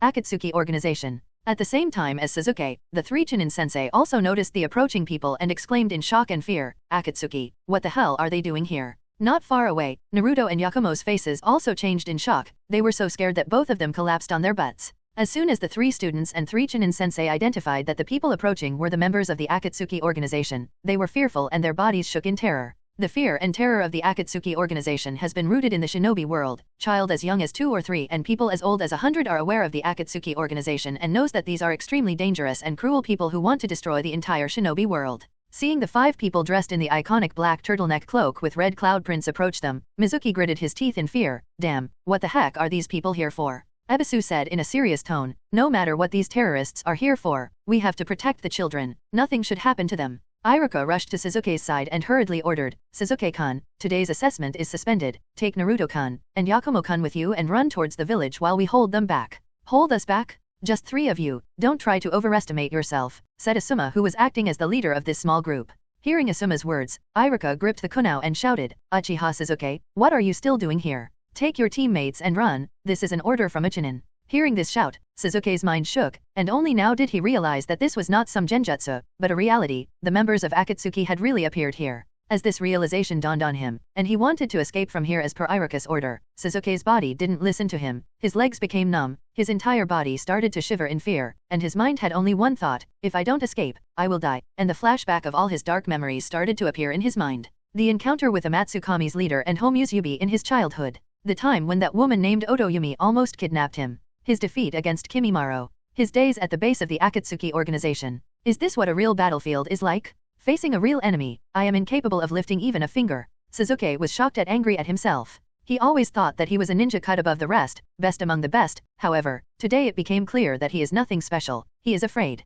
While the entire crowd was frozen, Kurone quickly weaved hand signs and activated her genjutsu. Thump. The genjutsu quickly acted on the entire crowd and made them see what Kurone wanted them to see. Although Kurone isn't as good as Shisui and Itaki, however, she is also considered one of the best genjutsu users in Konoha, so naturally, 3 Chunin and 3 academy students were not able to put much resistance and started to see what she wanted them to see. As the genjutsu part was set up, Asuma, Anko, and the others started to act. The first target was Ebisu and he was stabbed to death by Asuma. As a sword pierced Ebisu's heart, he coughed up blood and collapsed on the ground with a muffled sound. Plop. Witnessing the death of Ebisu again made Iruka realize that they couldn't take these members of the Akatsuki organization lightly and shouted at Sasuke, Sasuke-kun run. After this, he rushed towards Sasuke. He had to make sure that at least the children could remain safe. But the problem is, Iruka is only a Chunin. In no way he can take on someone like Asuma who is one of the strongest elite Jonin of Konoha. Iruka did his best. He tried to put up a fight but was defeated in just 3-4 moves. But unlike Ebisu, Iruka wasn't killed, he was only severely wounded. Mizuki swallowed in fear as he saw that both Ebisu and Iruka had been dealt with. My life is more precious than those children. I can't let myself die here. I don't care what those Akatsuki members are here for. This entire matter has nothing to do with me. With such a thought in his mind, Iruka took a deep breath, then turned around and fled without looking back. Say. However, he had only taken 10 steps. Suddenly countless snakes swarmed him. As Mizuki was dealt with, the snakes retreated back into the cuff of Anko's sleeves. Dead, all of them dead. Sasuke, Naruto, and Yakumo muttered with stunned expressions. Oh, it seems that the fear rooted in Sasuke's heart is acting up. This is not good, muttered Uchiha Matriarch with a distressed expression. Being his mother, Mikoto understands Sasuke better than anyone. This is why she is also aware of the fear that lies deep within Sasuke. Although Sasuke is generally not affected because of that fear, however, when he faces a life and death situation where he is completely helpless, the childhood trauma left to him by Yama and Homeuse Yubi starts to affect him. Uchiha Patriarch narrowed his eyes and looked at Sasuke. He also noticed that Sasuke was afraid. The picture on the monitor is not very clear, therefore, it's somewhat difficult for the general audience to notice the trembling of Sasuke's body. However, that is the case only for the general audience, not for Fugaku, who could clearly see the fear in his son's heart. However, Fugaku didn't think anything was wrong with it. Because even if it was him in place of Sasuke, facing several members of the Akatsuki organization, he wouldn't have been much different from Sasuke. What's important is to be able to overcome this fear. If Sasuke can once again overcome the fear in his heart, he will make progress, and that's what Fugaku wants to see. He wants to see his son Sasuke overcome the fear in his heart with courage and face the enemy head-on. Compared to Mikoto's worries and Fugaku's expectations, Itake had a very calm expression as he observed the battlefield. Originally relaxed, 5 Kages subconsciously leaned forward and turned their full attention on Sasuke, who seemed to be the prime target of Akatsuki organization members lurking in the forest of death. From the beginning of the assessment to this point, considering his young age, Sasuke's performance has been impeccable. Anyone can foresee that as long as Uchiha Sasuke grows up smoothly, he will become as famous as White Fang, Yellow Flash, and Silver Hunter. The potential of Uchiha Sasuke has been recognized by the Five Kage, precisely because they understand Sasuke's limitless future. They are very interested to see how he would deal with this desperate situation. The three children have already seen that the three Chunin sensei are powerless against the members of Akatsuki. Knowing this, what will the three of them do? What will Uchiha Sasuke do? Will he back down and run away, or will he stay where he is and face the enemy? Godame Kaze Kage Pakura asked other Kage's opinion. What do the others think? What do you think Hokage Dano? Will he run, or will he fight? Hiruzen stroked his beard, and said with a thoughtful expression, whichever will it be, one thing is very clear, his response here will determine his future. We will soon get to know whether he really has what it takes to become a real powerhouse. For Sasuke's response, Sandaime is also very curious, what will the young Uchiha choose, his own life, or the life of his companions? At the same time, Hiruzen was very angry at Mizuki. The guy didn't even attempt to fight against the Akatsuki members, he just turned around and fled, leaving behind the three students at the mercy of the enemy. Thinking of Mizuki's embarrassing performance, Hiruzen made up his mind. He is not a good example for the students, I will transfer him out of the academy. Forest of Death. Kiyomi and Lee clutched their sweaty palms and asked Niji in hushed voices, Niji-san, what should we do? Niji-kun, we can't run away, Sasuke and Ii-chan is in danger, we have to help them. Niji looked at the distant battlefield with a nervous expression. The sudden appearance of Akatsuki startled him. It's quite obvious that children like him and Sasuke don't stand a chance against Akatsuki. That's why he is really afraid of coming out. However, he can't let Sasuke face the enemy alone. What should I do? What should I do? Equally tangled up are Shin, Hinata, and Mika, who are hiding not far away. Naruto-kun, Yakumo-san, Sasuke-san, muttered Hinata in a worried tone. Holding the little bell in her hand, Shin stammered to herself, Oka-san said that a day will come when I will have to remove the seal of this bell, but. Mika was also afraid, and thought to herself, it's clear that we can't defeat them. I don't know what their purpose is, but we have to somehow deliver the message to the village that Akatsuki is here and call for reinforcement. On the other side, as Fu saw the members of Akatsuki, her heart shuddered. She quickly hid inside the crown of the tree and secretly observed their every move. Are they here for me? Or for Naruto-kun? Of course, she hasn't been told about Naruto's status of being a Jinchuriki. However, being a Jinchuriki herself, she can feel the presence of a tailed beast inside Naruto, and because she is aware of the fact that the Akatsuki organization is targeting tailed beast, so she quickly came to a conclusion that the Akatsuki is here probably for her and Naruto. What to do? Floating in the sky, Sai quickly opened his notebook and started drawing something. One after another small ink birds started to come out from the notebook. Curious, Sakura asked, Sai-kun, what are you doing? Shin answered instead of Sai. Sai is trying to inform the village about the situation in the Forest of Death. Sakura said, but aren't there so many cameras in the Forest of Death? I am pretty sure the people in the village would have noticed them by now. Shin nodded. Yes, they should have. However, what if the Akatsuki is interfering with the cameras with some jutsu?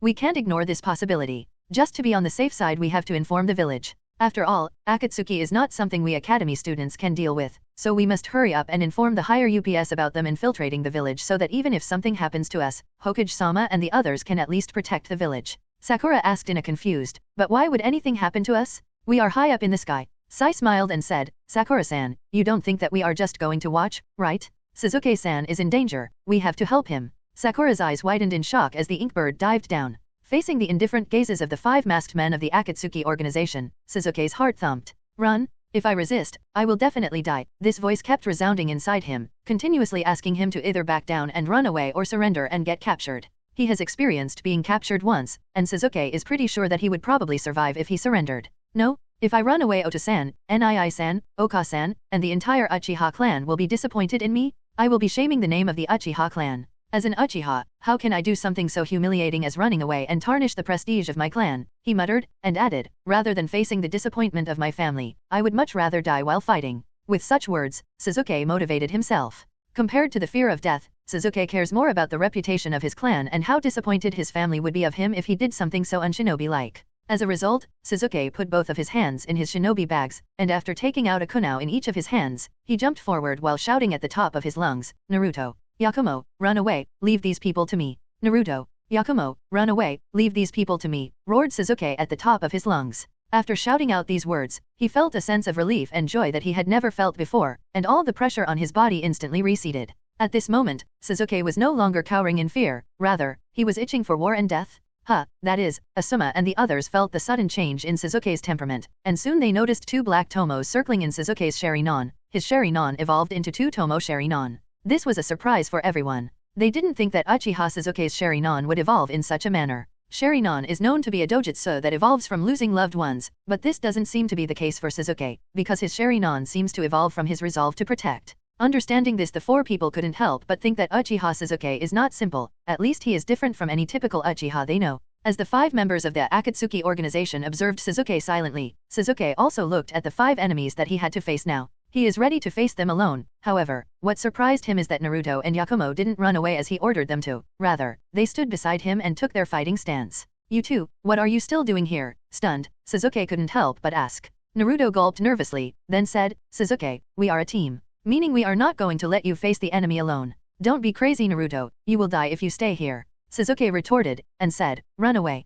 Naruto shouted back, you are the idiot here, Sasuke, a team stays together no matter what? Have you forgotten what Iruka-sensei taught us? At the same time, Yakumo placed her hand on Sasuke's shoulder and said with a smile, Sasuke-kun, we know the danger, but we still want to stay. After all, we are a team. Idiots, muttered Sasuke under his breath. Although he mocked them, internally, Sasuke felt inexplicable warmth. He can clearly see that both Naruto and Yakumo are afraid. Their shivering legs clearly tell this, yet they choose to stay with him and fight even if it means death. Understanding, Sasuke couldn't help but swear to himself, can't let anything happen to the two of them. After that, Sasuke looked at the two, and whispered lightly, don't worry guys, nothing would happen to us, there are cameras everywhere in the Forest of Death. Even now, our image is being captured by cameras. This means that the village is aware of Akatsuki's every move, and they must be on their way. As long as we hold on for a while, the reinforcements will arrive.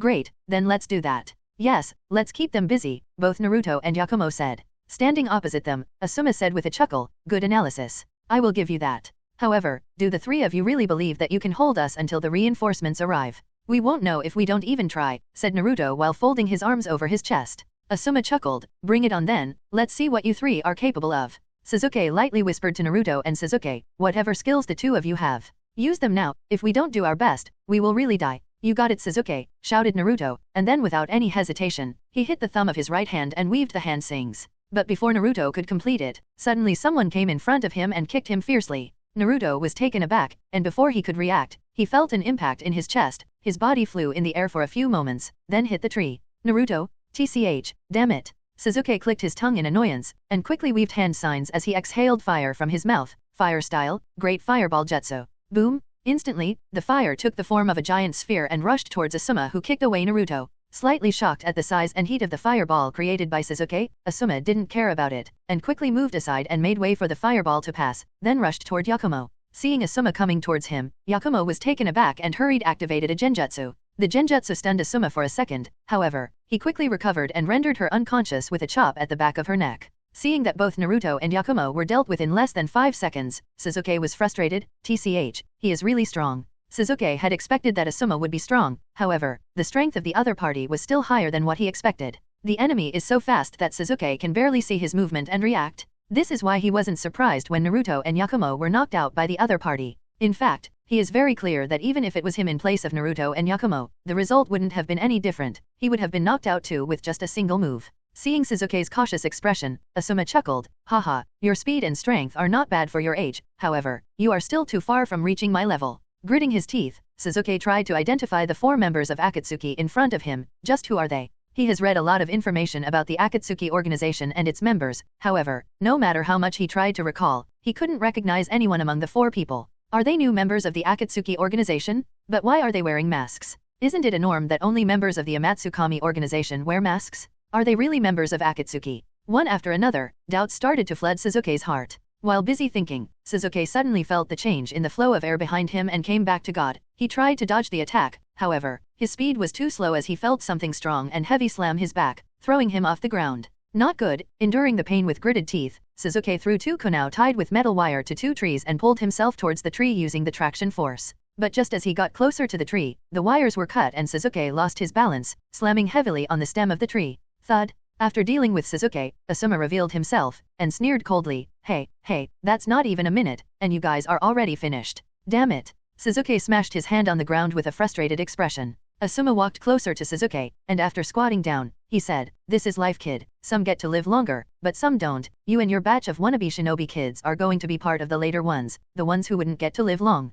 Then he drew out a blade, and while wiping it clean, he asked, are there any last wishes? Is there really nothing we can do? Muttered Sasuke with a frustrated expression. No last wishes, I suppose. Muttered Asuma and began to cleave off Sasuke's with the blade. Just as Asuma's blade had touched Sasuke's neck, suddenly the sound of wings fluttering echoed in the forest. Hearing this sound, hope rekindled in Sasuke's heart. Are reinforcements here? Asuma and Sasuke raised their heads in the direction of the sound and found countless white birds coming toward them. Seeing this, Asuma shook his head and answered, "Reinforcements indeed, but not the people you were hoping to see." Asuma raised his head and while looking at the countless ink birds swarming him, he laughed mockingly, "Have you kids come here to die as well? Do it now." At this shout, all the ink birds circling Asuma and the others flew away, and suddenly a swarm of insects attacked the 4 members of the Akatsuki organization. The swarm of insects dyed the battlefield in a darker tone. At the same time as Shino swarmed the battlefield with his insects, Tenten unfolded her giant scroll and shot countless kunao toward the other 3 members of the Akatsuki organization. The sudden appearance of ink birds, insects, and kunao made the battlefield chaotic.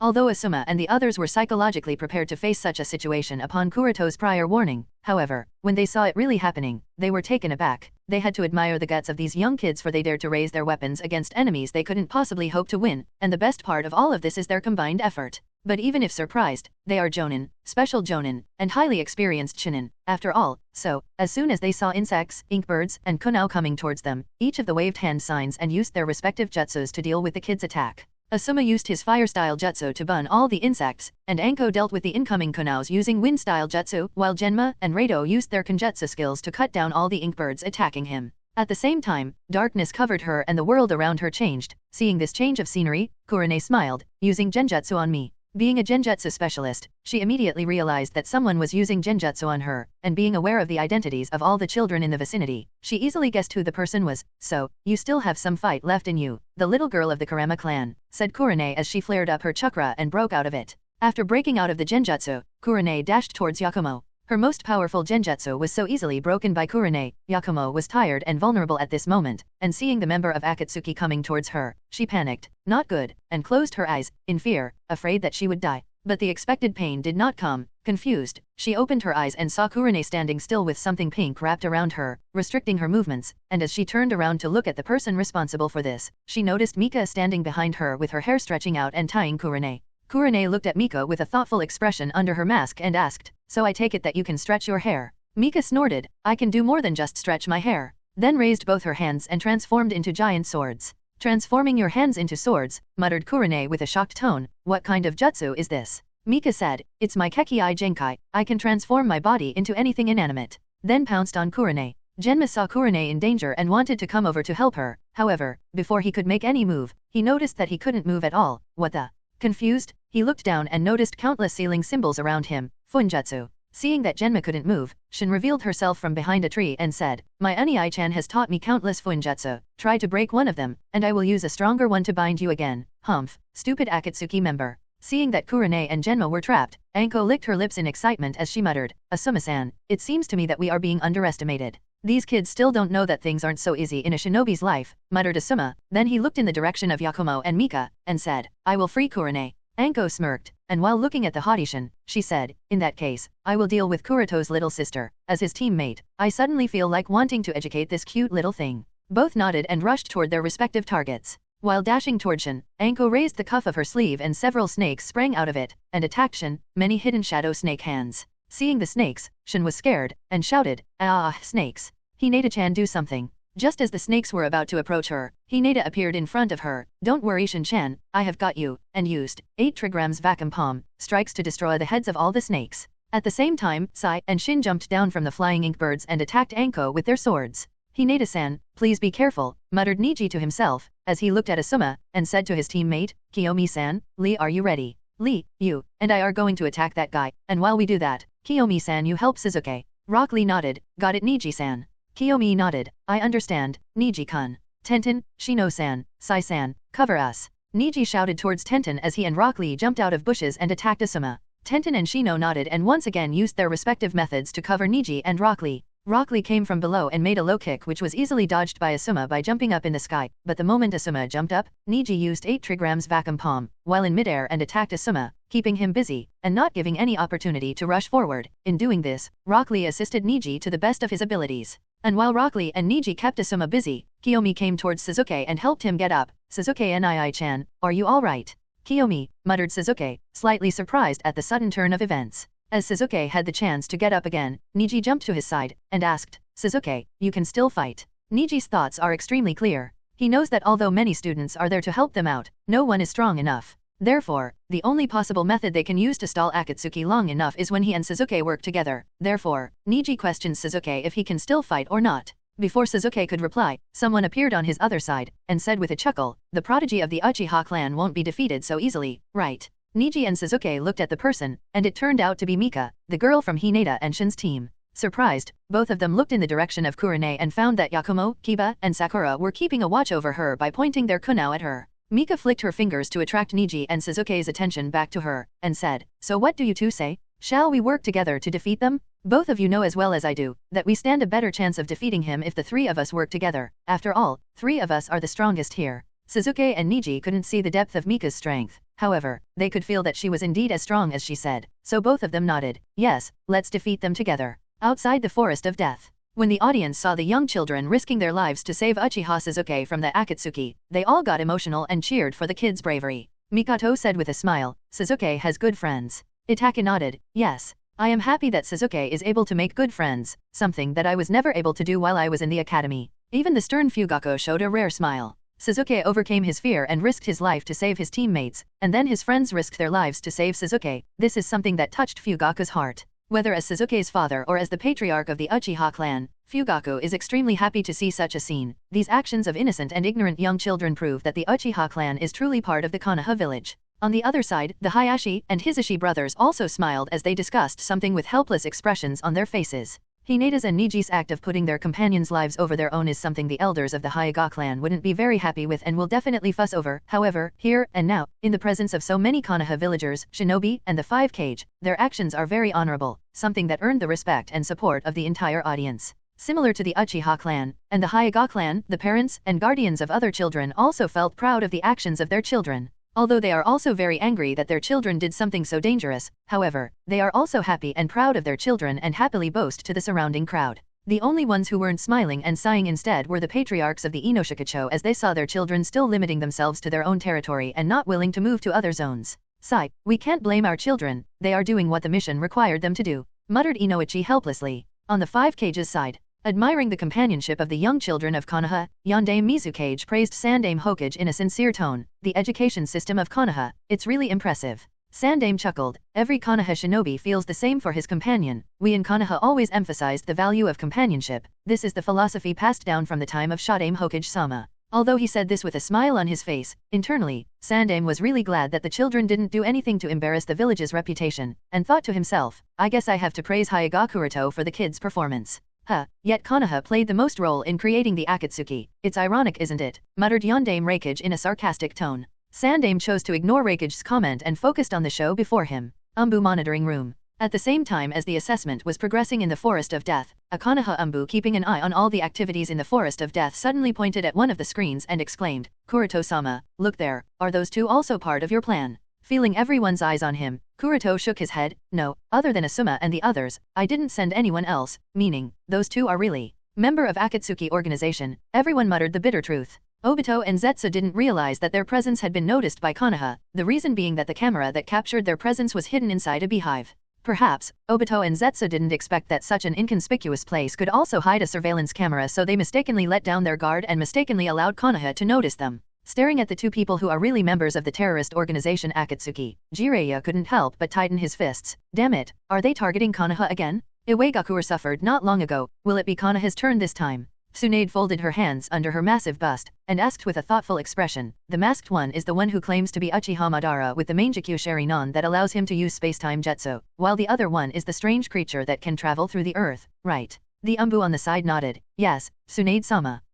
Both of them are very good at mobility. Are they here to scout the situation in advance?" muttered Jiraiya doubtfully. Someone asked from the side, "What if they are here for the Akatsuki member that we captured not long ago?" Tsunade muttered, "It's possible, if that's their objective then it's bound to fail, that person is already dead." Then added after a pause, "Moreover, if that was their objective, they wouldn't be wasting their time in the Forest of Death." Jiraiya nodded, "Yes, the fact that they are in the Forest of Death means they are more interested in something else, and we all know what that is." As Tsunade and Jiraiya concluded the purpose of the two Akatsuki members, Kakashi looked at Obito on the screen with a complicated expression. If not for the possibility of risking the entire Konoha and the shinobi world, Kakashi would have immediately teleported in front of Obito. But right now, they have to worry about the safety of Naruto and Fu. The sudden appearance of two real members of Akatsuki really threatened all the kids in the Forest of Death, especially Naruto and Fu, so everyone, including Jiraiya, Tsunade, Kakashi, Shisui, Yui, Shizune, Izumi as well as all the Umbu members in the monitoring hall looked at Kuroto. This entire assessment was planned by Kuroto. He is the person responsible for all the things concerning the assessment. Therefore, even Jiraiya and Tsunade have to consider his opinion.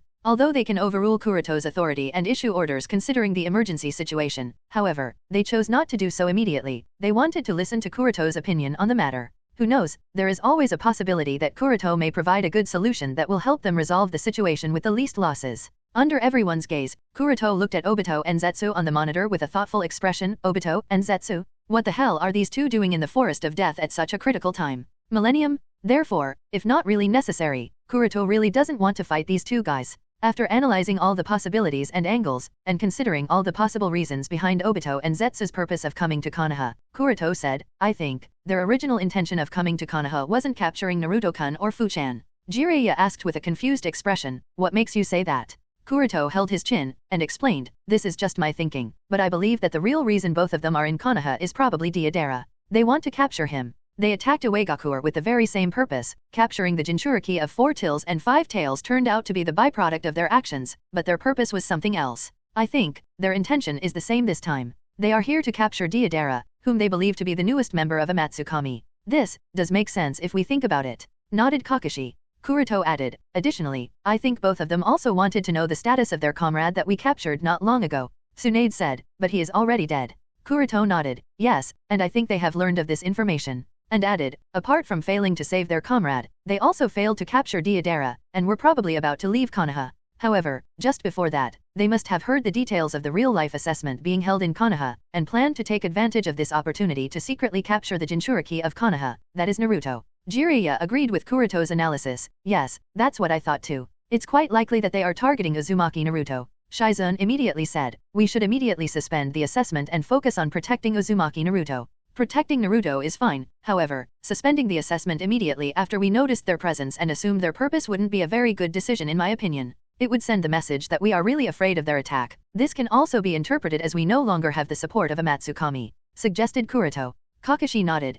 Yes, we can't make any wrong move in haste. The only reason they sneaked inside, instead of openly attacking Konoha is probably because they fear that Amatsukami will appear and intervene. Therefore, we have to pose a strong front in front of Akatsuki in order to give a message that we aren't afraid. Otherwise, they might figure out the details about what Sandaime-sama told us about, and if that were to happen, it would be a disaster. Konoha would probably become the next Iwagakure. I didn't think about it in this way, muttered Shizune apologetically. Tsunade cut her off, and asked Kuroto, then what do you suggest we do? We can't just turn a blind eye to them, right? Kuroto thought for a while, then said, how about we test them? Test them, mumbled Tsunade, Jiraiya, and Kakashi in confusion, and asked doubtfully, test those two? But how? Kuroto said with a smile, leave that up to me. I will go in front of them and test their reaction to something. It would be really interesting. Shisui immediately thought of something, and said, Kuroto-san, I will come with you. Kuroto shook his head, no, you stay here. Shisui was taken aback, and asked, what? But why? I can be of help. Yes, I know, however, you would be of more help here,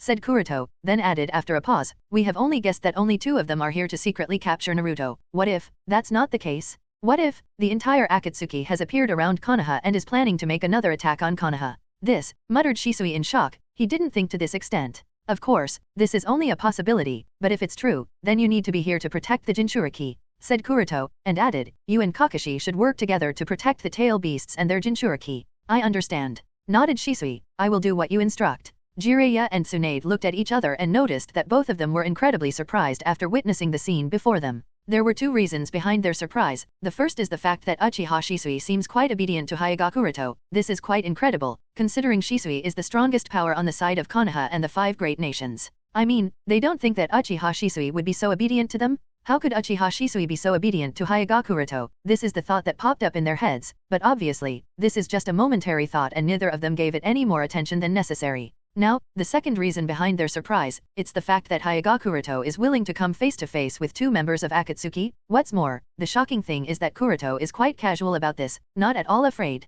It must be known that the terror of Akatsuki runs deep in the nerves of all shinobis, yet Hyuga Kuroto isn't scared to come face to face with them. This is really worth commending, and both of them couldn't help but ask Kuroto, going out there alone to test them? Wouldn't that be too foolish? Kuroto shook his head, and said in a casual tone, nah, I think I will be alright. Of course, just because Kuroto was calm about this doesn't mean the others were okay with it as well. The one who objected first was naturally Yui. Kuroto-kun, are you planning to die? They are Akatsuki. Looking at Yui objecting, Kuroto just tapped her forehead and whispered something in her ears which quietened her. With the done, he looked back at the crowd, and said, so, as I said earlier, I will be fine. Seeing that Kuroto was really determined, and no one was objecting to him going there, Jiraiya nodded, and asked, how do you plan on testing them? You must explain this to us, otherwise, we won't approve. Hearing Jiraiya's words, Kuroto said while taking out a scroll from his cloak, well, it would have been more fun if this came as a surprise, but meh, it doesn't really matter then. Without wasting any time, he unfolded the scroll and took out something from it that looked like disguises. After that, he weaved the hand signs and created 4 shadow clones.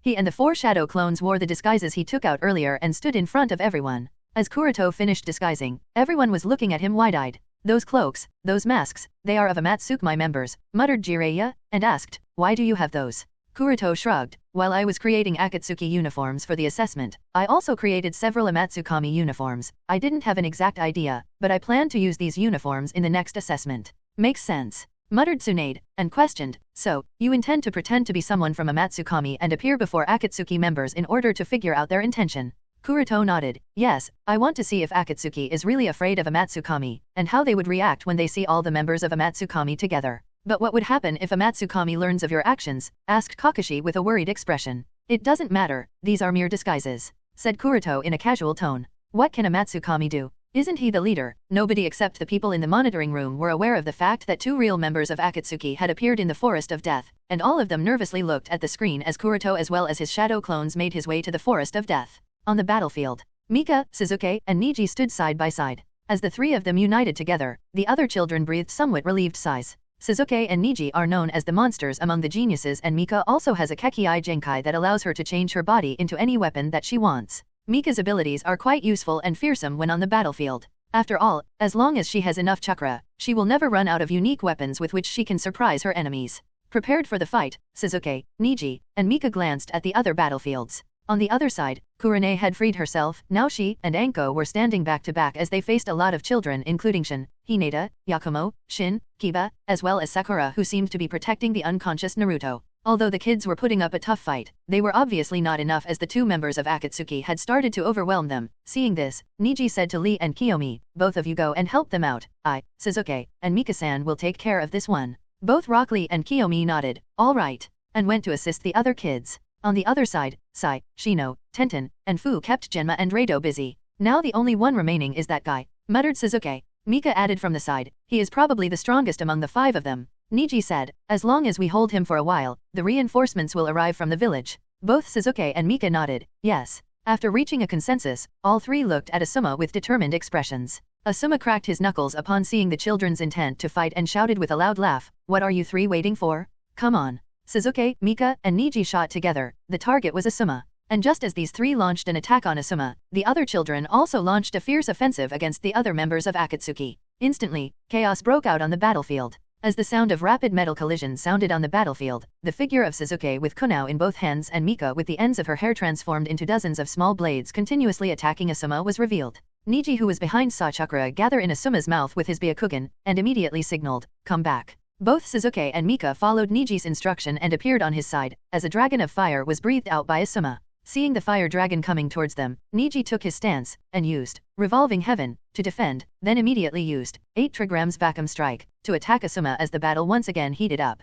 Sasuke and Niji have excellent combat skills, and Mika has the versatility of attacks that always provide a surprise element. The combination of the 3 always kept Asuma on his toes, and he didn't seem to be able to care about the others, otherwise he would get injured by a bunch of children and that would be very embarrassing. Shin, who was somewhat free, and only assisted from a distance using her Funjutsu, breathed a sigh of relief after seeing Sasuke, Mika, and Niji fight the 4th member of Akatsuki. I didn't expect that Mika-chan would be so strong. Then she looked at Hinata on the side, and asked, Hinata-chan, how is Naruto-kun doing? There are no injuries, but Naruto-kun is unconscious, said Hinata worriedly as she tried to help Naruto regain consciousness. Shin nodded, he will be fine, then looked back at the trio of Niji and muttered, well, the 3 of them are really strong and reliable. They can keep him busy for a while. In her opinion, the situation has developed quite well. All 5 members of Akatsuki are currently engaged in combat, and as long as they hold on for a while, the reinforcements from the village will arrive. Kuroto Ani-chan, why are you taking so long? I am in danger, shouldn't you come quickly and rescue me? Shin folded her hands over her chest and muttered in a dissatisfied pout while sucking on a lollipop. The next moment, Tenten, Shino, Sai, and Fu also fell down from the tree. Tenten and Fu immediately lost consciousness, while Shino and Sai barely managed to remain conscious. Immediately afterward, hissing sounds of snakes resounded on their side, and all the children who were helping them protect Naruto had snakes wrapped around their bodies, while their minds were trapped in genjutsu. Seeing this sudden change, Shin's expression froze, and the lollipop she was sucking fell to the ground. A few moments before, there were a dozen of them, and now, only 5. After dealing with the children around her, Anko and Kurone looked at Shin and Hinata menacingly. Feeling that gaze, Shin's hair stood up, and she said in a stutter, Stay away from me, otherwise, my Unii-chan, he will definitely not forgive you. Ha ha ha. Anko chuckled evilly and said while licking her kunao, I don't see any Unii-chan here. Mika noticed the change on Shin and Hinata's side and wanted to help her teammates. However, this desire of hers caught her off guard for a second, and Asuma didn't waste that second, and slammed a heavy punch in her gut,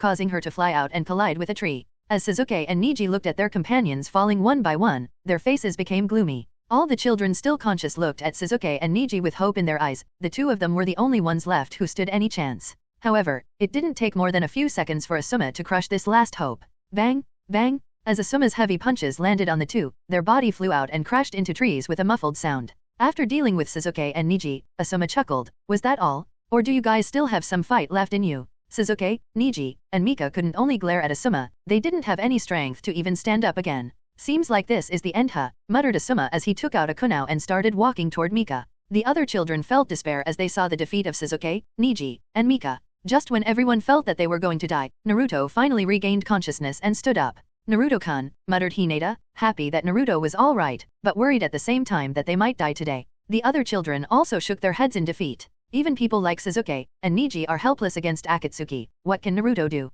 Ignoring others' expressions, Naruto threw a shuriken toward Asuma and shouted, stop. Asuma caught the incoming shuriken and muttered in a surprised tone, oh, you are still here? I thought you would run away while I was busy dealing with your friends. Run, muttered Naruto, as his gaze swept over his friends and teachers. Seeing their state, anger took over him and he shouted, listen up whoever you are behind that mask. I am Uzumaki Naruto, the man who will become the greatest Hokage. I don't abandon my companions. Asuma chuckled, before dreaming of becoming Hokage, I think you should dream about surviving this battle. You don't scare me, said Naruto, and added, the one defeated will be you guys. Then he bit his thumb, and started weaving hand signs as he shouted, Kukiyos no Jutsu. I am sorry Kabuto Nii-chan, although you instructed me to not use this jutsu. In order to save my friends and sensei, I have to break the promise I made to you. Poof, poof. As a large amount of white smoke emerged in the forest, everyone felt goosebumps. No one could figure out why or how, but everyone's nerves tightened as if feeling an instinctual fear. As the smoke dispersed, the view became clear. However, darkness and shadow still remained.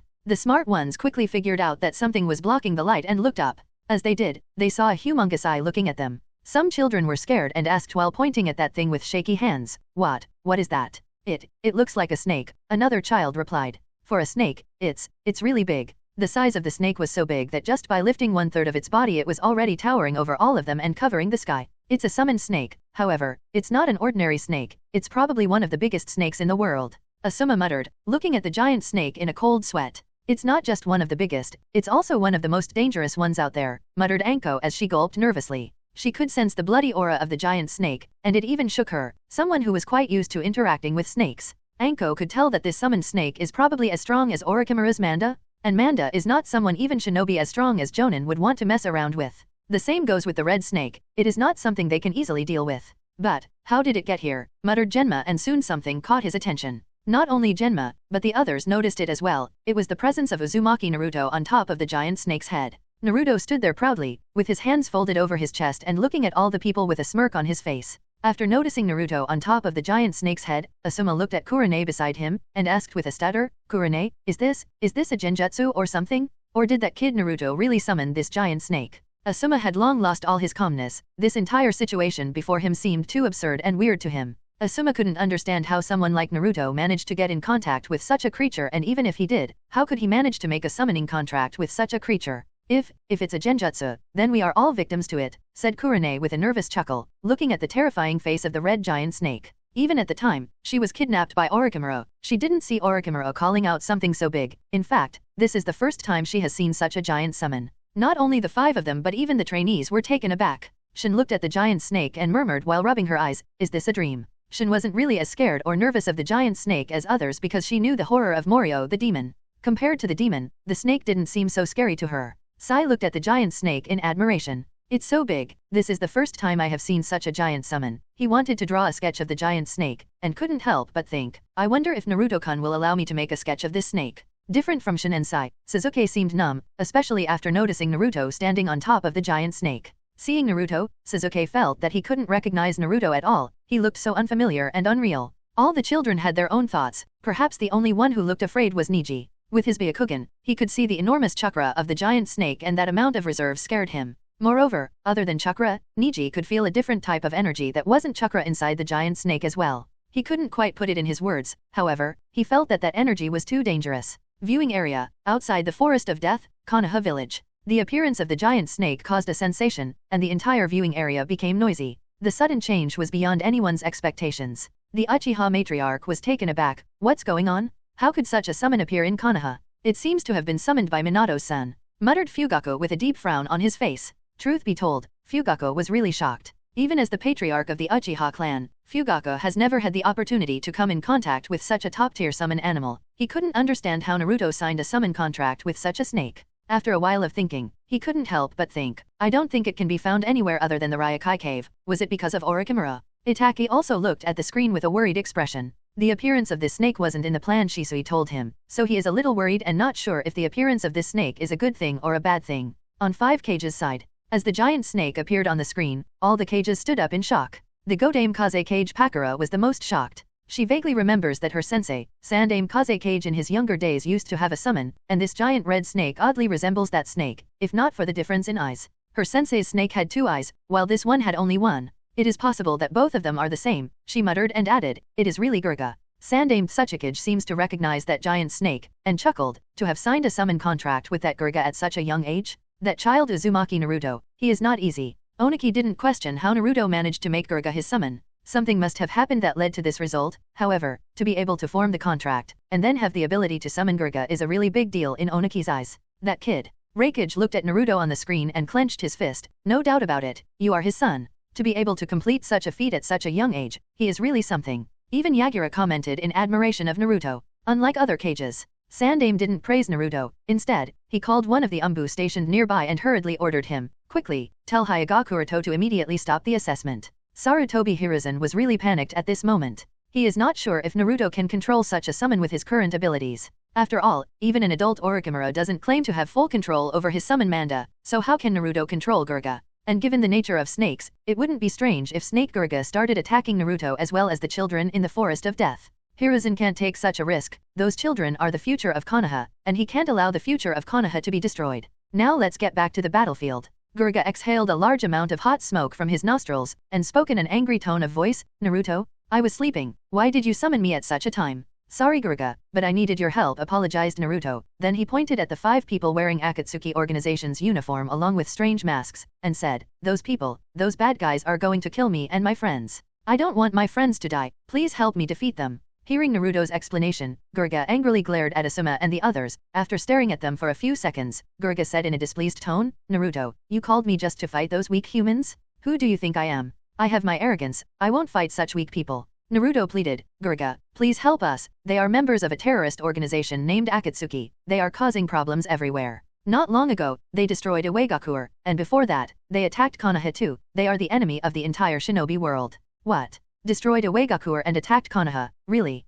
Gurga felt incredible. He didn't feel that the 5 of them were so strong to be able to accomplish such a feat. He felt that Naruto might be exaggerating things, but he chose not to point that out and said generously, fine. I will help you today. Really? Thank you Gurga, exclaimed Naruto as he jumped up in joy. Gurga chuckled at Naruto's behavior, and just as he was about to focus his attention back on the 4 enemies, he suddenly noticed something, and asked Naruto, say Naruto, why aren't you in Senjutsu mode? Ugh, that. Naruto was helpless. He scratched the back of his head and explained, it takes a lot of time to absorb natural energy here, so I am unable to enter the Senjutsu mode. I have tried a lot, but it doesn't work at all. Idiot, muttered Gurga, and said, you need more practice. Then added after a pause, fine, this time I will pass you some Senjutsu chakra, don't waste it.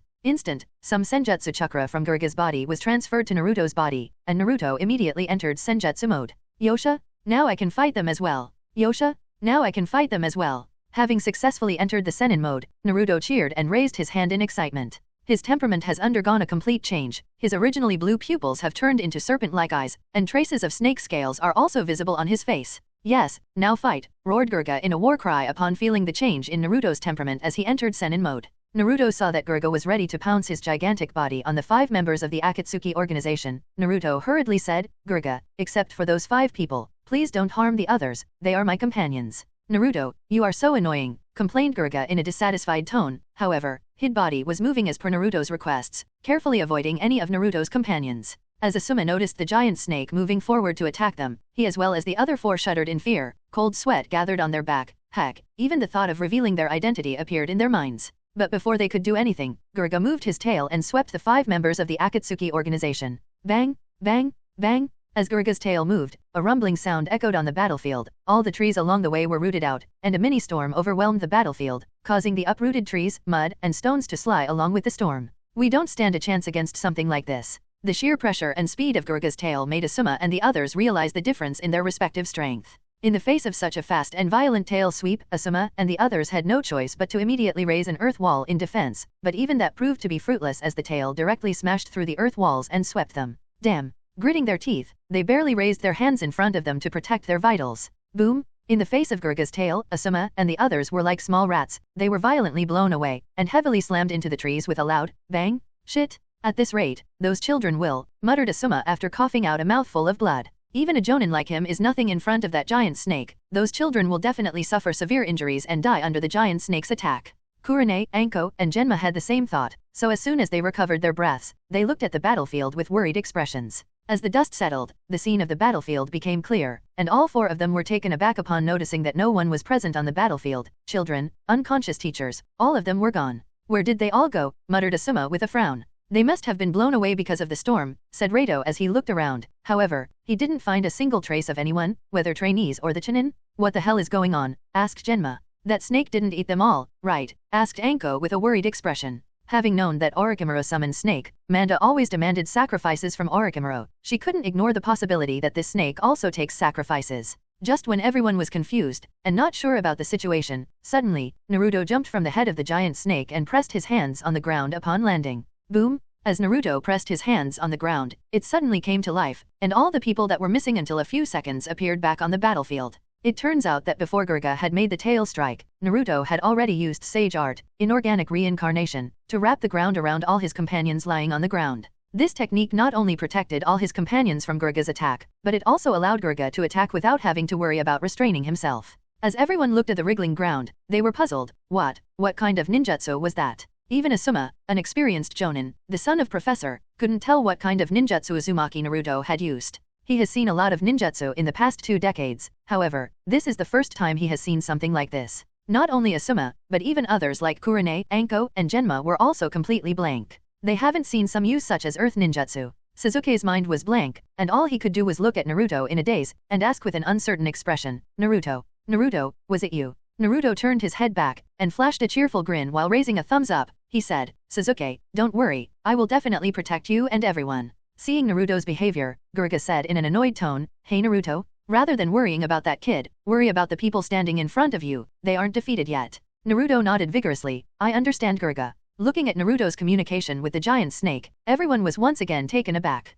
Sasuke couldn't believe what he was seeing, Niji had a bitter expression, and even Asuma and the others were highly surprised. That snake is cooperating as per Uzumaki Naruto's demands, and the snake wasn't doing anything to harm the children. Upon realizing this fact, Asuma and the others were not in a hurry to reveal their identities. Instead, they wanted to test Uzumaki Naruto because his sudden performance was way too different from what everyone had expected. They have to test his abilities. After all, this is the main responsibility given to them by Kuroto in this assessment. They have to help the children bring out their true potential by making them experience a desperate situation in a safe environment they would otherwise not encounter. So with such intention, the 4 of them quickly made a plan and rushed towards Gurga. Seeing the 4 Akatsuki members coming in, Gurga spits out a gray fluid from his mouth. Everyone, don't let that fluid touch you, shouted Anko as the 4 instantly split up and distanced themselves from the area where the fluid would fall. Say. Wherever the fluid fell, whether on trees, plants, grass, or some small animals or insects, everything instantly turned into stone. However, as the attack from the corrosive fluid just passed, suddenly, a small figure appeared in front of them. You kid, do you still want to attack us on your own? Said Asuma upon discovering that it was none other than Naruto, and raised his hand to attack Naruto in the gut. The honor and confidence of being a jonin didn't allow Asuma to actually face Naruto, so he planned to resolve the kid with just a single attack in the gut. Because of having confidence in his physical strength, Asuma believed that it would be more than enough to knock out Naruto. However, what he expected didn't happen. Instead of Naruto getting knocked out, there was a loud muffled sound, bang. Instead of Naruto getting knocked out by Asuma's punch, he met the attack head-on with his own small fist. And instead of Naruto getting blasted away, it was Asuma who, under the astonished eyes of all the bystanders and viewers, was blasted out because of being overpowered by Naruto's punch. Boom, crash, dang, dang, thump.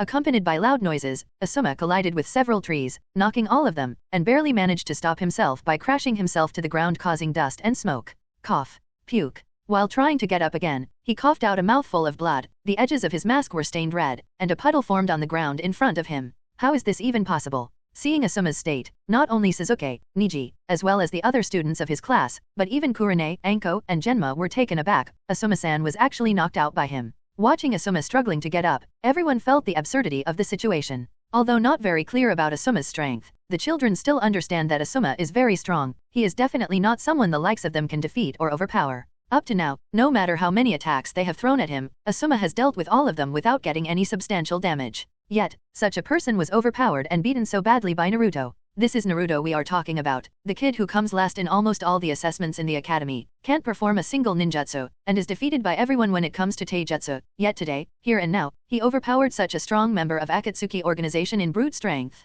If this isn't shocking, then they don't know what is. After a while of heavy coughing and puking out blood, Asuma took a deep breath and finally stood up. Ha ha ha. Didn't expect that I would see such a day. Beaten by a kid, he chuckled as he looked at his deformed arm. Asuma's right arm was bent in an unnatural direction. Of course, it wasn't just Asuma who was injured, Naruto's hand wasn't in good condition either. In the small confrontation just now, Naruto's palm also suffered severe damage. Ouch, it hurts. Naruto exclaimed in pain and looked at his swollen red hand. At this time a magical scene happened before everyone. His fist, which was badly bruised, quickly recovered at a speed visible to the naked eye, and within 3 to 4 breaths it returned to the original state as if Naruto hadn't suffered any injury, causing even Naruto to exclaim in surprise, "Wow, it doesn't hurt anymore." Seeing such a thing, everyone was once again taken aback. Especially Asuma, who couldn't help but exclaim in shock, "Damn, is he really a kid?" In the small confrontation just now with Naruto, Asuma felt as if he had been hit by a bull. The kid's punching strength is simply unbelievable. Asuma had but one thought in his mind, a kid shouldn't be this strong.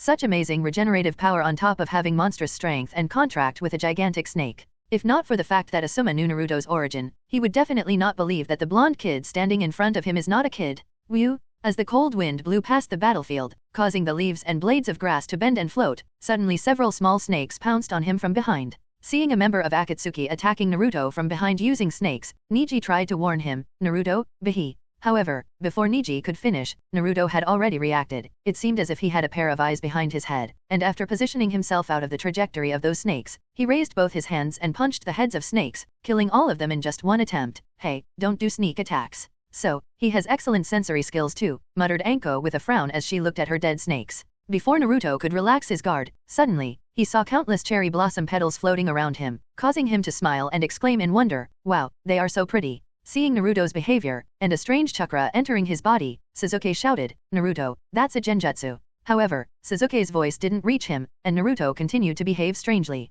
Knowing that it is difficult for people who don't have Sharingan or Byakugan to resist genjutsu, Sasuke didn't think that Naruto would be able to fight against this genjutsu user. He tried to get up and help Naruto, however, the severe pain in his abdomen made Sasuke lose his balance and once again collapse on the ground. "Damn it! Get up!" shouted Sasuke to himself, and looked in the direction of Naruto with a worried expression, only to find something strange that he hadn't expected. Naruto had disappeared from his position, and, boom, the sound of someone colliding into a tree resounded. This was Kurone. Kurone held her abdomen and coughed out a mouthful of blood, panting violently and looking at Naruto with a horrified expression. That thing, it's starting to. On the other side, Sasuke was once again at a loss. Naruto doesn't have Sharingan or Byakugan, how did he resist genjutsu? Sasuke's doubt was genuine. Naruto couldn't resist genjutsu, and he was very poor at it. Even in canon, genjutsu was his weakness. This weakness was often exploited by Uchiha Itachi. However, what Sasuke doesn't know is that the millennium-old fox living inside Naruto is more than capable of resisting most of the genjutsus. And that fox helped Naruto? Although the current Naruto hasn't developed any bond or friendship with the nine-tailed fox sealed inside him, however, the fox is not ignorant of the events happening in the outside world. Kurama knows that the members of the Akatsuki organization are targeting the nine-tailed beasts to resurrect the 10 tails. Kurama is also very clear about the fact that several tailed beasts have already been captured by the Akatsuki organization. And now that so many members of the Akatsuki organization are here, in Konoha, attacking a bunch of kids, he naturally assumed that they are here for him and Kome. Therefore, he is secretly helping Naruto beat the crap out of these members of the Akatsuki organization. As far as Kurama is concerned, although Kushina and Minato sealed him inside Naruto and divided him into two halves, causing him to further hate humans, however, staying sealed inside Naruto is way better than being captured by the Akatsuki organization and returning to Ten Tails. This is the reason why he helped Naruto break out of Kurene's genjutsu. While everyone was confused, suddenly there was a blast, the ground under Naruto's feet cracked, and heavy winds blew. A strange and ominous orange chakra started to bubble out of Naruto's body and cloaked his body in the shape of a beast. The fluctuations of this orange chakra shook everyone on the battlefield. Being the nearest to Naruto, Asuma looked at him with a horrified expression. Tailed beast transformation. Knowing what this transformation means, Asuma lost all his calmness. Heck, not only Asuma, but even Gurga was also feeling uncomfortable because of the violent nature of the orange chakra bubbling out of Naruto. As for the kids like Sasuke, Niji, Shin, Sai, and the others, they had to put up a lot of struggle just to be able to look at Naruto. Ignorant of the reasons, Sasuke asked in confusion, "What the hell is going on with Naruto?" Niji shook his head with a sweaty forehead. "I don't know. All I can see is violent chakra around Naruto." Shin muttered with a pale face, "He is just like me." While no one was sure of just what was going on with Naruto, and many had assumed that the nine tails inside him had run out of Naruto's control, suddenly, they all saw Naruto looking around in confusion, and asking, "Sasuke, what's going on? What is this?" Naruto's question relieved Asuma, Kurone, Anko, and Genma. The fact that Naruto didn't roar, or start destroying things meant that although Tailed Beast's chakra is leaking out of his body, he is still in control of his body. But this again raised doubts of many people. Can he control even the Nine Tails chakra? Under only one precedence can a Jinchuriki remain conscious while using the Tailed Beast's chakra, that is when they have gained some degree of control over the Tailed Beast sealed inside them. This is not impossible, however, it is very difficult, especially for a child as young as Naruto. Hello everyone! As we wrap up this video, I want to share a quick note. I have a Patreon account. If you'd like to support me and enjoy on-demand audiobooks, you can become a Patreon member. Alternatively, you can check out my Google Drive link, which has 500+ novel audiobooks available through my Ko-fi or Patreon shop. I appreciate your support.